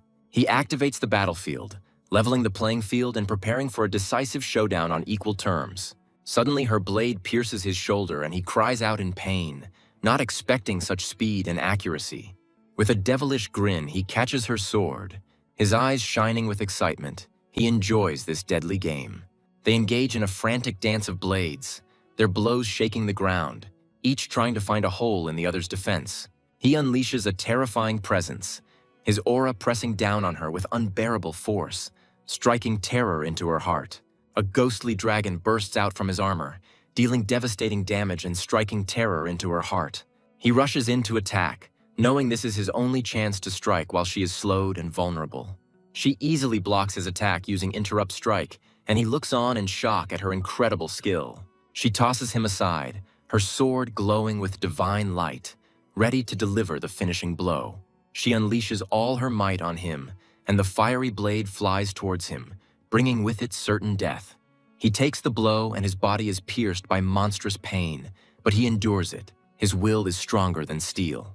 She looks at him in confusion, not understanding how her attack did so little damage, and begins to doubt. With a heavy heart, she acknowledges his superiority, admiring his incredible talent and strength of spirit. Surrounded by a pillar of golden light, he reaches level 40, his triumph marking the end of this epic battle. He looks at her in bewilderment, not understanding why she gave up, because she still had a lot of strength to continue the fight. She admits that the battle was just a formality, because her goal was to return the pendant, not to kill him. She lets him go with a slight sadness, marveling at the strange system that forces NPCs to follow the rules of the game. She throws him a cryptic warning. With his departure, a prologue of chaos will begin, and the world will plunge into war. Confused, he tries to understand her words, but she only silently leaves, leaving him with questions. She reveals to him the bitter truth. The enmity between the factions is just a game, and his actions are just a trick of fate. Alarmed by her words, he decides to leave this place as soon as possible before it is too late. He returns to the teacher, noticing his unusually good mood, and his heart fills with suspicion. With a devilish grin, the mentor announces that they are returning, his eyes glowing with anticipation of something sinister. 2 hours later, in the Swamp of Ghosts, the teacher thanks him, and the boy is perplexed and does not understand why. He reveals his insidious plan. By returning the sword, he's no longer a disciple of the pavilion and can easily join the dark faction. Confused, he tries to understand why his teacher, a former member of the light faction, has not yet joined the darkness. With cold determination, the mentor explains that he is now free from his vows and is ready to settle old scores. A sudden system notification announces the start of a global event. Eternity, the first expansion, Light versus Darkness. Players around the world stare at their screens in shock, realizing that a war of epic proportions awaits them. With horror, he realizes that it was his action that became the catalyst for this war, setting off the prelude to chaos. The armies of darkness, led by immortal bosses, are preparing to attack the main cities of the light factions. Vampires, undead, and sinners. All the forces of hell unite to bring eternal night upon the world. Amidst the chaos and panic, he decides to help his mentor in the attack on Sea Heart City. Meanwhile, players in another corner of the world are horrified to learn that their former ally has become a powerful gold boss. He receives an S-rank mission to lead an army as a boss and capture Snowtown, with the price of failure being death. With a slight smile, the teacher wishes him luck, confident that his fearless student will return victorious. With a devilish grin, he bids farewell to his mentor, looking forward to revealing the full power of the Golden Boss to the players of Snowtown. Having reached level 40, he can finally put on his new equipment and become even stronger. With a self-confident smile, he expects to see himself at the top, but he is in for a cruel disappointment. He looks at his ranking in shock, unable to believe that there are so many incredibly cool players in the forces of darkness. The next day, he excitedly discusses his new position with a friend, anticipating the battles to come. His friend warns him of danger. The entire romance region is gathering in Snowtown to collect the reward for his head. At the same time, a group of players recognizes their sworn enemy with horror and decides to flee. But their leader, blinded by the thirst for revenge and glory, decides to challenge the powerful boss. Inspired by his speech, they prepare for battle, confident that their tactics and strength will help them defeat the invincible enemy. With perfect coordination, they rush into the attack, their refined tactics leaving him no chance. He easily repels their coordinated attack, his blade moving with inhuman speed and precision. His shadow assassin paralyzes them, and they realize in horror that they have been trapped by a deadly predator. With a contemptuous grin, he declares that any tactics are powerless in the face of absolute, overwhelming force. Sudden system notifications about the sale of his things at auction leave him shocked by the incredible sum. Activating the currency exchange system opens up new horizons for him, allowing him to turn in-game gold into real money. With a devilish grin, he decides to play for high stakes, converting part of his fortune into real currency. He decides to go hunting to level up and prepare for the upcoming siege of Snowtown. He enters the Silent Wasteland, a sinister location teeming with bloodthirsty monsters and deadly dangers. From the shadows, Dark Panther, An elite monster whose speed and bloodlust are unmatched lunges at him. He looks at the elite monster's stats with concern, realizing that its power is much higher than expected. With a defiant gleam in his eyes, he rushes into battle, confident that his own stats are still superior to the monster's. One day later, he emerges victorious from the battle, having reached level 41, his power growing by leaps and bounds. A sudden system notification about the increased difficulty of the task throws him into confusion. He learns that the difficulty has increased to SS, and now he must fight a mysterious dark gold level boss. He thinks with anxiety that he must not face anything he cannot overcome. Otherwise, he will face inevitable death. Relieved, he thanks his friend for the information, promising to be extremely careful in Snowtown. Having received an order from the system, he immediately goes to the Ghost Swamps, where the Army of Darkness awaits him. Before him appears Cheryl with a massive army of Death Knights, their eyes glowing with a cold, sinister light. Among them stands the Death Knight, his stats hidden, his aura radiating an overwhelming unknown power. He realizes in horror that even his all-seeing eye cannot determine the level of these Death Knights. Their power is beyond measure. With disdain, the mentor explains that these knights are only weak souls who have failed to regain their sanity after death. A water imp appears before them, a pitiful monster that Cheryl uses to demonstrate her power. With a sly grin, the young man asks his mentor for a couple of Death Knights, hoping to strengthen his army. The teacher mockingly rejects his request, reminding him of the rules that do not allow him to interfere. Undeterred, he asks with a smile about other ways to protect himself, looking for loopholes in the rules of the game. Cheryl hands him a powerful artifact, the Demon Lord Summoning Scroll, which can change the course of any battle. A flame of delight flashes in his eyes. He understands that with this item he is not afraid even of a first-level city. But the teacher warns of danger. Calling upon powerful beings without respect is tantamount to suicide. He tells him a terrible story about a fool who paid with his life for his impudence in summoning the Demon Lord. With concern in his voice, he promises to be careful, realizing that this scroll is a double-edged sword. With a cheeky grin, he asks for something else safe, trying to wheedle more artifacts out of his mentor. The teacher angrily rejects his insolence, accusing him of trying to rob his savior. Pretending that nothing has happened, the mentor announces that it is time for them to set out. They join the vast army of darkness, their flags fluttering in the wind, heralding the coming battle. Surrounded by warriors, he asks the teacher about his opinion on the forces of darkness, trying to understand their true essence. The mentor contemptuously calls them rebels trying to overthrow the legitimate authorities. The boy, perplexed, tries to object, because the undead and demons have always been considered symbols of evil. The teacher bitterly explains that the line between good and evil is blurred, and history is written by the victors. He reveals to him the bitter truth. Among the demon lords, there are those who were betrayed by humanity. He understands that the teacher's words are the key to understanding the main storyline and the upcoming trials. They arrive at the Evergreen Plains, their path leading through unknown lands full of dangers. The mentor creates a powerful rift in space, opening the way for them to another kingdom. He explains that this barrier divides the continent into parts, and only the strongest can cross it. Beyond this barrier, a new human kingdom awaits them, alien and hostile, where every step could be their last.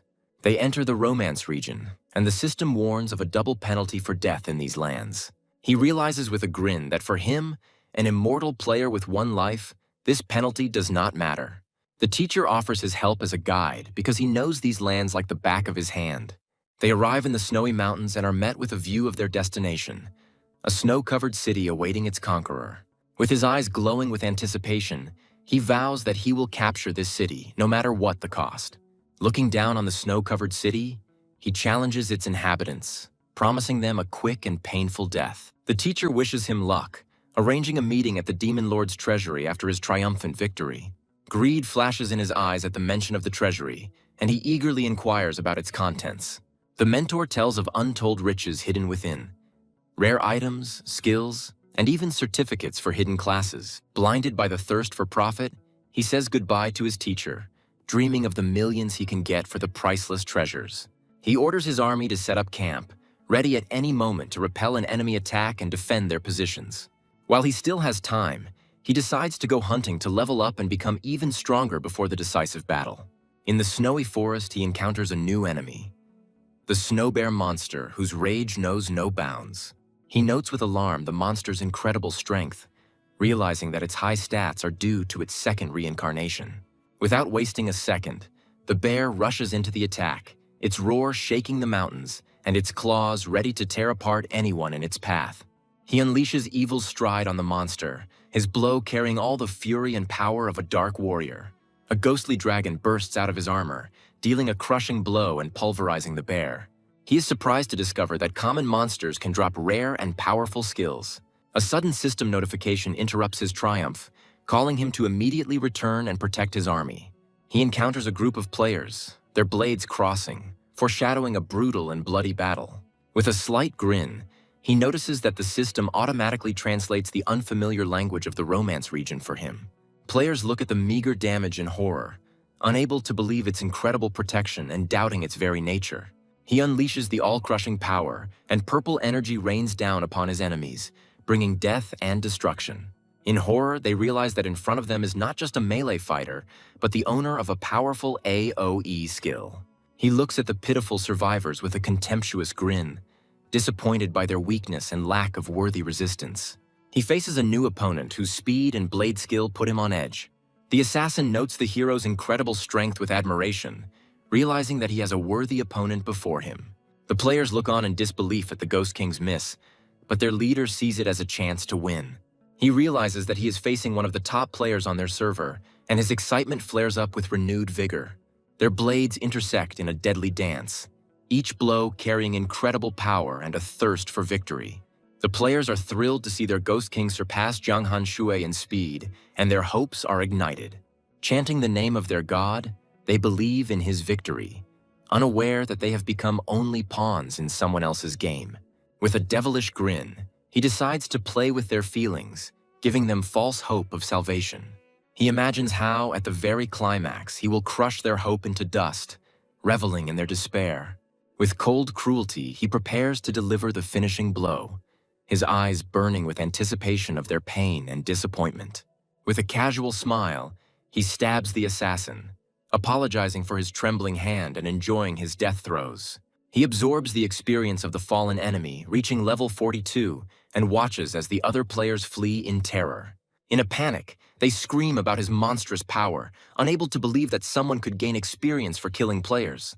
He decides to go deep into enemy territory to level up and prepare for the upcoming siege. 2 days later, the system announces the start of the main SS rank quest, Siege and Capture. He receives strict orders to attack in at least 5 waves, otherwise his army will be seriously weakened. He realizes with alarm that the system has imposed serious restrictions, and he will have to face incredibly powerful opponents.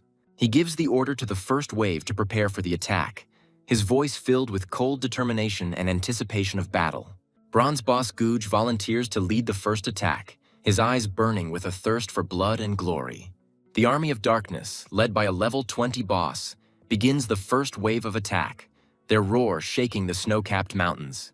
With a contemptuous grin, the defenders rush into battle, confident of an easy victory over the pathetic 20-level weakling. But their joy was short-lived, and he realized with annoyance that he had underestimated the enemy, whose levels turned out to be much higher. Without wasting a second, he gives the order to begin the second wave, his voice filled with cold determination.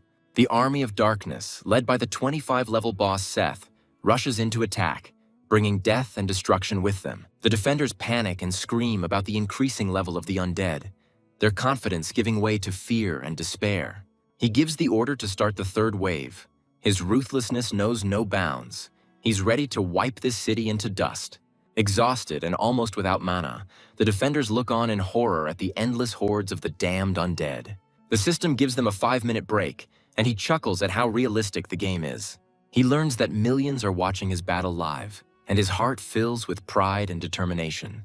5 minutes later, the fourth wave, led by the level 40 boss Blood Axe, descends upon the city. The defenders are terrified to realize they cannot cope with the fourth wave. Their morale is broken and hope is fading. In panic, they flee, realizing that even their strongest warriors are powerless against this army. But a brave archer stands in their way, her voice filled with unwavering determination, ready to fight to the end. He looks at her incredible damage and admiration, wondering if she is a player or an NPC who dared to challenge the darkness. The city guard enters the fray, their desperate bravery the last hope of this doomed city. 20 minutes later, the Blood Axe army was completely routed, but the price of this victory was too high. With a devilish grin, he steps onto the battlefield, ready to personally lead the fifth decisive wave of attack. With a roar, he leads his army into battle, his goal being to capture the enemy commander and crush their will to resist. At the sight of his name, the defenders panic, remembering the videos of his bloody massacres, and start to flee. The archer looks at the cowardly traitors with fury, not understanding what broke their fighting spirit and forced them to flee. With courage in her voice, she urges the warriors not to be afraid, because he is just a lonely golden boss. Inspired by her words and the promise of a generous reward, the players launch a suicidal attack. Harold Stormsword, blinded by his thirst for glory, rushes at him first, his blade thirsty for blood. With one blow of Evil's step, he crushes the insolent man into dust, leaving him no chance. He activates War Domain, his aura enveloping the battlefield, strengthening allies and weakening enemies. The players watch in horror as his army grows stronger, while they themselves become mere cannon fodder in this bloody massacre. He cuts through the crowd, his blood sword singing a song of death as it consumes the souls of his fallen enemies. With horror, they realize that his weapon not only kills, but also sucks the life force out of them. With a devilish grin, he relishes in their fear, his thirst for blood making him like a true demon lord. He bursts into the ranks of the enemy, his cry sounding like a sentence, leaving them no chance of salvation. Iceblade Lant, the golden boss and son of the Snow City's leader, bursts onto the battlefield, thirsting for the traitor's blood. He feels the enemy's protective aura and his heart tightens with a sense of foreboding. This battle will not be easy. An ice spear pierces him, dealing massive damage and slowing him down, removing his speed advantage. He notes with alarm the incredible strength of his opponent, realizing that his mount gives him a huge advantage.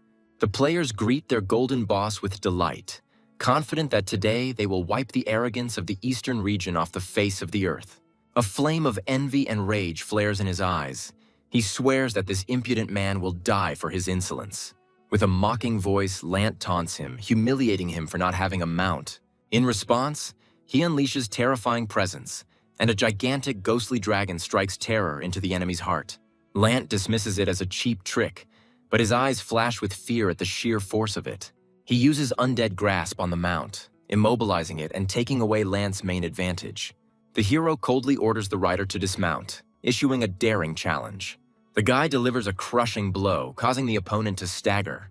The young man realizes that his enemy has turned out to be an unexpectedly tough nut to crack.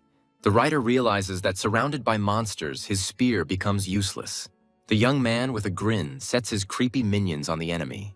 The aristocrat's pride is hurt. He does not believe in the insolence of a simple warrior. The enemy desperately tries to fight off the vile undead, but the forces are unequal. The defeated knight looks helplessly at the vile creature before dying. The hero receives a well-deserved reward, becoming even more powerful after victory. The girl suddenly appeared in tears and swears to avenge her brother. A female archer, blinded by a thirst for revenge, rushes into battle, but is held back by the cold calculation of an ally. A new system notification befalls the hero, foreshadowing the appearance of even more deadly enemies. The boy looks at the city walls, realizing that behind them the last elite line of defense awaits him. Left alone, the young man recalls past battles, and this only strengthens his resolve. The young man calls out to his fallen comrades, promising that their sacrifice will be the beginning of his great ascent. A fiery arrow flies towards the hero as a mockery of his courage in the face of imminent death. The heroine, driven by grief and hatred, personally leads the attack on her brother's killer. A deadly rain of thousands of arrows falls upon the warrior and his army, leaving no chance for salvation. The hero is furious when he realizes that the enemy's barrage will destroy his army before the real battle even begins.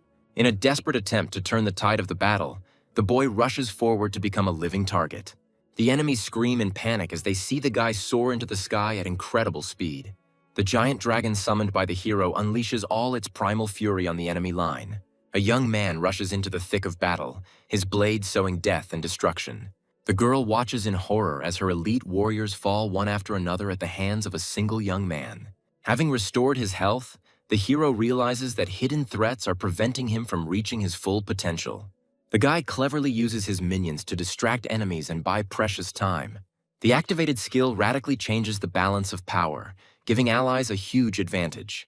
The heroine looks with disgust at the vile monster who dared to block her path. The archer decides to deal with the annoying undead first, putting off revenge on the main enemy for later. The unexpected blow takes the warrior by surprise, leaving him vulnerable and helpless for a moment. The sudden appearance of the Ghost King takes the hero by surprise, inflicting painful and significant damage on him. The young man uses a shadow skill to evade a deadly attack and disappear from sight. The crowd of onlookers gloat, believing that the overconfident upstart has finally been defeated. The guy is desperate and realizes that with half his health he won't be able to defeat two powerful bosses. The influential old man looks at what is happening with regret, disappointed in his protege. Subordinates suggest getting rid of the young man who has not lived up to the expectations placed on him. Despite the hopelessness of the situation, the old man still secretly hopes for an incredible miracle. The young man proves he was written off too early by taking out an elite guard with one blow. Another enemy attack hits its target, taking away the last remnants of the warrior's strength. Wounded but not broken, the hero stands before two bosses, ready for his final battle. The heroine looks at the traitor in shock, unable to believe his treachery. One of the bosses orders his men to retreat in order to personally avenge his brother. The warriors, hungry for glory, pounce on the guy in a crowd, wanting to be the first to receive the reward. The young man scatters his opponents in a deadly whirlwind, clearing a path for himself to retreat. Using a stunning move, the young man immobilizes the enemy and rushes to the second floor. The sudden appearance of a warrior on the floor sows panic among unsuspecting enemies. The guy jumps out of the window, disappearing from sight again and leaving his pursuers perplexed. While the enemies search for him in vain in the rooms, the hero is already rushing along the rooftops, staying one step ahead. The pursuers notice with annoyance that their target has slipped away again and is heading towards another building. The enemies cannot believe his escape, because the punishment for failing the mission is too severe. After 20 minutes of futile searching, the patrolmen confirm that the fugitive has disappeared without a trace. One of the pursuers, in despair, suggests that their target simply vanished into thin air. The disguised hero approaches the enemy, pretending to be a frightened townsman and luring him into a trap. The unsuspecting warrior receives a crushing blow from the supposed simpleton, not believing his eyes. Behind the mask of a harmless resident lurked a ruthless killer who brought instant death. The guy gloats because his stealth skill not only changed his appearance, but also completely healed him. One by one, enemies fall by his hand, unable to withstand his sudden and deadly attacks. The young man mockingly addresses the remaining enemies, revealing his deception and enraging them. The young man confidently declares that the pathetic players are no threat to him, because his target is the boss. Like a ghost, he rushes through the ranks of enemies who are horrified by his fully restored health. The archer screams the hero's name in rage, her face distorted with hatred for her brother's killer. Having cleared his way, the guy is finally left alone with his main goal. The young man quickly closes the distance and delivers a crushing blow, paralyzing the girl. A mad attack falls upon the heroine, leaving her no chance to counterattack. The young man mocks the archer's helplessness in close combat, pointing out her main weakness. The girl, pinned to the ground, desperately cries out to her mysterious ally, begging for help. The warrior releases a powerful charge of energy, demonstrating his complete superiority in this duel. The hidden boss blackmails the heroine with a grin, offering help in exchange for her hand and heart. Having received consent, the mysterious ally enters the battle, calling the girl his bride. The hero soberly assesses the new enemy, realizing that there must be some kind of catch behind the incredible power. The hero listens to the enemy's moralizing with mockery, giving him false hope of victory. The girl does not understand the young man's true motives, seeing in his sacrifice only blind obsession. A sudden betrayal befalls the heroine when an ally deals her a crushing blow in the back. Realizing that she has been cold-bloodedly set up, the archer looks in horror at her freezing silhouette. The mysterious ally drops his mask, confident that the young man now has no chance. An icy wave covers the boy, condemning him to a slow and painful death from the cold. Blinded and slowed by an enemy arrow, the hero finds himself in a deadly trap. Like vultures, other players decide to intervene to steal someone else's victory and glory. Pathetic attacks become the last straw a warrior needs for a triumphant transformation. Surrounded by a golden glow, the young man reaches a new level of power, completely changing the balance of power in the battle. The enemies look at the youth's transformation in bewilderment, arrogantly considering his latest trick useless. The hero accepts the challenge with a cheeky grin, ready to prove that his new power is not an empty bluff. The archer desperately tries to freeze the warrior, but his dark aura is already ready to absorb her defense. The girl watches in horror as her ice armor, her last hope, shatters into pieces with a single blow. Hidden potential awakens, turning the boy into a true battle demon with tenfold increased power. A deafening blow falls upon the heroine, and her desperate cry for help is drowned out by the roar of battle. The young man easily repels her weak attack, toying with her like a predator with helpless prey. A merciless series of blows crushes the girl, leaving her no chance of salvation. Completely broken and wounded, she begs for mercy with tears in her eyes, forgetting her pride. A cold refusal becomes her sentence, and the young man takes his reward, putting an end to this revenge. The magician is horrified and can't believe his eyes, because just a moment ago this guy was weaker than him. With a predatory grin, the young man turns his attention to the last target, anticipating an easy victory. A powerful blow falls upon the mage, proving that his vaunted defense is now nothing more than a myth. The mask shatters into pieces, revealing the haggard and frightened face of someone who thought himself invulnerable. The hero looks with contempt at the pitiful appearance of the enemy, realizing what a terrible price he paid for his strength. With the last of his strength, the enemy uses a weakening spell in a desperate attempt to buy himself time. The mage's final trump card is the Ice Tomb, which grants him temporary invulnerability and healing. Hiding behind an icy wall, he tries to sow doubt in the hero, pointing out the temporary nature of his power. The young man just grins, because the remaining seconds are more than enough for him to finish what he started. A frantic barrage of blows descends upon the icy prison, and the timer begins counting down to the verdict. Under a hail of blows, the icy prison cracks, and time inexorably melts for the magician locked inside. The defense shatters into pieces, and the enemy realizes with horror that his last hope has collapsed. The mage's face distorts with fear as he realizes that the hero's deadly power is not running out. In a desperate attempt to escape, the enemy falls into a dark grip that deprives him of all hope. The winning blow puts an end to the battle, and the young man receives a well-deserved reward for killing the boss. Just when the guy was ready to celebrate, his temporary boost wears off, leaving him vulnerable. A new player emerges from the shadows in shining armor, delighted by the amazing battle he has witnessed. The Golden Paladin, who turned out to be an old acquaintance, looks at the hero with respect, anticipating a new duel. The knight declares that this time he will personally ensure that the traitor does not have a chance to escape. Difficult memories and new threats weigh heavily on the hero, who realizes that he has become a target for everyone. The hero demands an answer in a rage, his cry full of pain and blame for the fate of his fallen comrade. The Golden Knight tells of the brutal massacre with a cynical grin, reveling in his impunity. Righteous anger awakens new strength in the young man, and his armor is shrouded in darkness in response to the enemy's hypocrisy. Blinded by a thirst for revenge, the young man launches a suicidal attack on the Shining Paladin. The knight, with the arrogance of a god, unleashes the full might of his divine justice on the daring warrior. A crushing blow of light should have incinerated the hero, but fate had a different outcome in store for him. Miraculously surviving thanks to a mysterious artifact, the boy withstands an attack that would break anyone else. The paladin is surprised by the enemy's resilience, but his excitement only increases in anticipation of a real battle.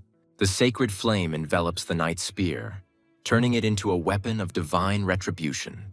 The sudden discovery leaves the paladin frozen, as he recognizes the hero as the demon lord's forbidden power. The Golden Knight tries to stop the hero, warning him of the terrible disaster he could bring upon himself. Obsessed with revenge, the young man ignores all warnings and uses the forbidden scroll, ready to die rather than take revenge. The paladin bursts into laughter, confident that no demon lord would answer the call of a pathetic mortal. The knight's confident grin fades as an ominous signal pierces the sky, foreshadowing something terrible. A powerful deity emerges from the rift, its frightening appearance and red aura inspiring primal terror. Civilians scatter in panic, their cries for help drowned out by the chaos, convinced that the end of the world has come.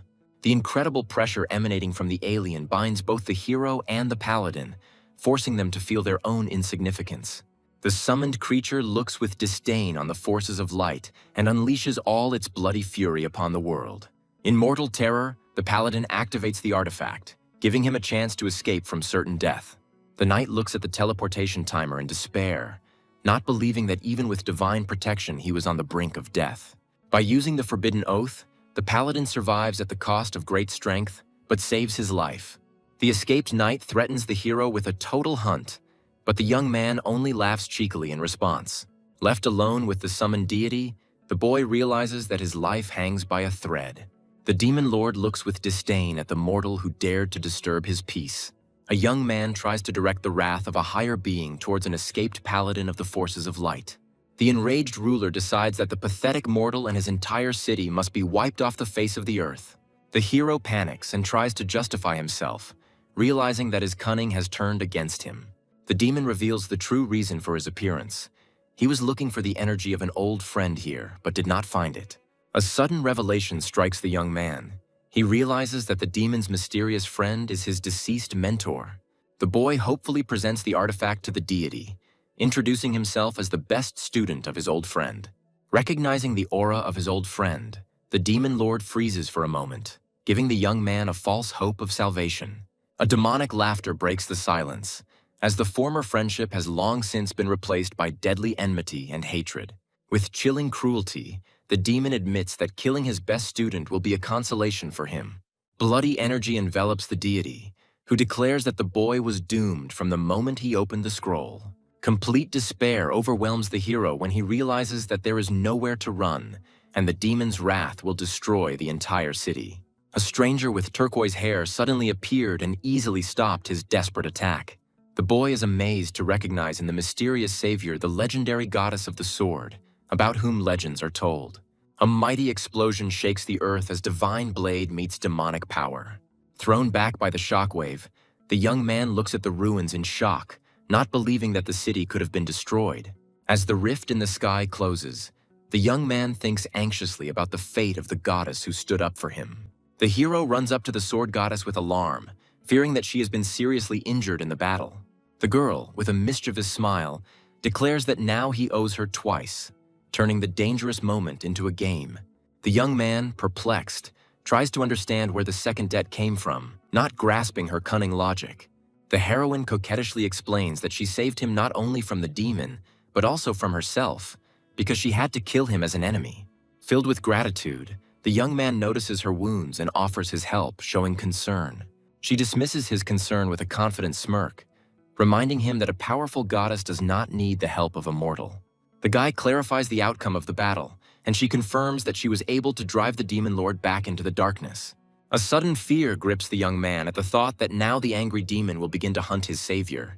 The goddess condescendingly dispels his fears, explaining that for such a creature he is nothing more than an annoying insect. Although her comparison hurt his pride, the hero sheepishly thanks her, and the girl only cheerfully apologizes for her frankness. Like a shadow, the sword goddess disappears, leaving behind only the reminder of 2 unpaid debts. Summoning her blade, she takes to the sky, leaving the young man alone in the middle of the ruined city. Her determined flight through the snowstorm embodies the grace and deadly power of a deity. The guy watches her with admiration, amazed by the incredible spectacle of flying on a sword. The system showers the hero with rewards for completing the task, but the joy of victory is overshadowed by the loss of an entire city. New notifications report global battles, but for the young man, his war is finally over. As he moves through the snowy forest, he realizes that his victory is only one of many in this cruel game. Anxious thoughts about the fate of his comrade, sent on the most dangerous mission, haunt him. Realizing his powerlessness, the guy decides to put his worries aside and focus on his well-deserved trophies. He starts with the loot he took from the archer he defeated, reliving his recent revenge.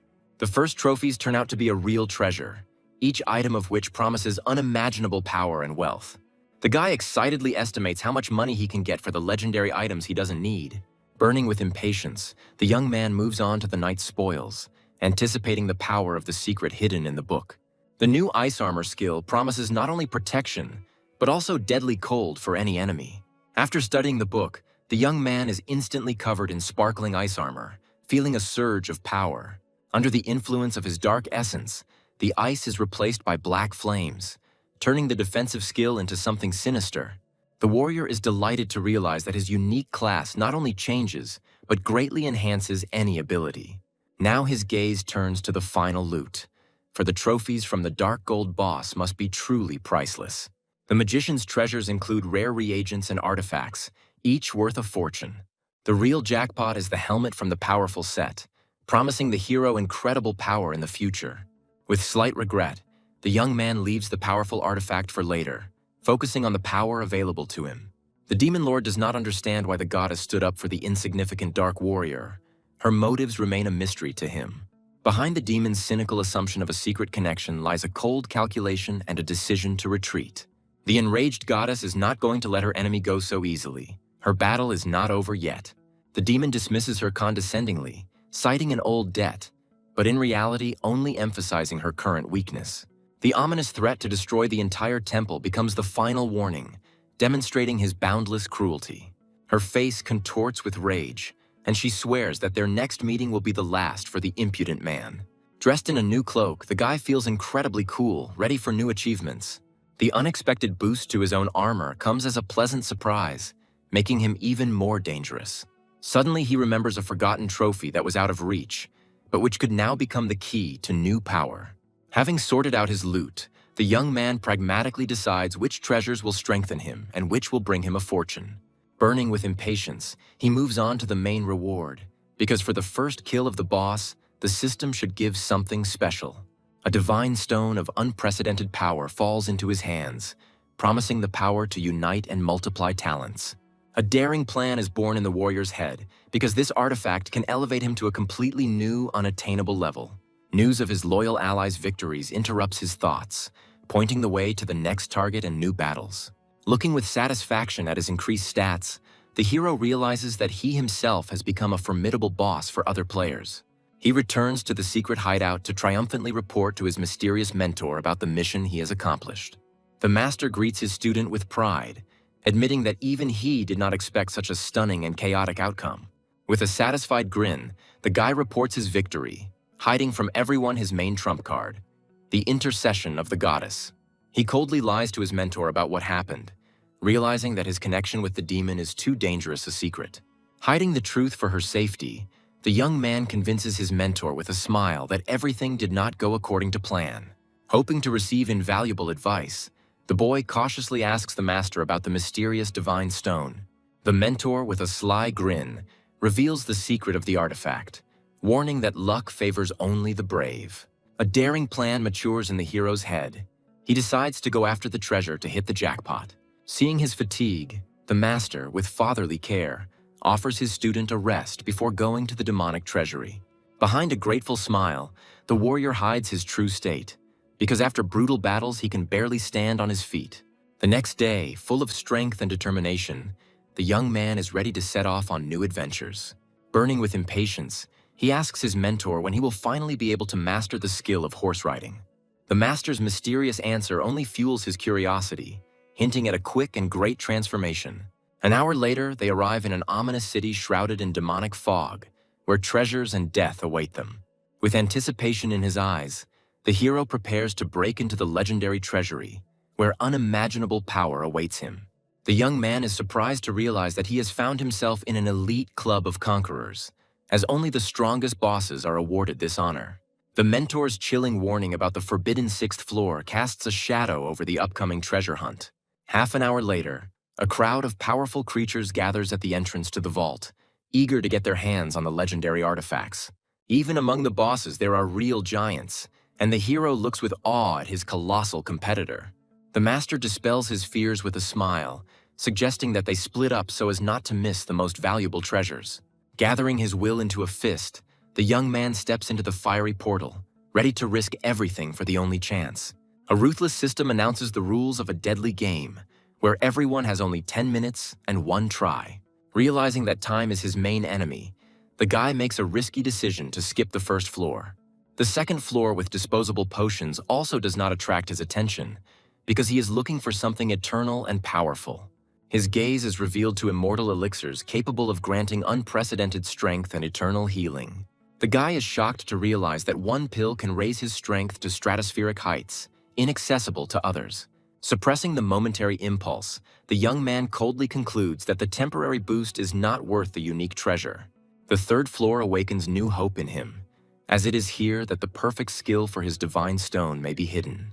The first skill books turn out to be quite good, but his soul longs for something truly legendary. Suddenly, his gaze falls on a glowing book, promising him the crushing power of the legendary Dragon Slayer. Realizing that time is running out, he decides to make one last bet, but he holds a killer trump card in his hands.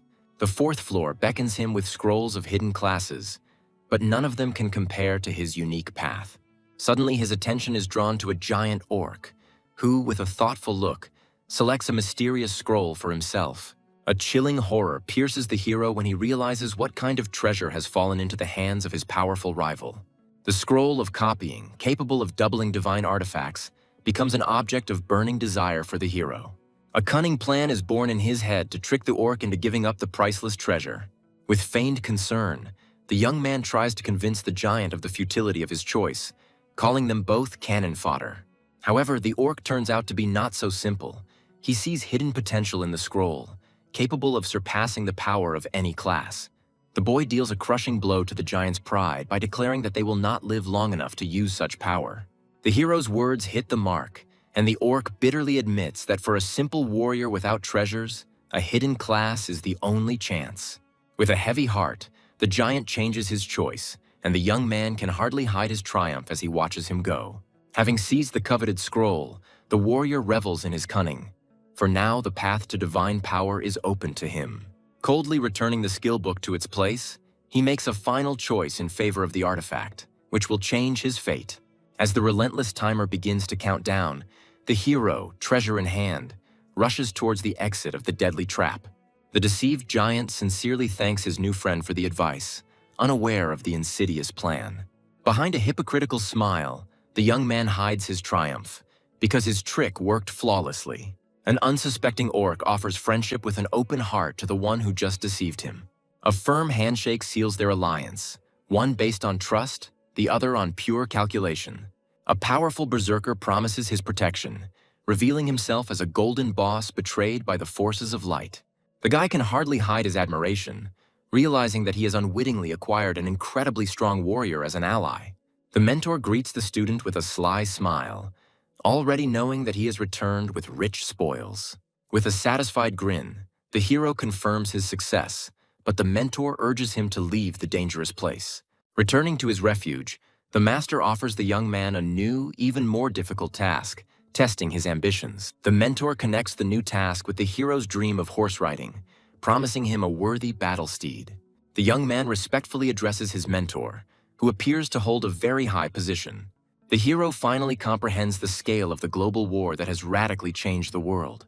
The mentor sheepishly asks the student not to call him by his formal name, and then gives him a new task. The master reveals to the hero the secret of a mysterious hidden world filled with rare creatures.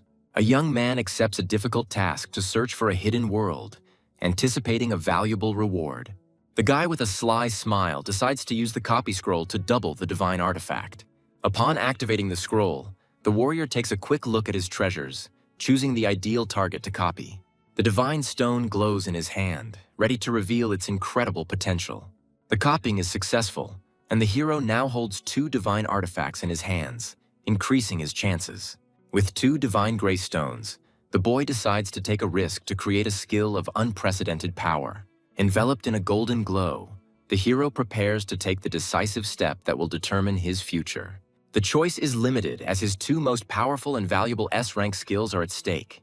Realizing that if he fails, he will lose everything, the young man makes his bet without hesitation. Holding his breath, he looks at the blinding flash with desperate hope, praying for the greatest luck.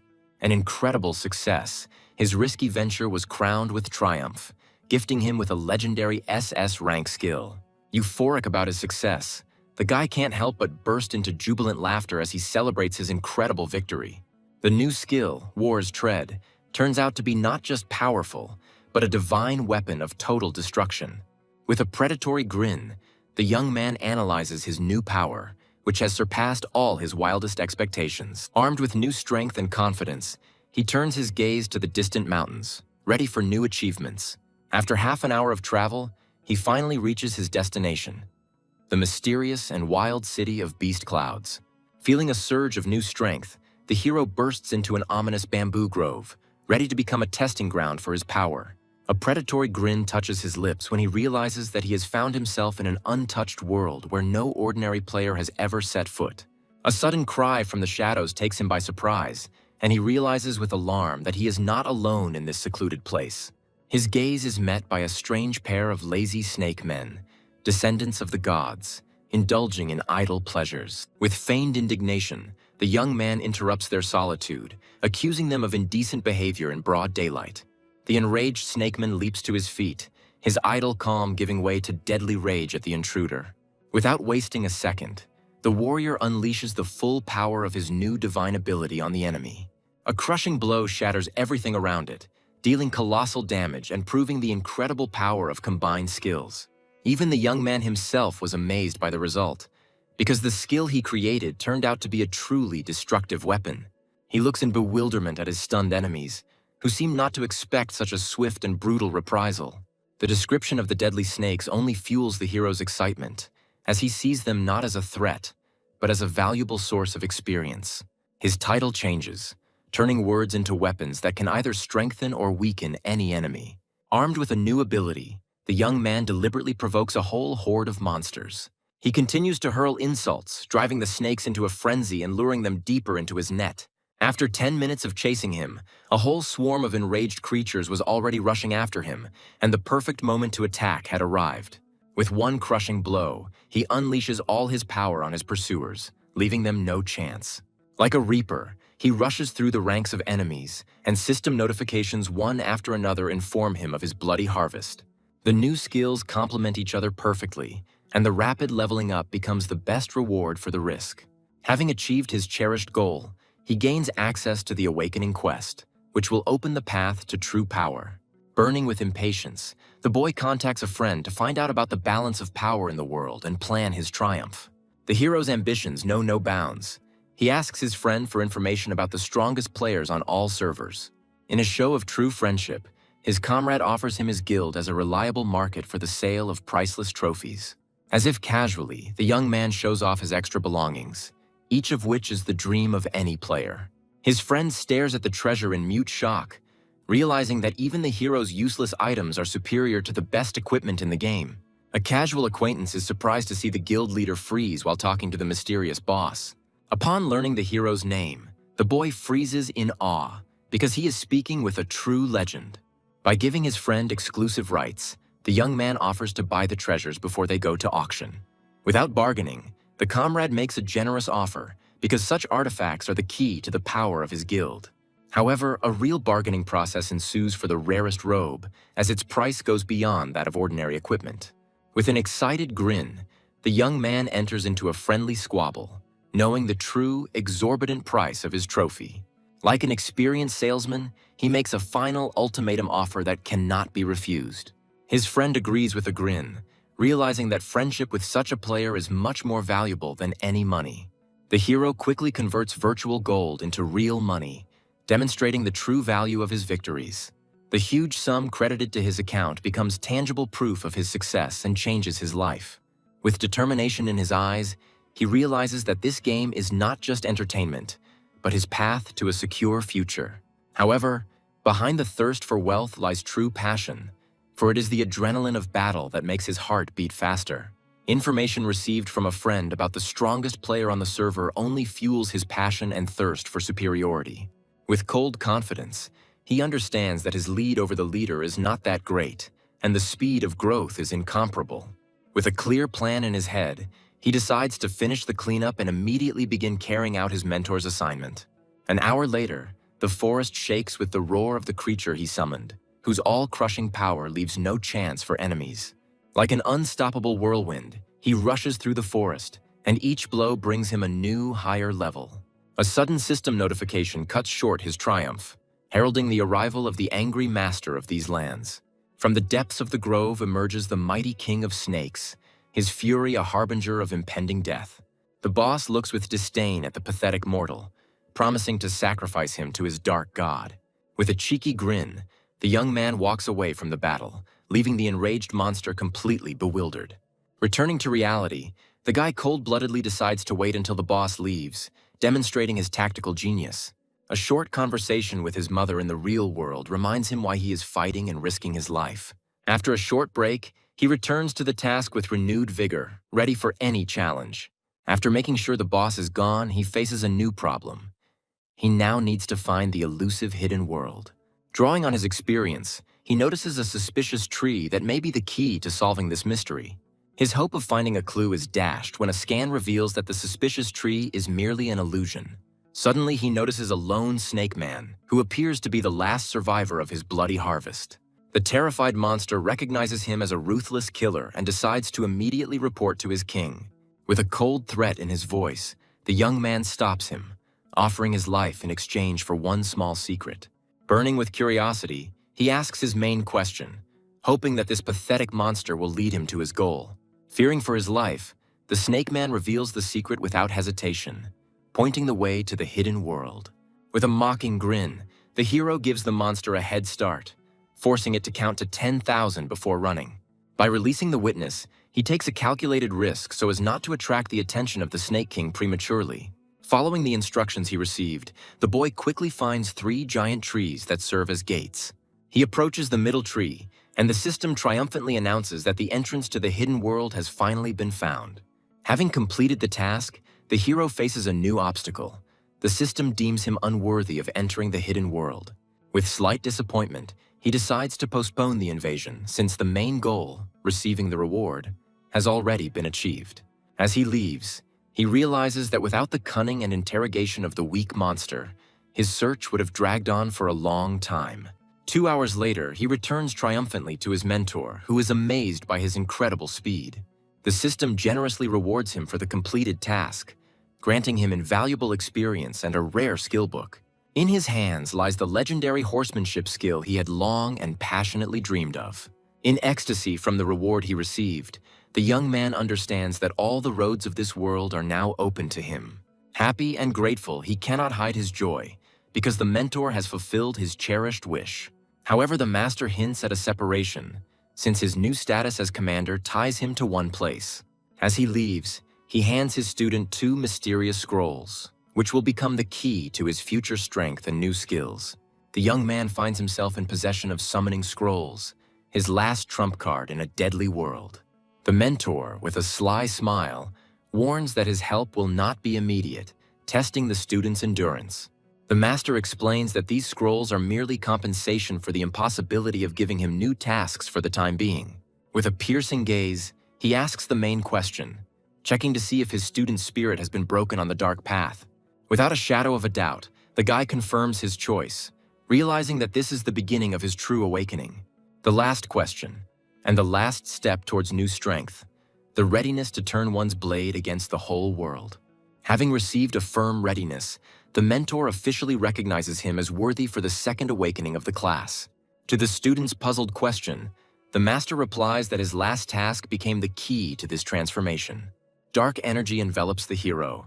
His body and soul are transformed, preparing to accept a new, sinister power. He becomes a true dark warrior, a powerful and ruthless being with limitless potential. By becoming the first player to awaken, he receives exclusive rewards that further increase his lead over the competition. The mentor solemnly announces that his student has entered a new stage of development, where previously unseen skills will be revealed to him. The dark energy boiling in his veins so far allows him to master only 2 new but incredibly powerful skills, an ominous aura and a crushing blow. Each of these skills is capable of instilling terror and bringing death to any enemy.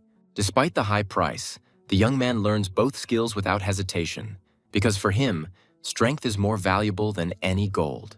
The master, with slight reproach, reminds us of his ruined city, where he never became mayor. With cold restraint, the boy confirms that the demon he summoned did indeed cause total destruction in the city. The mentor, with paternal concern, advises the student to find a faction for himself in order to avoid unnecessary problems in the future. With confidence in his eyes, the young man assures his teacher that he already has a plan for this. Having mastered new skills, he says goodbye to the master, who goes to defend his city. Having said goodbye to this place forever, the young man decides first to appreciate his reward for awakening. The rarest pearl of enhancement falls into his hands, and he realizes that now is the perfect moment to use it. Without a shadow of a doubt, he chooses his trusty sword of bloodthirst to transform it into the perfect killing weapon.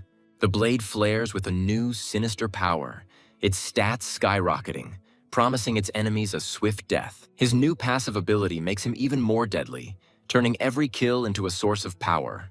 Now his attack will increase with each defeated enemy, turning protracted battles into his personal bloodbath.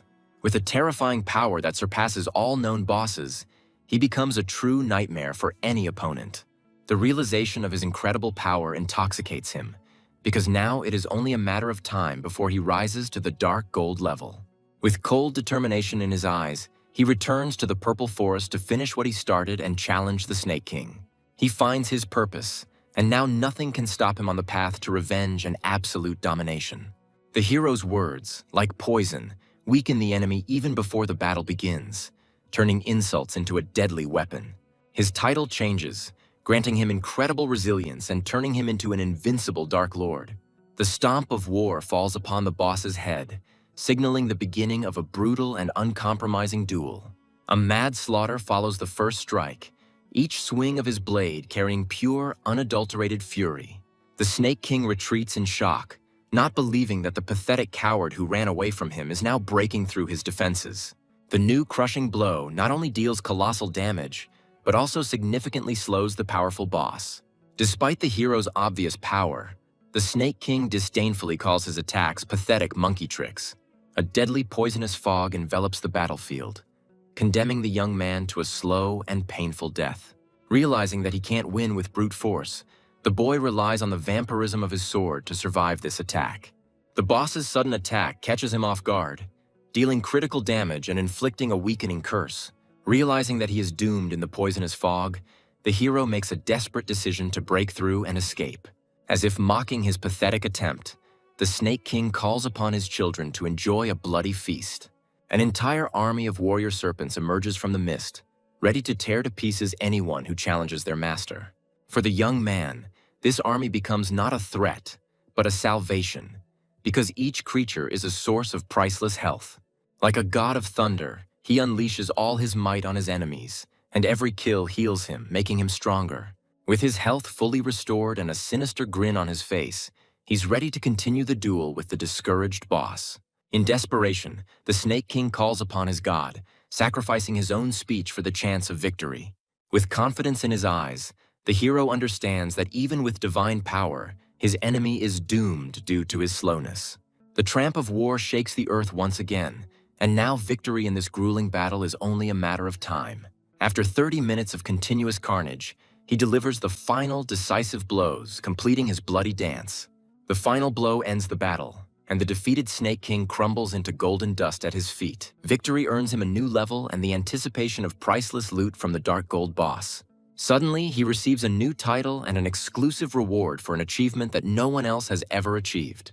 He ends up with a scroll that can cause a duel to the death, where the winner takes absolutely everything.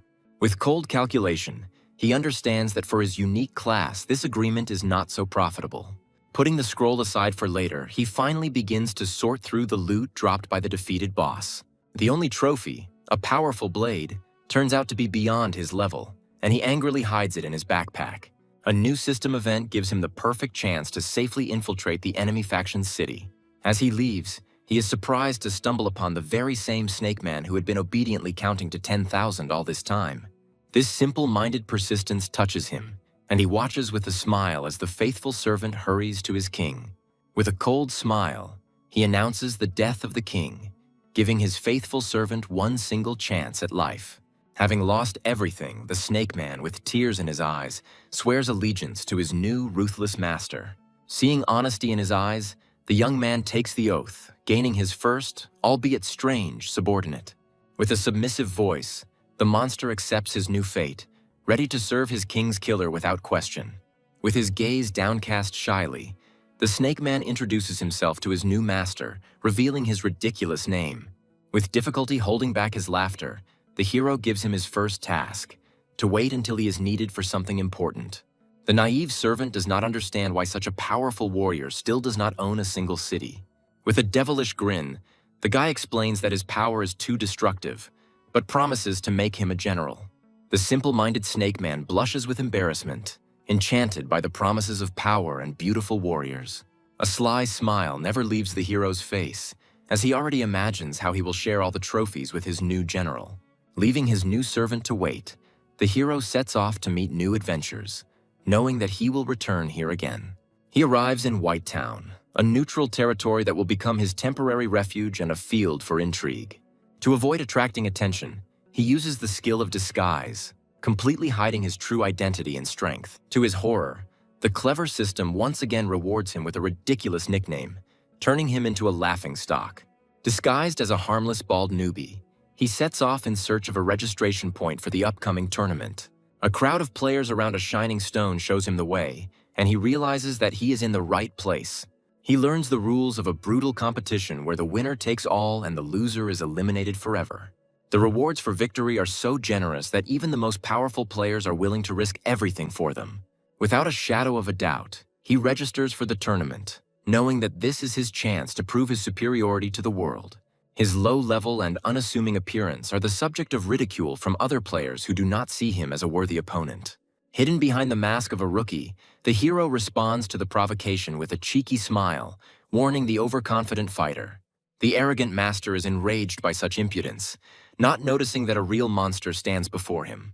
Keeping his cool, the young man decides not to show his cards for a minor skirmish and simply leaves. At a bustling city market, he sees other players trying to make money by turning the game into a real business. His attention is drawn to the luring cry of a merchant who promises super rare mounts, the dream of any adventurer. Coming closer, he sees that the merchant is not offering a living creature, but only a stone to summon it. The super rare mount turns out to be a common donkey, and the guy can hardly contain his disappointed sigh. The merchant explains with a sly smile that in a world where there are no official merchants yet, even a donkey is exclusive. Despite the obvious deception, the young man decides to find out the price, because even the slowest animal is better than nothing. The merchant's sly grin widens even more as he asks an exorbitant price for a simple donkey. Like an experienced appraiser, he shatters the merchant's arguments to smithereens, pointing out the true value of his goods. He makes his offer, fair but humiliating for the greedy merchant who immediately begins to bargain. With cold indifference, the young man turns to leave, knowing that this is his last and most powerful trump card. In a panic, the merchant agrees to his price, realizing that losing his only buyer is pure madness. With a satisfied grin hidden behind his mask, the hero summons his first, albeit unsightly, steed. A stubborn donkey appears before him, whose pitiful appearance makes everyone around him laugh. Ignoring the ridicule, the boy happily jumps on his new friend because it's better than walking. Like a hurricane, he rushes through the city streets, scaring everyone in his path and enjoying unprecedented speed. Leaving behind the bustle of the city, he rushes with a joyful cry towards new, unknown lands. After 2 hours of mad riding, he finally enters the territory of the Dark Faction, where real trials await him. He arrives at the Celestial Sea City, which turns out to be the domain of his new acquaintance, the berserker Fitch. Following his mentor's advice, the young man decides that this city will be the ideal base for his future operations. What appears before his eyes is a peaceful idyll, where residents calmly go about their business under the protection of the Dark Faction. With a satisfied smile, he notes that behind Fitch's rough exterior lies a talented and wise ruler. Without wasting any time, he heads straight to the mayor's residence to officially join the faction. However, strict guards block his path, reminding him that the mayor's residence is no place for outsiders. With cold confidence in his voice, he demands to be announced, knowing that his name will open any door for him. A conversation with the guard opens his eyes. It turns out that Fitch has become their liberator from tyranny. The mayor himself suddenly appears, and the hero, with a casual grin, explains the reason for his sudden visit. Fitch gladly accepts him, because the appearance of such a powerful ally is a real gift of fate. Suspicion creeps into the hero's soul when Fitch unexpectedly offers him the post of mayor of this city. He sees this generous offer as a clever trap, an attempt to get rid of him by someone else's hands. Stunned by such distrust, the berserker tries to explain his true, sincere intentions. With cold determination in his voice, the boy rejects his offer, threatening to leave and find another base. Fitch is perplexed as to why he refused, suspecting there are hidden motives behind it. Taking pity, he invites the young man to his residence to reveal his secrets to him in a calm environment. In the mayor's office, the young man is finally ready to listen to what is really troubling his new friend. Fitch begins his story with the history of his tribe, which suffered under the oppression of the hypocritical Church of Light. Their desperate uprising was brutally suppressed, and instead of freedom, they received only greater repression. With pain in his voice, he talks about his kidnapped sister, for whose sake he joined the dark faction. He admits that the capture of the city revealed to him the terrible truth about the fate of his kidnapped sister. The hero finally understands the true motives of the berserker, who is ready to give up everything to save a loved one. Fitch suddenly states that this case is directly related to the young man, which leaves him completely perplexed. It tells the story of the hero's past and that of his mentor, who, it turns out, were drawn into an ancient and dangerous conspiracy. The mentor's name strikes the boy right in the heart, because he had no idea about the scale of the mission he was drawn into. Fitch uncovers the legend of a powerful seeker whose power was divided into 9 parts after his death. He explains that the Church of Light is hunting for these parts in order to summon their merciless god into the world of people. The shocking suggestion that his mentor was only part of a greater power makes him question everything. With bitterness in his voice, the berserker admits that he only knows what the deposed tyrant told him before his death. Clenching his fists, he reveals the final, most terrible secret. The Church of Light is going to use his sister in a bloody ritual. A helpless rage distorts the berserker's face as he speaks of his 8-year-old sister, doomed to a terrible sacrifice. The young man understands that Fitch is heading towards certain death, and that is why he is so desperately looking for a replacement. Despite the mortal risk, the berserker is ready to sacrifice himself, because inaction for him is tantamount to betrayal. The hero's intervention activates a hidden quest of incredible complexity that could change the fate of the entire world. With a predatory grin, the guy decides that he cannot allow such a devoted and desperate person to die. With confidence in his voice, he offers his help, forming an unbreakable alliance with the berserker in the face of a common threat. He rejects the offer to become mayor, but vows to help save his sister, proving his nobility. Fitch's eyes light up with hope because he believed in this guy from the very beginning, seeing something more in him. Despite the lack of punishment for failure, the hero understands that there is more at stake in this mission than just a game. They have only 5 days to prepare for a suicide mission and challenge the Church of Light itself. Gratefully accepting the help, Fitch offers the hero all the city's resources to prepare for their mission. With a sly smile, the young man asks for an easy position so that he can have official status in the city. The system immediately appoints him as a court bard, which only evokes an ironic grin from him. Without wasting any time, he asks to show him a place to level up because he needs to become even stronger before the upcoming battle. Fitch, with a serious expression, warns him about the Ridge of Fire, the lair of powerful demons, where even bosses are afraid to go. This name immediately lights a fire of excitement in his eyes, because this is where he will be able to assemble his legendary set. Before the expedition, he buys 100 summoning stones, hoping to get himself a more worthy steed. With a bag of stones and a devilish grin, he heads out into the thick of things, ready to try his luck. Riding his trusty donkey, he arrives at the fiery ridge, whose landscapes resemble a real hell. His gaze is met with powerful fire demons, each of which is a serious challenge even for him. He understands that these elite monsters are a serious challenge that will require his utmost concentration and strength. With slight regret, the young man realizes that easy pumping is a thing of the past, and now he will have to fight for real. His thoughts are interrupted by the sudden appearance of a mysterious stranger who seems to know him. In the enraged girl with horns, he recognizes with horror a powerful boss from his past. Chilling memories of their last meeting flash through his mind, and he fears that she has come for revenge. In a desperate attempt to avoid conflict, he pretends not to recognize her, hoping for a simple misunderstanding. However, she angrily rejects his trick, because his name and image are forever etched in her memory. Panicked, he tries to stop her, realizing that he cannot stand against such power in an open fight. With a cold grin, she prepares to deliver the killing blow, inviting him to speak his last words. Gathering all his will into a fist, he offers her a fair fight, knowing that this is his only chance to survive and win. As if reading her mind, he sets a condition that turns their deadly duel into a fair fight. A sudden shout from the sky interrupts their tense conversation, causing both of them to look up in surprise. He realizes with relief that this intervention saved him from certain death in battle with the angry goddess. She reluctantly retreats, but promises to return once she has finished her business with the fire demons. With a cheeky grin, he challenges her to a competition, turning their feud into a high-stakes hunt. Her eyes light up with excitement, and she accepts his challenge with a predatory smile, ready to prove her superiority. He raises the stakes to the limit, offering a rare S-tier item as a prize, shocking his rival. Blinded by greed, she suggests to her father that they simply kill him and take the treasure, forgetting about honor. With feigned disappointment, he reproaches her for her ignoble behavior, further inflaming her passion. She accepts his bet with fury, and the system immediately records their deadly competition, which can no longer be avoided. With predatory smiles, they begin their deadly competition, where a priceless artifact is at stake. The system announces the start of the countdown, and the tension between the two rivals reaches its limit. Without wasting a second, the girl unleashes the full power of her water element on the first demon. Her attacks deal massive damage, proving that even at a low level, she remains a formidable opponent. He admires her strength and realizes that her water magic is the perfect weapon against the fire demons.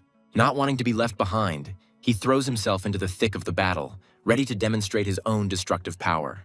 With a bold challenge, he provokes the demons, forcing them to attack and expose their vulnerabilities. Like a mad berserker, he rushes into the crowd of monsters, whose roar only fuels his thirst for battle.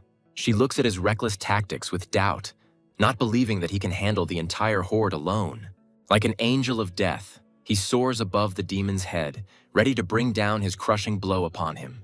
His war stomp not only deals devastating damage, but also weakens all enemies around him, making them easy prey. The demons rush at him in rage, but their attacks are shattered by his impenetrable defense and steely will. Even the attacks of other demons become his weapons, and he easily dodges them, causing them to destroy each other. With cold confidence, he understands that these slow creatures are nothing more than a light warm-up for him. She watches his dance of death in amazement, amazed at how powerful the skills of a simple seeker can be. The girl realizes with annoyance that due to level restrictions, she cannot use her most powerful spells. After half an hour, the kill count speaks for itself. She's hopelessly behind, and her defeat is obvious. He admires her tenacity, because even in a hopeless situation, she continues to fight without giving up. It suddenly dawns on her that mounts could be the key to winning this competition. In an unexpected display of nobility, she tosses him a potion that restores his strength, not wanting to defeat a weakened enemy. Instead of gratitude, he throws a summoning stone at her, hoping to capture her like a wild animal. To his disappointment, the system declares failure, as the goddess cannot be tamed in such a primitive way. Enraged by his insolence, she can hardly restrain herself from incinerating the impudent fellow on the spot. After an hour and a half of grueling hunting, he is significantly ahead of her, proving his complete superiority. An unexpected stroke of luck, the defeated demon drops a piece of the legendary set he so dreamed of. The new bracers prove to be much more powerful than his old ones, bringing him closer to creating the perfect armor. When time runs out, the system declares him the winner, and he eagerly awaits his reward. With a devilish grin, he demands the promised S-tier item from the loser, reveling in his victory. She pouts and refuses to pay, declaring that she has nothing but her own life. The sudden appearance of her father interrupts their argument, and he reproachfully reminds his daughter of honor and her word. The guy is stunned when he meets a mysterious god-level NPC. A mysterious stranger with horns begins a conversation full of hidden hints. The hero plunges into memories, regretting his fatal choice in the past. The young man receives unexpected praise, which sounds more like an assessment of his potential. A powerful patron bestows a gift on a young man, blurring the line between defeat and reward. The hero finds himself in possession of an artifact with incredible power, but with one insurmountable condition. The guy's joy is replaced by bitter bewilderment due to the inability to use his newfound power. The young man senses a catch and demands an explanation, not realizing the true motives. The horned warrior reveals his first plan, seeing the hero as a profitable investment in the future. A sudden and terrible prophecy of impending disaster makes one look at the gift in a completely different way. The young man, in confusion, tries to understand the nature of the gift and the ominous prophecy. The mysterious patron only increases the intrigue, promising that answers will come with time. The horned warrior's sinister joke escapes his lips, heating up the atmosphere to the limit. The stranger's sudden seriousness hits the guy's pride, declaring him unworthy. The young man is confused, suspecting that a new gift is hidden behind the humiliating demand. A flash of flame reveals the hero's humble pet to the world, causing mocking surprise. The girl's caustic mockery offends the hero, but a spark of secret knowledge flashes in his eyes. The horned patron calms the donkey, mockingly promising him a parting gift. A mysterious power flares up in his hand, ready to change the pet's fate forever. A powerful bolt of energy is released onto the defenseless animal, triggering an irreversible transformation. Pain gives way to wonder when a system notification announces the birth of a new force. In place of the donkey now stands a majestic beast whose characteristics are astounding. The hero is stunned, realizing what incredible power his humble pet has acquired. The girl furiously reproaches her father for his wastefulness, not seeing the true meaning in the transformation. The generous gift turns out to be payment for a dangerous mission, which the young man accepts without hesitation. The new quest and the pet's absolute devotion come as a complete surprise to the guy. 100% fidelity means an unbreakable bond until death, making their union unique. The mysterious patrons disappear, leaving behind an ominous prophecy and a challenge for the future. The young man turns to his new ally with a grin, looking forward to the battles to come. With renewed determination, the hero prepares to single-handedly clear the area of fire demons. 2 days later, the boy stands on the verge of completing the quest, his strength having grown to its limit. The last element of powerful armor is already in hand, and only a few steps remain until triumph. The sudden announcement of a tournament puts the hero before a choice that promises glory and new challenges. Without wasting a second, the young man decides to try on the new set to assess his increased power. A full set of armor unleashes his hidden potential, turning him into a dark lord. The warrior coldly assesses his strength, realizing that this armor is only a temporary solution. With fierce determination, he launches a final attack to end the mission once and for all. The mission is accomplished, and the young man is immediately transported to the very epicenter of the coming battle. He finds himself in a death arena where, out of 1,000 fighters, only the 10 strongest will survive. The system hides his true face, giving the guy a chance to study his enemies while remaining in the shadows. The hero assesses his powerful rivals with apprehension, fearing a meeting with one of them. A brutal battle unfolds in the arena, where one of the fighters achieves a lightning-fast victory. Recognition flashes through the crowd, and the boy realizes that the old enemy is already here and thirsts for revenge. The interested warrior asks a question, but the young man only confirms the bad reputation of their mutual acquaintance. A demon hunter captain reveals gory details about a fighter whose brutality has become legendary. A friendly call interrupts the tense conversation, drawing the warriors to the spectacle of the coming battles. A vague memory pierces the hero's consciousness, but the system interrupts it, announcing the beginning of his own battle. With anticipation and a sinister grin, the young man prepares to move, expecting to meet old enemies. Appearing in the arena, he is immediately faced with the contemptuous gaze of his opponent, who sees him as easy prey. The huge barbarian raises his hammer with a sneer, ready for a crushing blow, absolutely confident of his victory. The barbarian's confidence crumbles to dust when his crushing blow proves completely useless. With one easy movement, the hero ends the fight, leaving the crowd in stunned silence. With cold indifference, the young man watches other fights, looking for a worthy opponent. The demon hunter captain is trapped, his attacks thrashing helplessly against the impenetrable defense. The shield knight mocks the enemy's futile attempts, reveling in his own invulnerability. With a contemptuous smirk, the warrior changes weapons, preparing to crush the arrogant walking fortress. A hail of powerful blows falls on the shield, and the once indestructible armor begins to crack at the seams. The captain ends the fight with a crushing blow, proving that the best defense is a merciless attack. The white-haired fighter looks at the winner with respect, realizing that he has found the most dangerous competitor. Suddenly, he turns his attention to the hero, showering him with contempt and issuing a bold challenge. A white-haired warrior, filled with a thirst for battle, promises to show the hero what true absolute power is. A sudden opponent, an arrogant magician, demands that the duel be ended quickly so as not to waste time.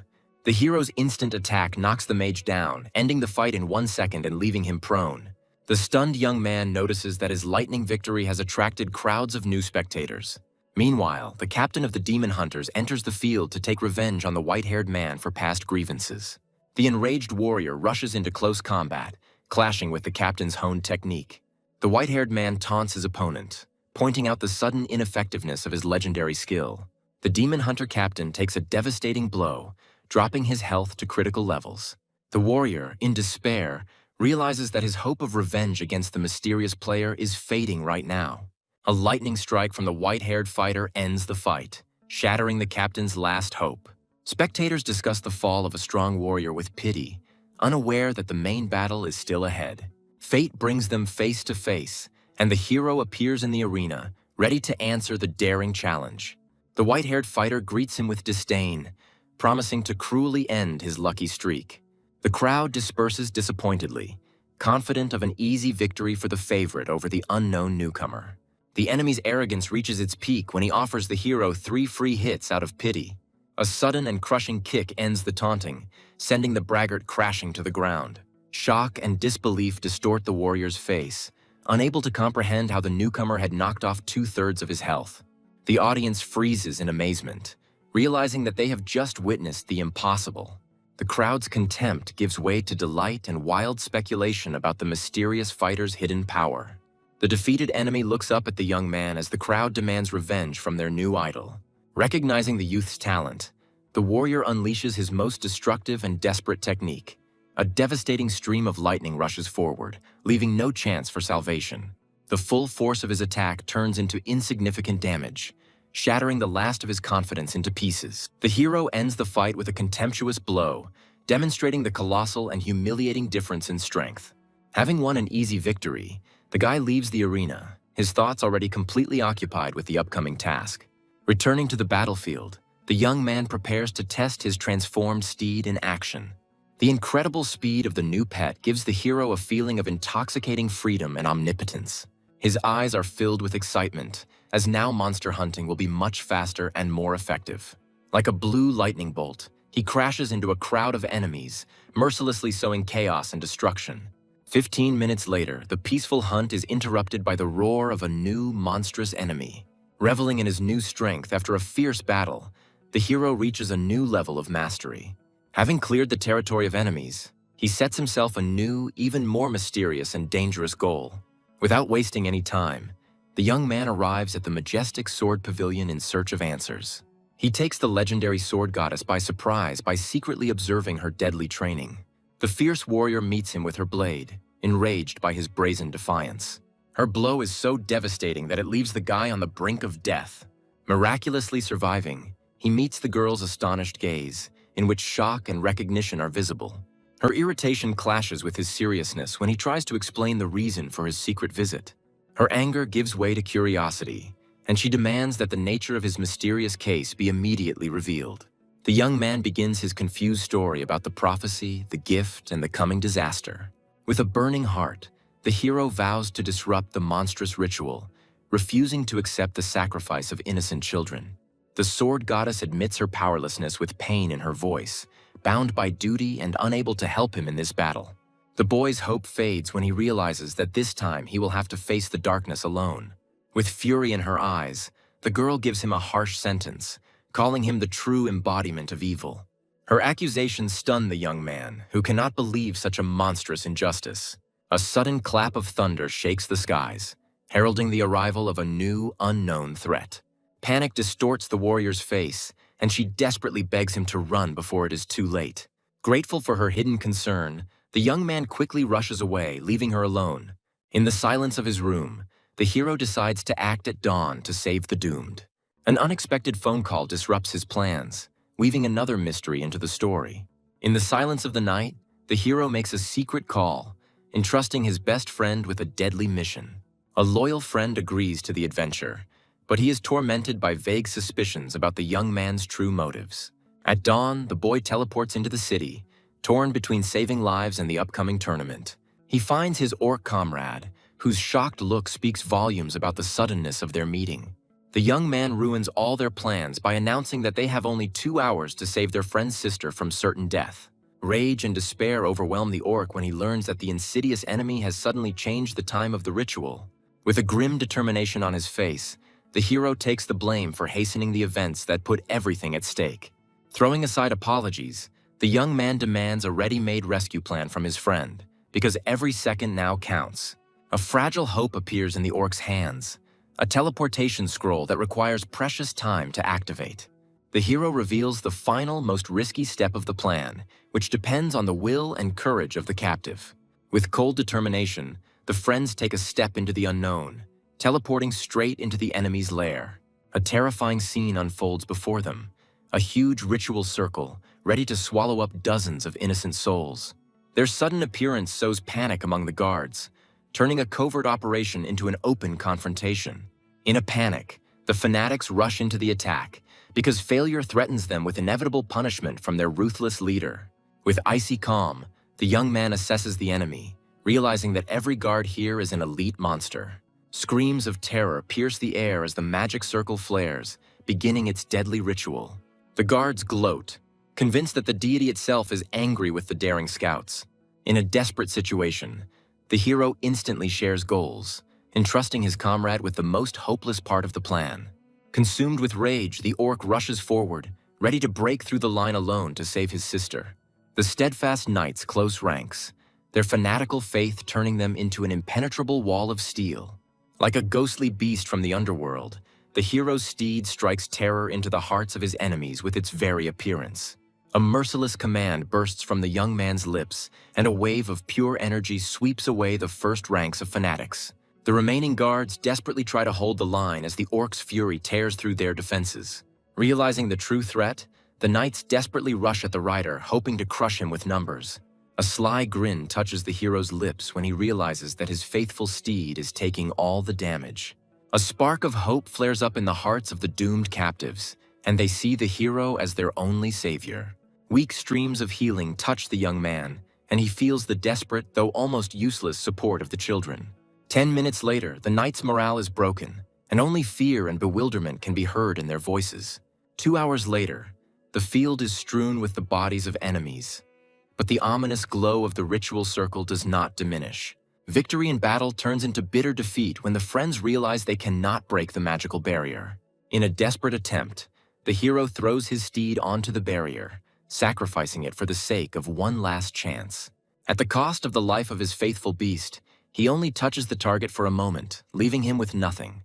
Amidst the chaos, a sister's scream is heard, and for a moment a ray of hope flares up in this hell. With tears in her eyes, the girl begs them to run, her gratitude mixed with horror at what is to come. Consumed by rage and love, the orc refuses to retreat and unleashes all his might on the impenetrable barrier. His desperate attack is thrown back, and the boy screams in horror that brute force is useless here. Utter helplessness and despair descend upon the warrior's shoulders when he realizes the futility of their sacrifices. The hero's comrade realizes that their enemy possesses divine power against which they cannot stand.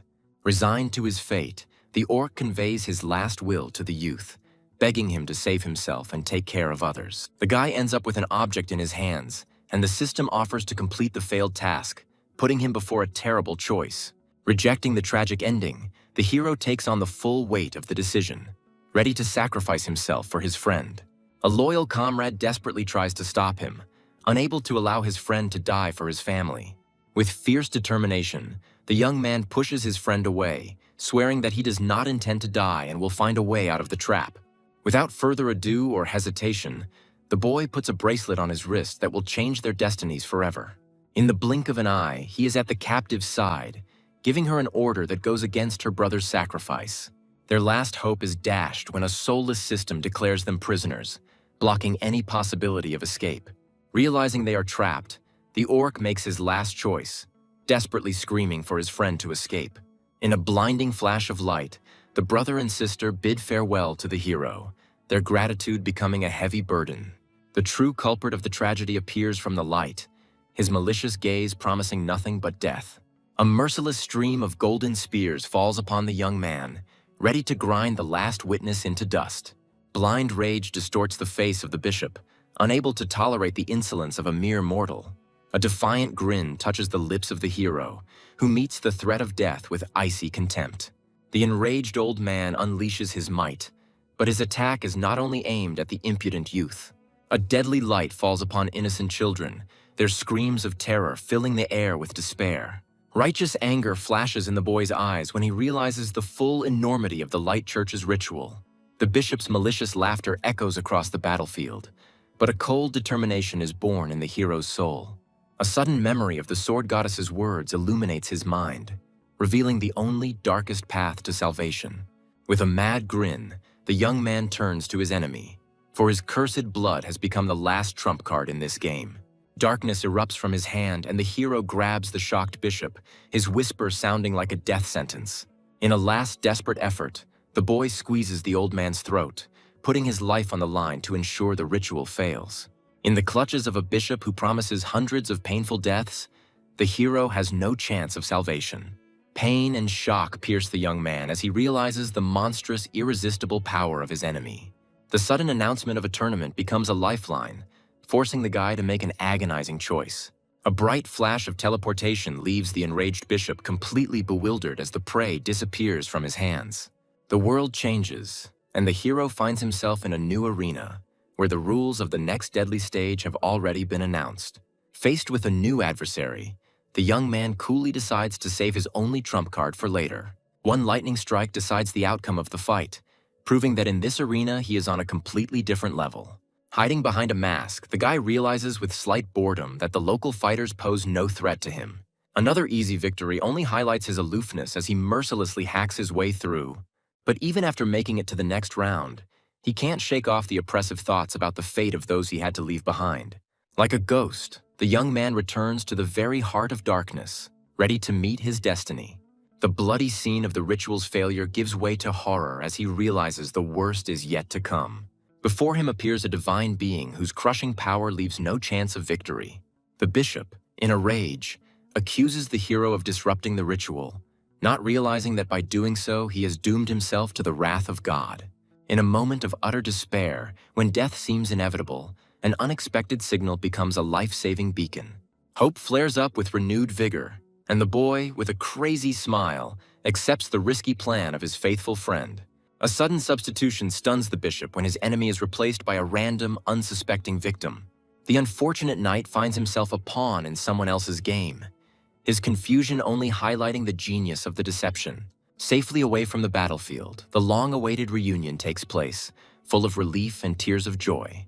The rescued hero is left perplexed, amazed at how cunning and mysterious his friend's plan turned out to be. Behind the life saved lies a cunning and ruthless plan by the sister, who sacrificed a random stranger for the sake of escape. The young man admits with a wry smile that her cunning move is worthy of the best adepts of the dark camp. Gratitude fills the hearts of those saved, and the orc hands the hero a priceless gift, swearing eternal loyalty. The guy ends up with an incredibly powerful artifact, whose name, faith, and oath hints at a hidden dark force. The girl's innocent question about the fate of the other captives makes the hero darken, foreshadowing the cruel truth. The brother and sister's faces twist in horror as they realize the terrible, unspoken fate of the other children. The young man reveals the bitter truth. Their enemies will not stop and will soon return to finish what they started. Rage drowns out fear, and the orc vows to destroy anyone who dares to threaten his family again. The fighting spirit of his friend lights a fire in the hero's heart, and he urges him to prepare for the inevitable coming battle. At the same time, in the enemy camp, an angry angel scolds the bishop, unable to understand how the swordsman penetrated their secret lair. The angry angel reveals that the ritual's failure has corrupted the divine plan and summoned the wrong one. In the bishop's pitiful babble, the deity catches a trace leading to the city from which the substitute adventurer came. An icy command bursts from the seraph's lips, launching a merciless hunt in the name of the humiliated lord.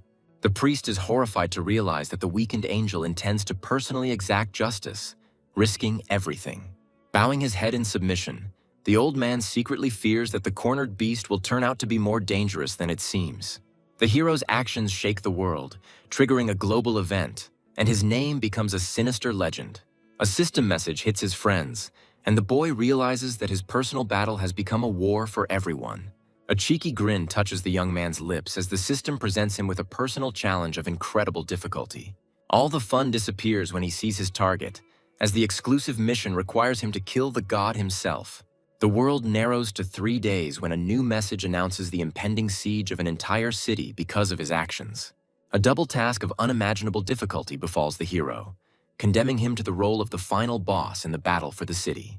A loyal friend tries to shield him from trouble, begging him to leave and not get involved in someone else's war. A furious roar cuts off his pleas, for the orc will not allow his friend to bear the burden of saving them alone. Old pain and a new thirst for revenge unite them, turning a personal tragedy into a common holy war. The alliance is sealed, and they decide to devote the last 3 days before the battle to desperate preparations for the inevitable. Left alone, the young man remembers the necklace he received as a gift, which may contain the key to victory. The final piece of equipment falls into place, and the divine artifact promises him the power of faith and the might of a curse. The necklace's hidden power awakens, and the system declares its rebirth into the prologue of darkness. The new title grants him an incredible 3-fold increase in health, turning him into an indestructible monster. With 4 million health, he realizes that he has become a real nightmare for any player willing to take on a fight. Anxiety distorts the young man's face when he notices his worried girlfriend running towards him. Overwhelmed with gratitude, the girl hands the hero 2 modest gifts, which contain her last hope. Recognition and shock alternate when the boy sees in his hands an artifact with a dark past and a mysterious future. She hesitates, but firmly, and reveals the secret of the bracelet, which turns out to be not just a decoration, but a clever trick. In the hero's hands, a scroll that would be useless to many becomes an incredible boost, heralding new power. Warm gratitude and a tender gesture erase all worries, filling the moment with sincere, childish joy. With determination in her voice, she sends him on his way, promising that they will not sit idly by either. An ancient power awakens, and the faithful steed bursts into golden flames, beginning its transformation.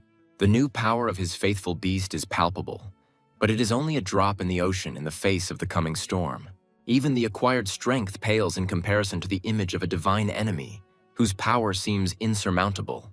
Memories of his past weakness force the hero to embark on a furious upgrade to become stronger. Just an hour later, he has already reached a new level, his determination bearing quick and tangible fruits. But even this is not enough, and the thirst for power pushes the young man to search for new, more dangerous territories.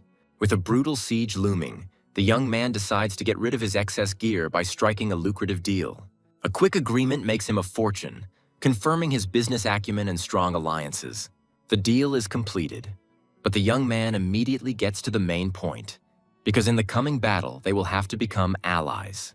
The leader of the Dragon Clan shares his concerns, as not only his life but also the reputation of the entire guild is at stake.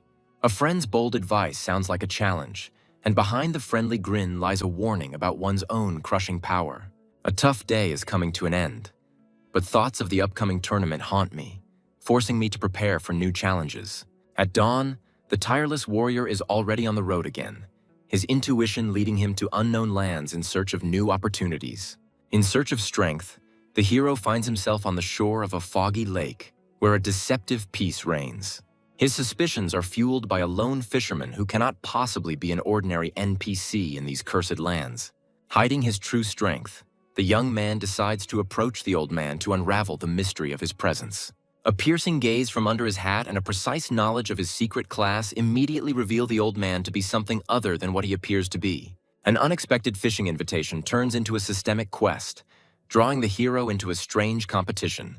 The guy is shocked to the depths of his soul, because the mysterious old man easily unraveled his deepest secret.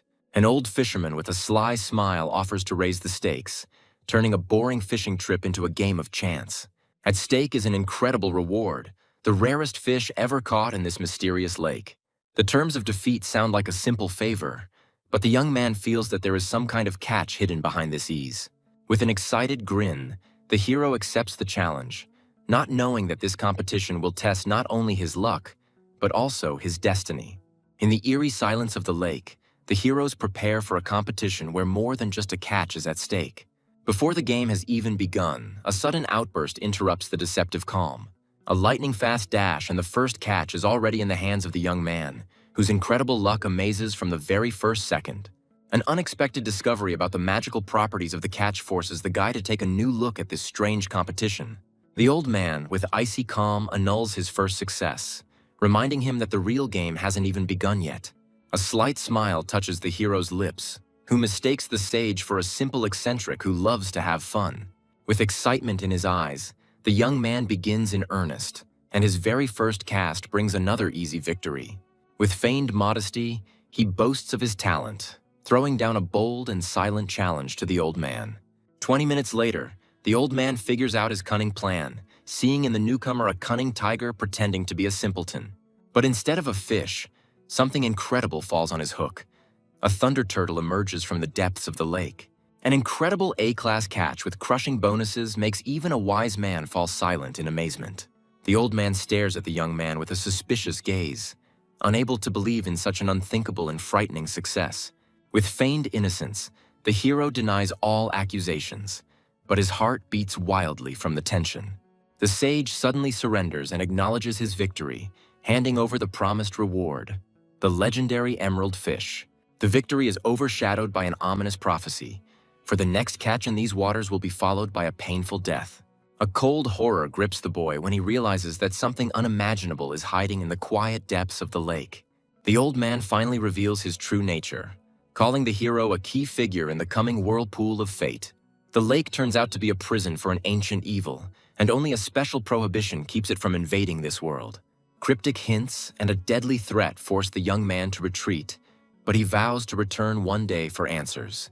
His departure does not go unnoticed, and the system announces the birth of a new, powerful enemy. A vague memory flashes in the hero's mind, and he tries with horror to remember where he heard this ominous name. A revelation pierces his mind, and he realizes that before him stands the seventh strongest warrior in the dark camp. The old man throws off his mask, placing the entire burden of the coming war between light and darkness on the shoulders of the young man. The boy looks at his powerful ally with suspicion, trying to figure out what game he is really playing. The sage only smiles, declaring himself a simple spectator in the upcoming performance, where the hero is assigned the main role. A cunning plan is born in the young man's head, but he is tormented by the fear of facing an enemy he cannot defeat. The old man dispels his hopes, warning that now the full power of the Light Church will fall upon him alone. With bitter irony, the hero realizes that without personal grievances, the powerful forces of the world will not interfere in his war. The modest gift becomes a symbol of support, and the sage leaves, leaving the boy alone to face the storm. His last attempt to get answers is met with a wall of silence as he faces his fate alone. In a last desperate attempt, the hero offers a deal where the price of a simple service is a legendary catch. But duty interrupts their conversation, and the system mercilessly tears him from this world, calling him to the tournament. 100 of the strongest warriors appear in the arena. Where to win, they must achieve 8 bloody victories alone. In the lull before the battle, he studies the gift of the sage, an artifact capable of turning the tide of any, even the most hopeless battle. The awareness of the fish's power gives him confidence, because now he holds the key to survival at the most crucial moment. His lightning-fast victory over the powerful mage sows terror, and a cry of astonished recognition rings out from the crowd. The sudden cry of his real name pierces the silence, and the young man realizes that his incognito has been revealed. The legend enters the game, and the spectators are already predicting an easy victory for him, dooming his opponents to failure. The mask is off, and before the terrified opponent stands not a newcomer, but the true nightmare of this tournament. With a contemptuous grin, the hero suggests that the enemy surrender, since his appearance is in itself a death sentence. Doubt is brewing in the crowd, but while everyone waits for proof, the real player remains in the shadows. Blind rage grips the hero when he sees how an impudent imposter steals his name and glory. The imposter's incredible speed stuns the enemy, leaving him no chance to strike back. The legendary reception becomes irrefutable proof, and the crowd explodes with delight, greeting their idol. Horror paralyzes the fighter's will, and in a pitiful impulse he surrenders, begging for mercy in the face of the legend. With a contemptuous grin, the imposter accepts the capitulation, reveling in his easy and undeserved victory. Riding the wave of someone else's fame, he immediately starts his own business, turning the arena into a platform for cheap self-promotion. The sudden appearance of the mighty Dragon Knight disrupts the triumph, his words full of contempt for the impostor. The young man looks in shock at the legendary warrior, whose appearance at the tournament changes everything. The Dragon Knight easily uncovers deception because he knows the impostor's true limit. The thirst for a real battle burns in the Dragon Knight, who watches the impostor's cheap show with annoyance. An icy rage grips the hero when he realizes that he will have to forcefully reclaim his stolen name. A series of lightning-fast victories becomes just a boring routine for the young man on the way to a real challenge. Boredom and impatience distort his face, because after 6 rounds he still hasn't met a single worthy opponent. The impostor revels in his undeserved fame, accepting pitiful pleas for mercy as his due. The sinister truth is revealed. His existence began as a joke, but has turned into a dark and lucrative deception. Chance gave him a legendary skill that finally cemented his alien, bloody fame. He proudly admits how he turned his stolen name into a source of wealth, forcing the powerful to grovel. Fate finally brings them together, and the impostor, with a confident smile, teleports to his doom. Blind in his arrogance, he does not recognize the true legend and contemptuously demands his immediate capitulation. As if pointing to a crack in the mask, the young man notices a tiny mistake in the impostor's name. The impostor's head is all confused because he doesn't understand where the fake got his signature move, which he himself stole. With icy calm, the hero demands an answer, his quiet voice louder than any shout in this arena. With a mad grin, the impostor denies everything, confident that one blow from him will be enough to erase this obstacle. Doubt begins to creep in among the crowd, as no one has ever seen the real Yi Jian, and the truth is hidden behind a veil of rumors. In an attempt to prove his legitimacy, the impostor launches an attack using stolen legendary technology. But his pathetic copy is shattered by the indestructible power of the original when the hero responds with his own signature blow. With fury contorting his face, the boy pins the impostor to the ground, demanding that he tell the whole truth about his dirty lies. The crowd erupts in shock as a scandal unfolds before their eyes that will change the history of the tournament forever. The Dragon Knight stands in stunned silence as it finally dawns on him who truly stands before him. In a pathetic babble, the impostor tries to buy his way out by offering half of the stolen goods, but his fate is already sealed. With icy fury, the hero rejects the deal, promising cruel reprisals if his name is desecrated even once more. With a mad grin, the defeated liar throws him one last challenge, reminding him of the coming war, in which the hero will not survive. A contemptuous blow puts an end to this farce, and the young man proves that his honor is not sold or forgiven. Without wasting a second, he addresses the deceived audience, once and for all destroying the impostor's false legend. A flash of insight mixed with rage flashes through the crowd at how brazenly and cheaply they had all been deceived.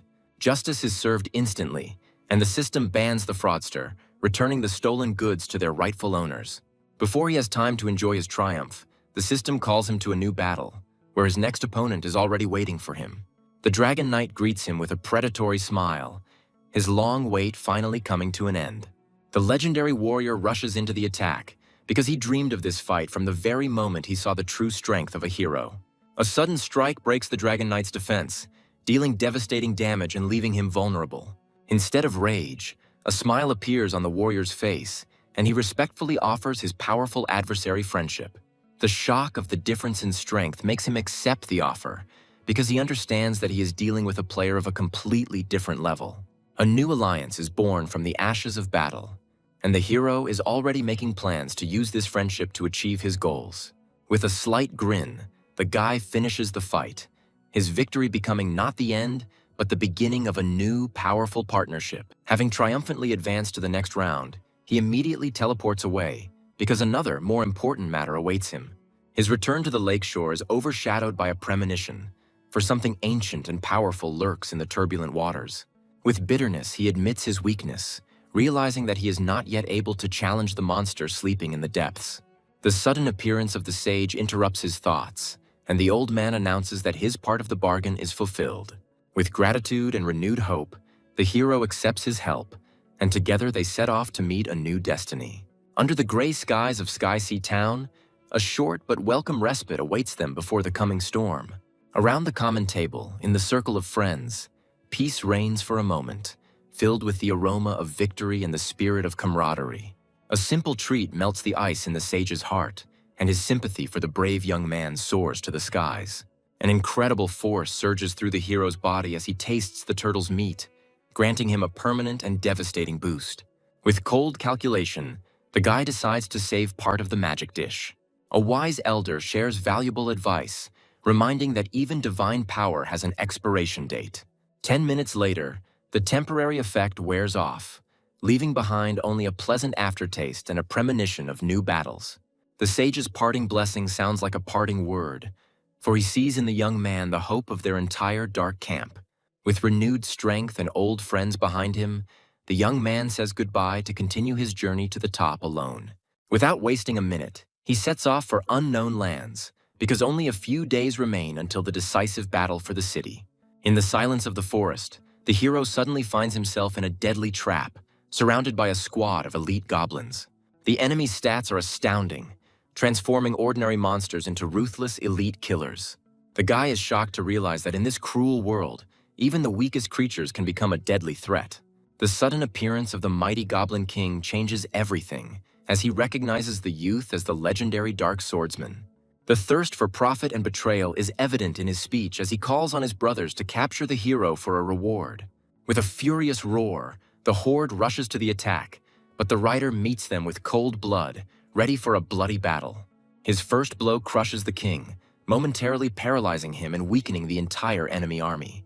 With a contemptuous grin, the goblin chieftain prepares to strike back, seeing only childishness in the hero's tactics. A powerful blow from the axe falls upon the faithful steed, inflicting colossal, almost fatal damage. A cold rage flashes in the young man's eyes, as he realizes that in front of him is not just a monster, but a dark gold boss.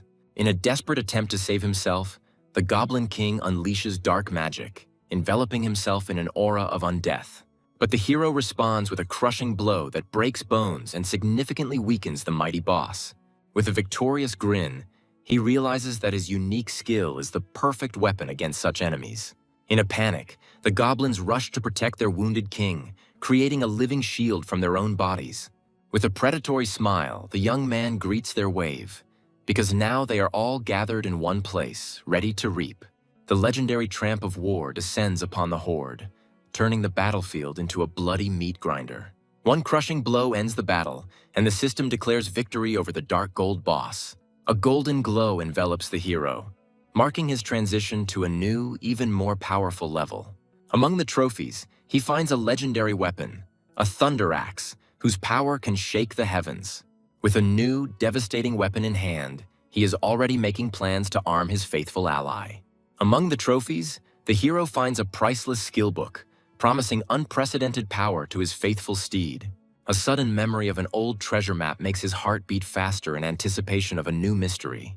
He ends up with a rare S-Class card that leads to untold riches and deadly dangers. The card flares with an ominous fire, warning of the incredible danger that lies behind its promises. The logic breaks down, because the difficulty of the reward is completely inappropriate for the level of the boss from which it was received. A bold guess is born in the hero's head, and he decides to take a risk, putting the fate of his main quest on the line. In search of answers, he turns to the forum, hoping to find at least a scrap of information about the mysterious fortress of the fallen. Before him appears the image of a gloomy city, guarded by one of the most powerful demon magicians.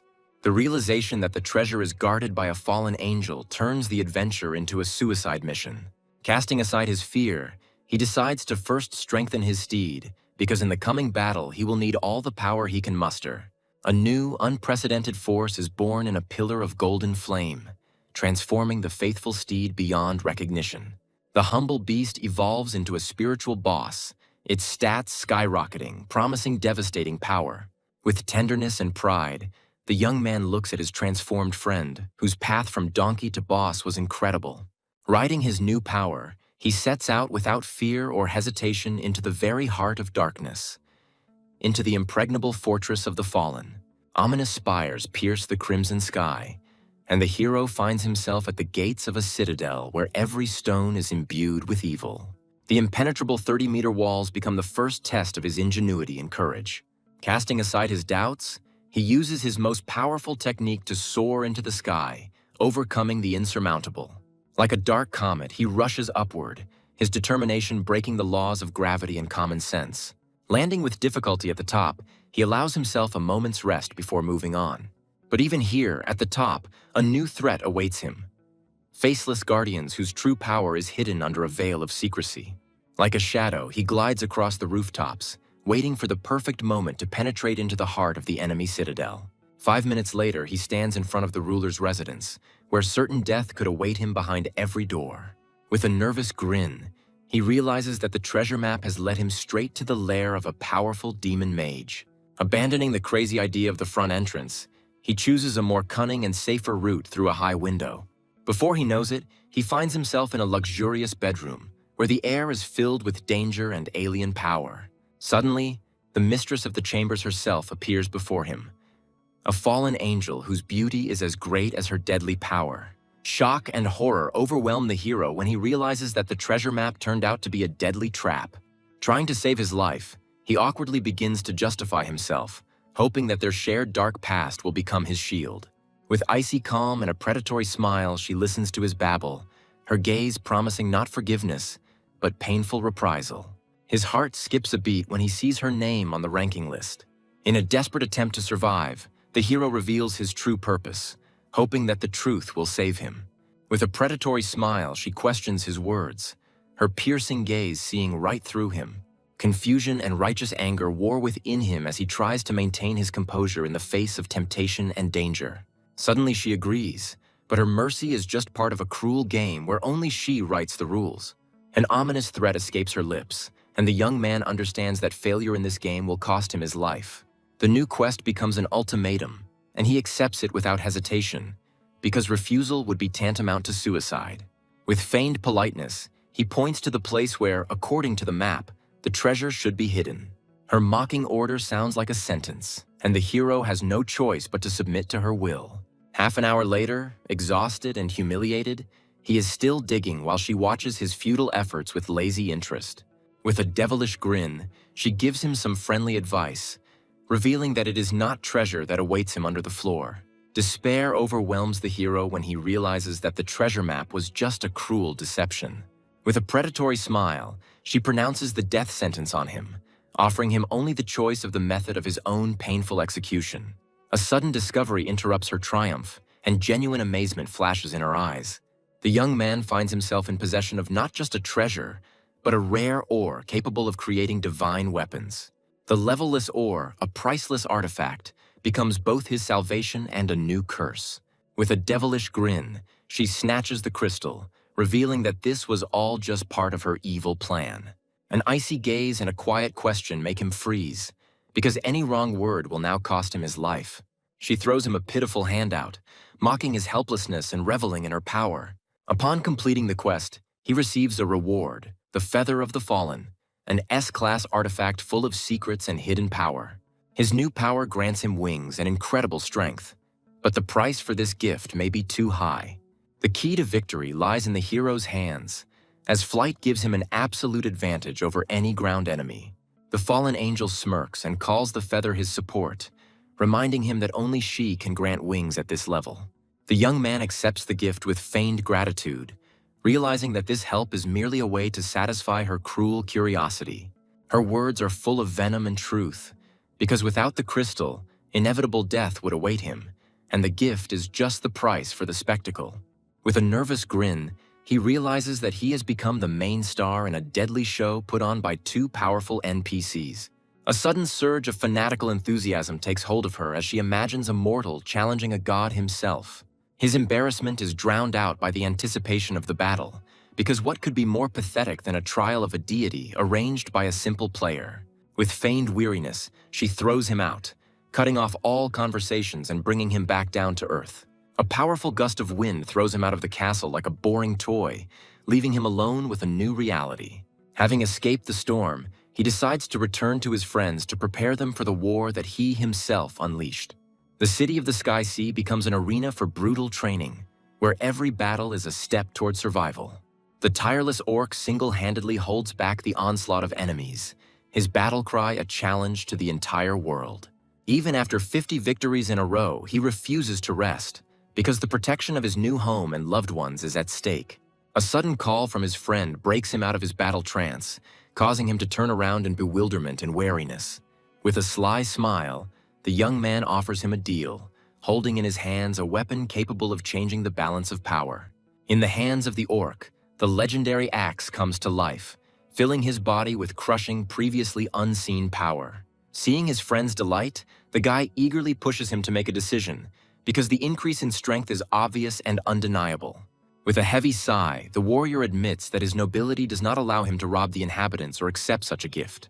The young man finds himself in an awkward situation when he realizes that his friend is trying to get a priceless weapon for free. Not wanting to put pressure on his comrade, he offers an alternative, hoping to find something equivalent to the thunder axe in his inventory. Reluctantly, the orc offers his only treasure, which he had been saving for the most important moment. The hero ends up with a divine-level artifact, the Pearl of Time, that can change the laws of the universe. Shock and bewilderment give way to suspicion, as he cannot understand how a humble clan could have acquired such a powerful item. Casting aside all doubts, the young man makes a deal, sealing their union not just with words, but with a brotherly handshake. A firm handshake becomes a symbol of their unbreakable friendship, where there is no place for ceremony or convention. But a shadow of doubt still gnaws at the orc, because he understands that his friend's priceless gift is incommensurate with the price of his life. In a desperate attempt to preserve both friendship and justice, the guy offers to borrow the artifact. The orc agrees to a risky deal, because the pearl in the hands of an enemy will become only a trophy, but in the hands of a friend, hope. To prove his honesty, he demands from the young man an unbreakable oath before God, where the price of a mistake is death.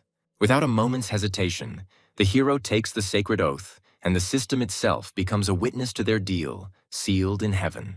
With cold calculation, the hero admits that his persistence is driven only by a thirst for strength in the face of the coming battle. Memories of past defeats make him cling to any opportunity, because there is too much at stake. He sheepishly apologizes, admitting that his desire to defeat the deity has caused him to forget about honor and friendship. The orc's words convey the harsh truth of this world, where strength is the only thing that can protect those you love.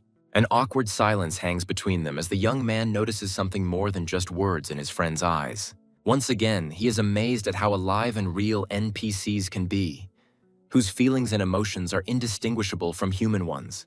Putting sentimentality aside, the guy decides to use the remaining time for one last training session before the decisive battle. The Pearl of Time glows in his hand, and he activates it without hesitation to gain new, unprecedented power. With a furious cry, he selects his most devastating skill, pouring all the power of the divine artifact into it. The system announces an incredible boost, and his legendary War Stomp becomes twice as deadly as before. The enhanced skill becomes an ultimate weapon, combining devastating damage, control, and ally support. The hero is shocked to realize the power of his new ultimate, which recharges in just 30 seconds. With a devilish grin, he sets out to hunt and test his new power on the unfortunate goblins. The thirst for profit blinds the monsters again, and they rush at him in a crowd, unaware of their terrible mistake. With icy calm, he stops them, mockingly suggesting that they gather closer for a more spectacular destruction. 5 minutes later, the forest echoes with the roar of the War Stomp, which falls upon the doomed horde again and again. Horror and bewilderment flash in the eyes of the surviving goblin, because he does not understand how this is possible. Surrounded by a golden glow of a new level, the young man revels in his power, for he has now become a true nightmare. The next day, a new stage of the tournament begins, where only the top 10 will remain from the 100 strongest. The arena empties and the atmosphere becomes tense, as everyone who has made it this far is the elite of the elite. The very first opponent throws him a bold challenge, his confidence bordering on madness. With his eyes shining, the King of Thieves offers him a game of hide-and-seek, not knowing that this will be his last mistake. His vaunted stealth proves useless when War Stomp delivers a devastating area of effect attack. With a contemptuous grin, the hero ends the fight without even moving from the spot, his power leaving no chance. The crowd watches in shock as the swift massacre unfolds, realizing that the Dark Gold boss is a nightmare come true. A new opponent enters the arena, but instead of a challenge, he respectfully asks the legend for a lesson in skill. A condescending smile touches the lips of the young man, who sees in his enemy a rare and almost forgotten fighting spirit. But behind the mask of respect lies a cunning plan, and the Soul Master seizes the perfect moment to attack. Suddenly, chains bind the hero, and he realizes in shock that he has fallen into an ingenious mental trap. With a devilish grin, the enemy reveals the plan, as now all he has to do is push the immobilized body out of the arena. With a defiant grin, the hero releases his dark aura, which easily breaks the mental shackles. Shock and disbelief distort the Soul Master's face, as he believed his technique to be absolute and indestructible. A lightning strike breaks his amazement, and the system declares another easy and humiliating victory. With a touch of smugness, the young man reminds us of his uniqueness, because being a dark swordsman means having an ace up your sleeve. While he waits for his next fight, he scans the arena, looking for other masters worthy of his attention. His attention is drawn to a strange scene where a mighty warrior is scolded like a boy by his own subordinates. The guild leader, humiliated in front of everyone, furiously demands that his opponent put on armor and fight like a man. With cold contempt, he explains that armor is just a hindrance to him, slowing down the deadly swing of his blade. Despite his strangeness, he promises to take the fight seriously, and lightning envelops his body. Deeply offended, his opponent rushes into the attack, eager to punish the insolent man for his boundless self-confidence. With one lightning-fast strike, the swordsman ends the fight, his strength leaving the enemy no chance. The hero is shocked to discover that the strange warrior is the head of the first guild, whose power and reputation surpass his own. The swordsman's incredible speed and dodging technique leave the young man dumbfounded, causing him to doubt his own eyes. Even his loyal comrades shyly admire him, secretly wishing that their eccentric leader would finally get dressed. Recognition flashes through the crowd, and the hero greets with a grin the old acquaintance who once challenged him. The sudden appearance of the real Yi Jian causes panic and confusion, as no one expected to see him here. The arena is frozen in anticipation, as two legendary masters are about to meet in a battle that will decide everything. The swordsman greets the hero, his voice full of anticipation, having long heard of his exploits and longing for battle. With a predatory smile, he challenges, hoping that the rumors of the dark swordsman's strength will be true. With cold determination, the young man accepts the challenge, realizing that in this battle he will have to give it his all. A flash of teleportation throws the hero into the arena, where his most serious opponent of the entire tournament awaits him.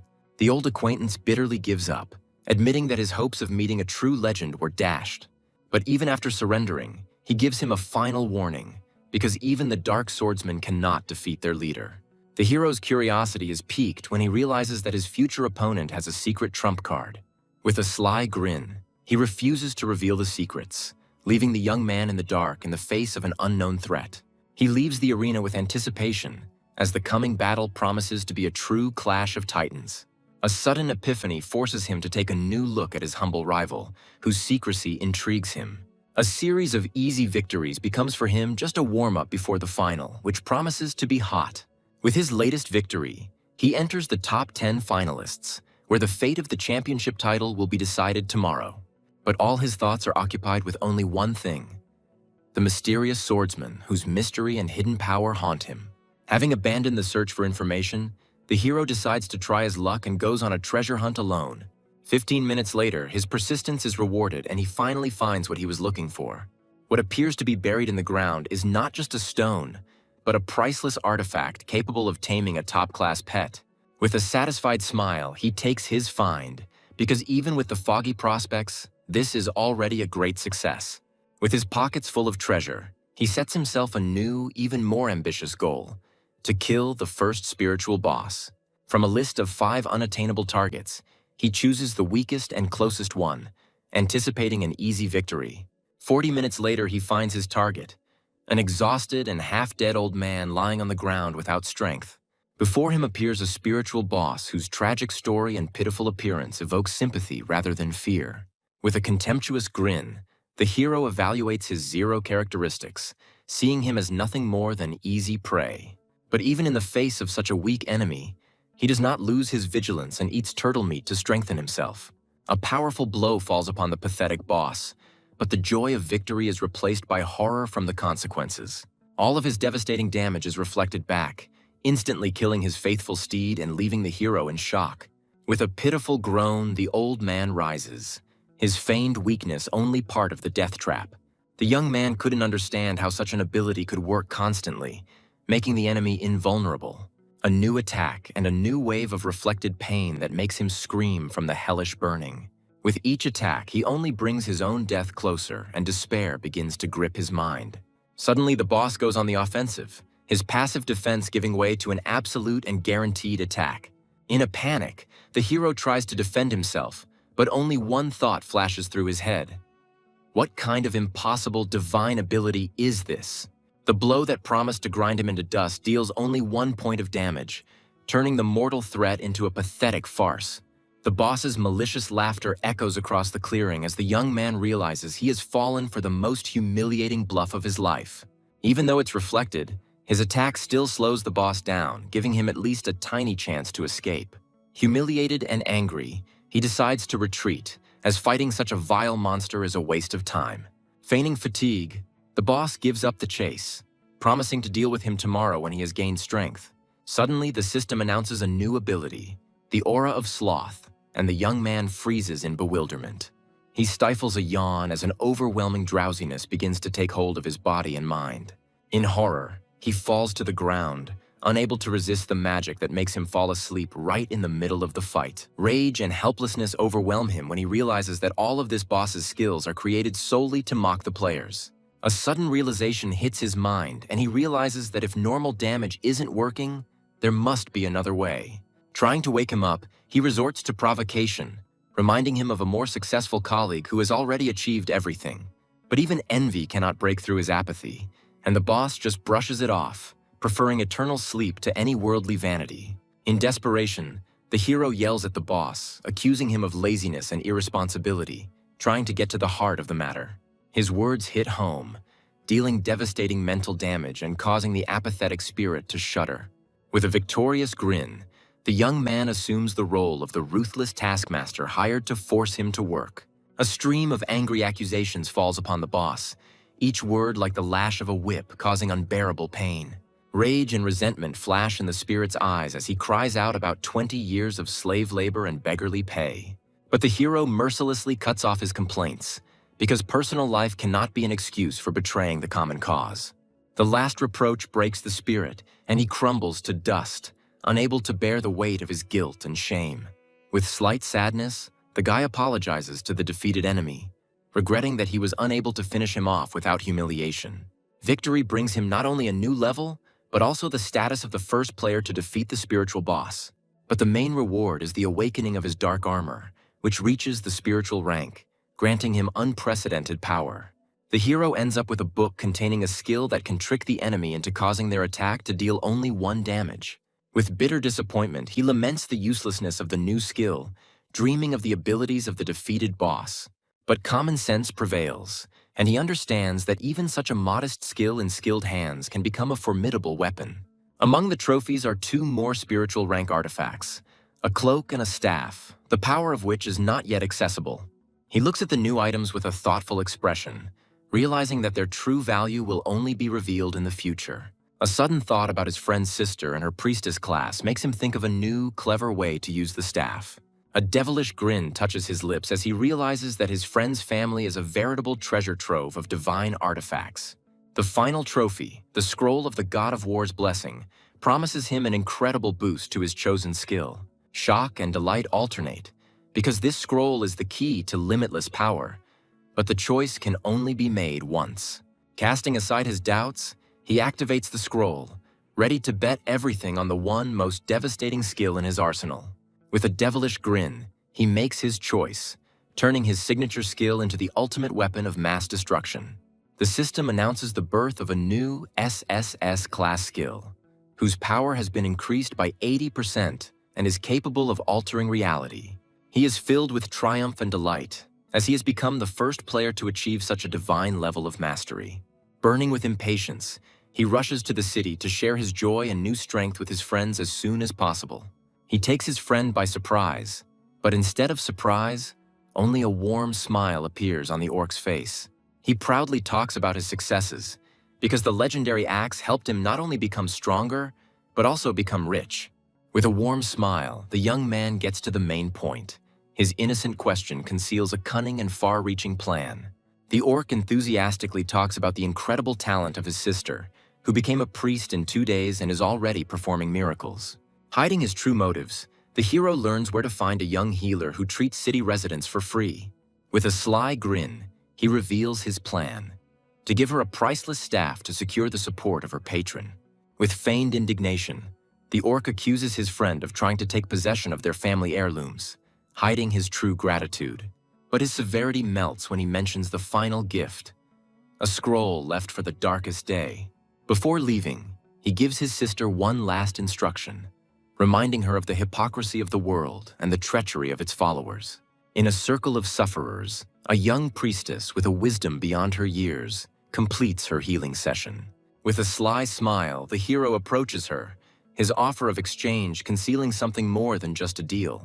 Confused but intrigued, she offers in exchange her only treasure, a mysterious scroll from her ancestors. The young man finds himself in possession of an artifact capable of turning back time, the key to salvation in the most hopeless situation.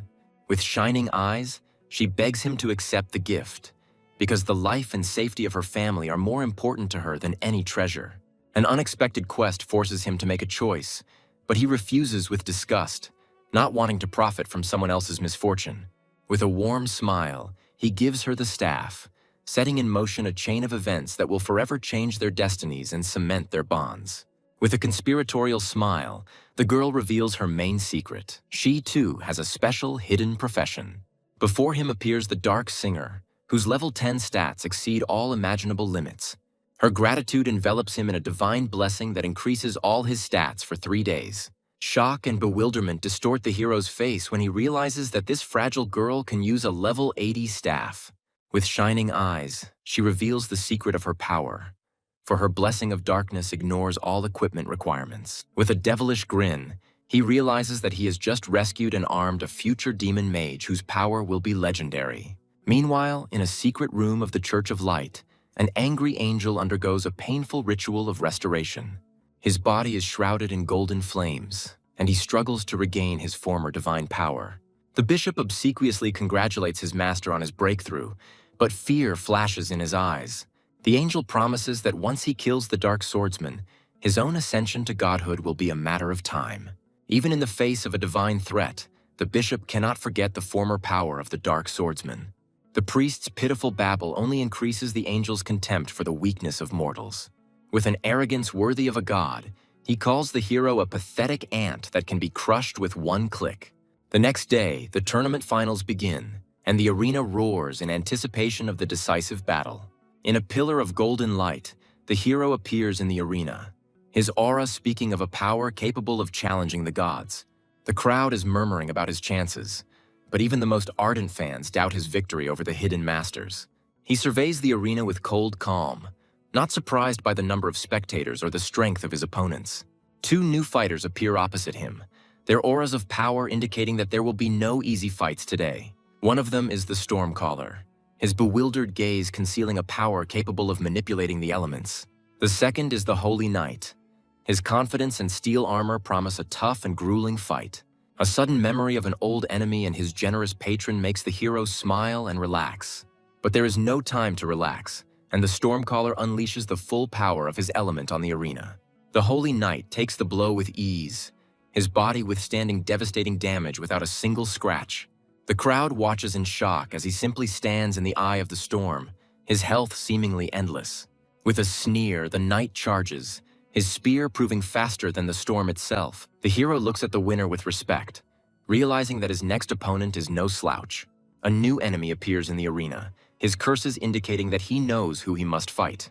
The thief's lightning-fast attack is thwarted by the hero's incredible reaction, leaving the attacker completely bewildered.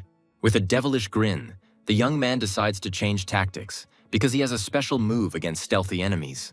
Dark magic erupts from his hand, and the undead grasp rushes towards the enemy, leaving them no chance to escape. With feigned humility, the hero admits defeat, but in the eyes of his enemy, one can read only respect for his skill. A legend is born in the crowd, and rumors of his divine talent and incredible skill spread like wildfire. The young man looks around the arena with cold curiosity, wondering if there are any worthy opponents left. He watches other people's fights with slight boredom, realizing that the level of the local fighters does not pose a threat to him. He is looking forward to only one thing: a new meeting with the mysterious swordsman, whose technique challenges his own skill. The crowd's attention is drawn to a new pair of fighters as the flame priest enters the arena, ready to challenge the legend. A firestorm descends upon the swordsman, but he moves through it with ease like a ghostly dancer. With one elusive movement, he finds himself behind the priest, and his blow puts an end to this short and spectacular fight. The audience is shocked. They cannot understand how he managed to escape from the fiery hell without a single scratch. But the hero sees what is hidden from others, an incredible evasion technique. The sudden appearance of a mysterious stranger shocks the hero, as he recognizes him as his legendary predecessor. The ghost of the past reveals that he left a mark on the armor to test whether the new owner is worthy of the name of the Dark Swordsman. The realization that the previous Dark Swordsman is not quite dead causes the young man to take a new look at his own destiny. With a sneer, the spirit reveals its plan. It was waiting for the hero to find himself in a hopeless situation so that it could appear and laugh. In a final act of rage, he gives him the key to victory by revealing the secret of the Dark Swordsman's most powerful skill, the Wheel of Darkness. With a contemptuous grin, the young man brushes off his help, confident that he doesn't need anyone else's hints to win.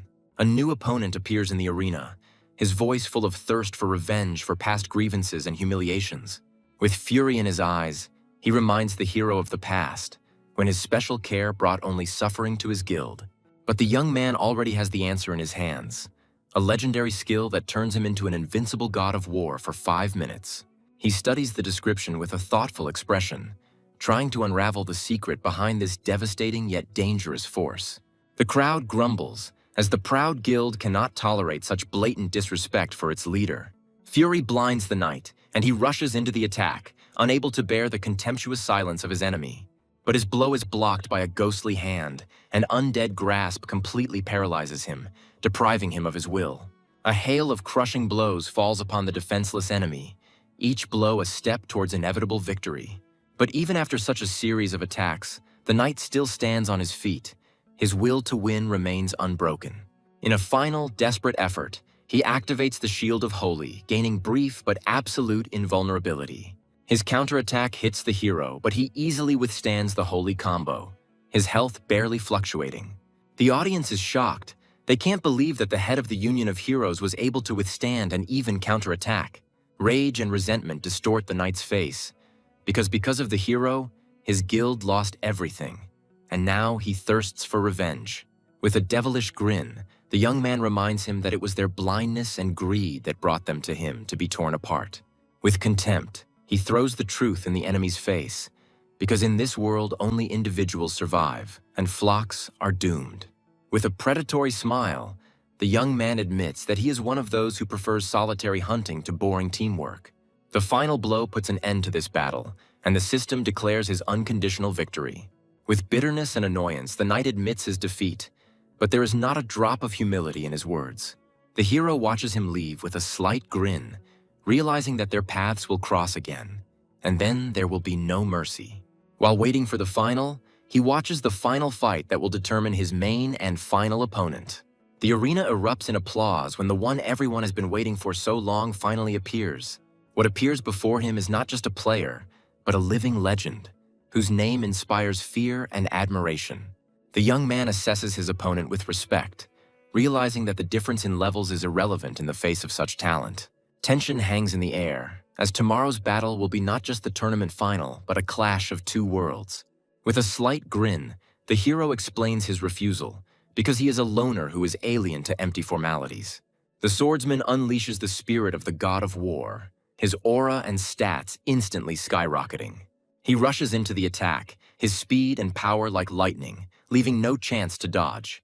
But a dragon bursts out of the shadows, and its attack easily passes through the ghostly figure of the hero. With fury and passion, the swordsman continues his attack, but each of his blows meets with emptiness. The hero responds with his signature attack, but Undead Grasp also passes through the enemy without causing damage. Again and again, their attacks fail to achieve their goal, and a shadow of bewilderment and excitement appears on the young man's face. Even the swordsman was surprised by such incredible dexterity, because before this, no one could dodge his blows. With a devilish grin, the hero decides to up the ante by using his most powerful and fastest skill. But even War Stomp, with its incredible acceleration, cannot touch the ghostly swordsman, who seems to dance between blows. Shock and disbelief distort the hero's face, as his ultimate skill proved completely useless. The crowd cheers, admiring the incredible technique of their leader, who easily humiliates the legendary Dark Swordsman. Even loyal comrades doubt their idol's victory, as his characteristics are significantly inferior to the hero's power. One of them cuts off the argument with contempt, since judging a victory by bare numbers is the lot of primitive players. With icy confidence, he declares that their leader never makes mistakes, and this is what will bring him victory. In the heat of battle, the hero desperately tries to hit the enemy, but every blow he strikes falls on deaf ears. His breathing becomes labored and his confidence fades as he realizes that defeat is only a matter of time. With each passing second, he becomes more and more convinced that his opponent only used one skill to strengthen himself. He couldn't comprehend how he could dodge all of his attacks at such a breakneck speed. A familiar feeling of powerlessness overcomes him, and he realizes that he has become a victim in someone else's deadly game. He can't wrap his head around how such a cheating skill can exist at this stage of the game. Despair gives way to determination, because he believes that any technology, even the most advanced, has a weak spot. In the heat of battle, his indomitable spirit awakens a new, hidden passive that becomes the key to victory. A sudden memory of his predecessor's words illuminates his mind, and he understands that this is the very victory over the enemy. The swordsman's enraged cry breaks him out of his thoughts, as he has no intention of waiting for his opponent to unravel all the secrets. Suddenly, the young man notices that his enemy's elusive speed has begun to drop, giving him a chance to counterattack. Like a wounded animal, the swordsman launches into a final desperate attack, his eyes burning with rage and passion. The audience is shocked. They can't believe that their invincible leader has finally made a mistake. With a devilish grin, the hero realizes that his new passive is an accuracy buff that deprives the enemy of his main trump card. With renewed strength and confidence in victory, he rushes forward, ready to crush his weakened opponent. The swordsman realizes his mistake, but it is too late. His opponent has unraveled part of his secret. Again and again, his attack misses the target, and the young man realizes that his guess was wrong. Suddenly, the swordsman uses a new, unknown technique that makes him completely invulnerable for 10 seconds. With a slight grin, he admits that the hero was also able to awaken the hidden passive of his unique profession. Everything falls into place in the young man's head, and he understands that each unique class has its own secret trump card. The swordsman reveals the truth to him. Only a few with incredible talent and reflexes can awaken these skills. Putting aside all talk, he rushes into the attack again, his blade thirsting for blood, not empty words. The very first blow reaches its target, and the hero blocks it with difficulty, feeling the crushing power of his enemy.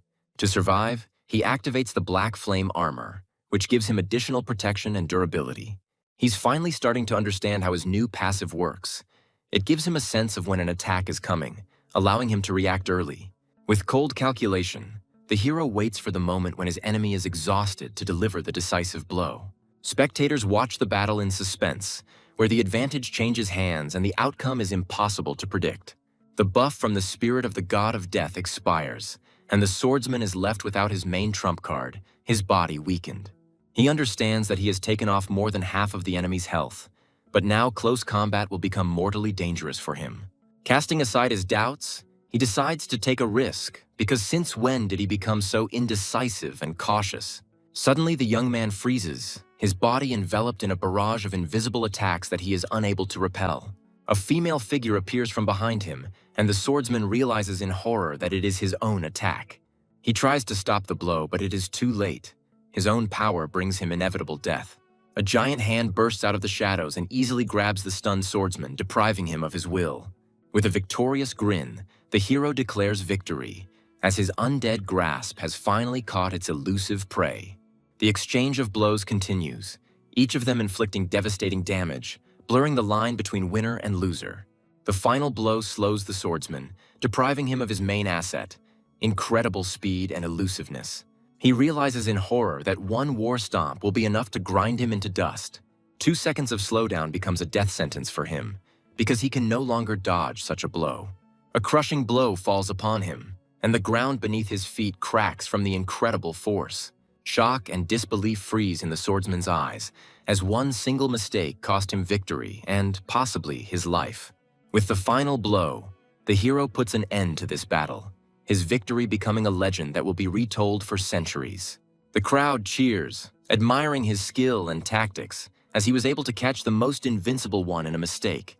He accepts his victory with a satisfied smile, but his head is already swarming with questions about the mysterious mechanics of this world. The arena doesn't wait, and while he's pondering, the tournament continues, mercilessly weeding out the weak and leaving only the strongest. In the arena, two leaders clash whose feud goes far beyond simple rivalry. With anticipation and excitement, the hero prepares for a battle that promises to become a true legend. The Holy Knight unleashes his power, his attack like sunlight, incinerating everything in its path. But the swordsman easily dodges his blows, his movements a dance on the brink of life and death. Despair grips the knight, because he understands that against such an enemy he has almost no chance of victory. In a last desperate attempt, he summons the Shield of Holy, but even divine protection cannot save him. With icy calm, the hero breaks through his defense, his blow putting an end to this short and humiliating fight. With fury in his eyes, the defeated knight gives him a final warning, reminding him of the coming battle with the god. With a contemptuous grin, the young man finishes him off, because he does not tolerate those who rely on others' help instead of their own strength. Clenching his fists in rage and humiliation, the knight swears revenge, for he will never forgive this disgrace. The tournament final brings them face to face, and the hero eagerly prepares for the decisive battle. With a cheeky grin, he sheds his armor, echoing the eccentric gesture of his mighty adversary. Cold irritation flashes in the swordsman's eyes as he sees this not as respect, but as mockery.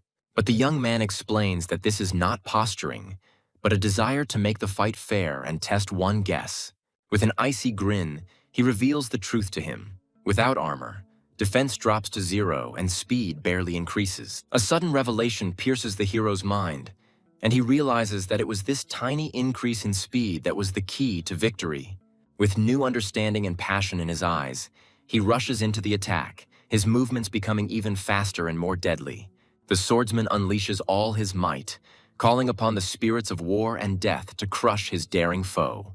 But the hero responds with his signature blow, and the stomp of war crashes down onto the arena, shaking it to its foundations. At the last moment, the swordsman uses his unique skill, and the peace treaty makes him invulnerable again. Horror flashes in the swordsman's eyes as he realizes that even his invulnerability has not saved him from harm. In a desperate attempt to defend himself, he activates the black flame armor, but this only delays the inevitable. By removing his armor, the hero becomes faster and is now ready to reach his enemy wherever he may be. The seconds melt away before his eyes, and the swordsman understands that he only needs to hold on until his saving skill wears off. He barely dodges the barrage of blows, his incredible speed allowing him to dance on the blade of a knife. The countdown in his head sounds like a prayer, because every second brings him closer to salvation. At the last second, the hero rushes into attack, his body engulfed in purple flames, leaving no chance of escape. Shock and disbelief distort the swordsman's face as he realizes his opponent was able to roll back his ultimate in a matter of seconds. With a furious cry, the youth unleashes all his power, and the mad execution falls upon the defenseless enemy. With his last breath, the swordsman admits his defeat, his respect for his opponent becoming his final tribute.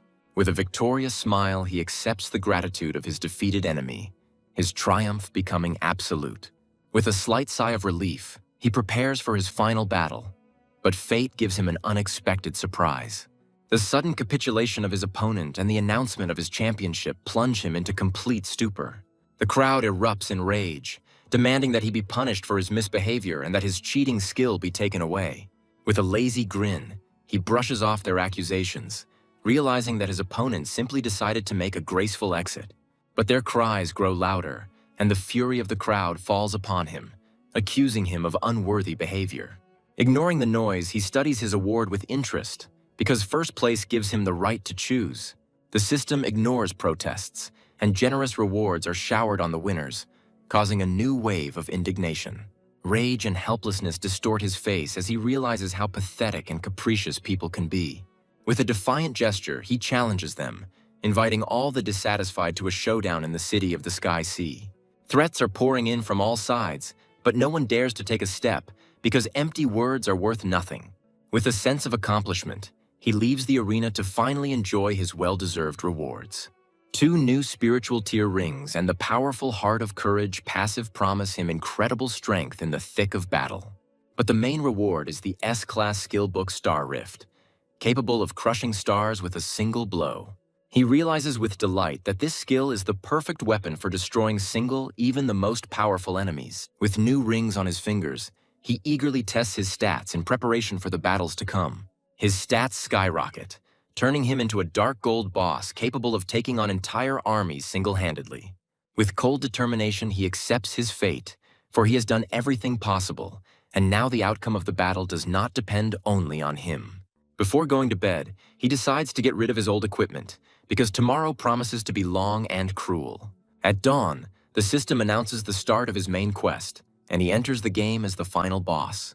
With the activation of a new quest, the full weight of responsibility for the fate of an entire city falls on the hero's shoulders. He takes command without delay, giving orders and strengthening the defense in the face of the enemy. A loyal friend greets him, ready to fight side by side, but there is worry in his eyes. He shares bad news. The Camp of Light has betrayed them, and now they will have to stand up to the church alone. Even without reinforcements, the crowd of enemies seems endless, and hope for victory begins to fade. A sudden surge of concern takes the young man by surprise when his friend begs him to take care of himself in this hopeless battle. He asks him not to get into the thick of things, but just to survive. But the hero sees in this not concern, but mistrust. With bitterness in his voice, the orc admits that he cannot calmly watch his soldiers die in vain while he hides. But the young man interrupts him, demanding that he be given command, because only he can save as many lives as possible. With a heavy heart, but boundless trust, the orc obeys, handing over to him all authority over the city's defense. The sudden question about his sister makes the orc's face darken, as her fate lies in the hands of a powerful fallen angel. A vague premonition overwhelms the hero when he realizes that Sela could have foreseen their defeat and took Lys to save her. A vision from a past life flashes in his mind, where the orphaned and vengeful fox became a magical deity. With a bitter smile, he realizes that history repeats itself, and all events lead to the same tragic ending. But there is no time to think, and the system declares the beginning of the war, throwing the first wave of fanatics at them. With a furious cry, the church's army charges forward, their blind faith turning them into merciless killers. The young man gives orders with cold calculation. His tactics are the key to survival in this unequal battle. Under the command of the captain of the guard, the first wave of defenders moves into position, ready to meet the enemy. With righteous anger, the captain addresses his soldiers, reminding them of the church's atrocities hidden behind the mask of faith. But doubts arise in the hero's soul, because he does not know how the soldiers of light will perceive the call to fight against their own. With bitterness in his voice, the orc tells of the tragedy of the captain, whose daughter became an innocent victim of the church's cruelty. Rage and hatred boil in the captain's soul, because due to the enemy's formation, he is losing his advantage in battle. With icy calm, the enemy reminds him of his daughter's cries, stirring up old and unhealed wounds. Blind rage takes hold of the captain and he rushes at the enemy, forgetting about tactics and risking everything for the sake of revenge. The sudden appearance of the priestess and the announcement of a new wave of attack interrupts his mad rush. With a devilish grin, the enemy licks his lips, anticipating easy prey in the form of a defenseless healer. With alarm, the hero recognizes in the priestess the mentor of Lys, who remained to protect the city despite the danger. Her divine blessing envelops the wounded, giving them new strength and hope for victory. But even with the buffs, the defenders remain just cannon fodder for the invincible army of the church. The orc watches the battle with a heavy heart, knowing that the next wave will be his final and decisive battle.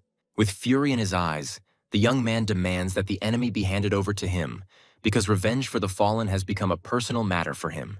The orc gives in with understanding, for he sees in his friend's eyes the same thirst for justice that burns in his own heart.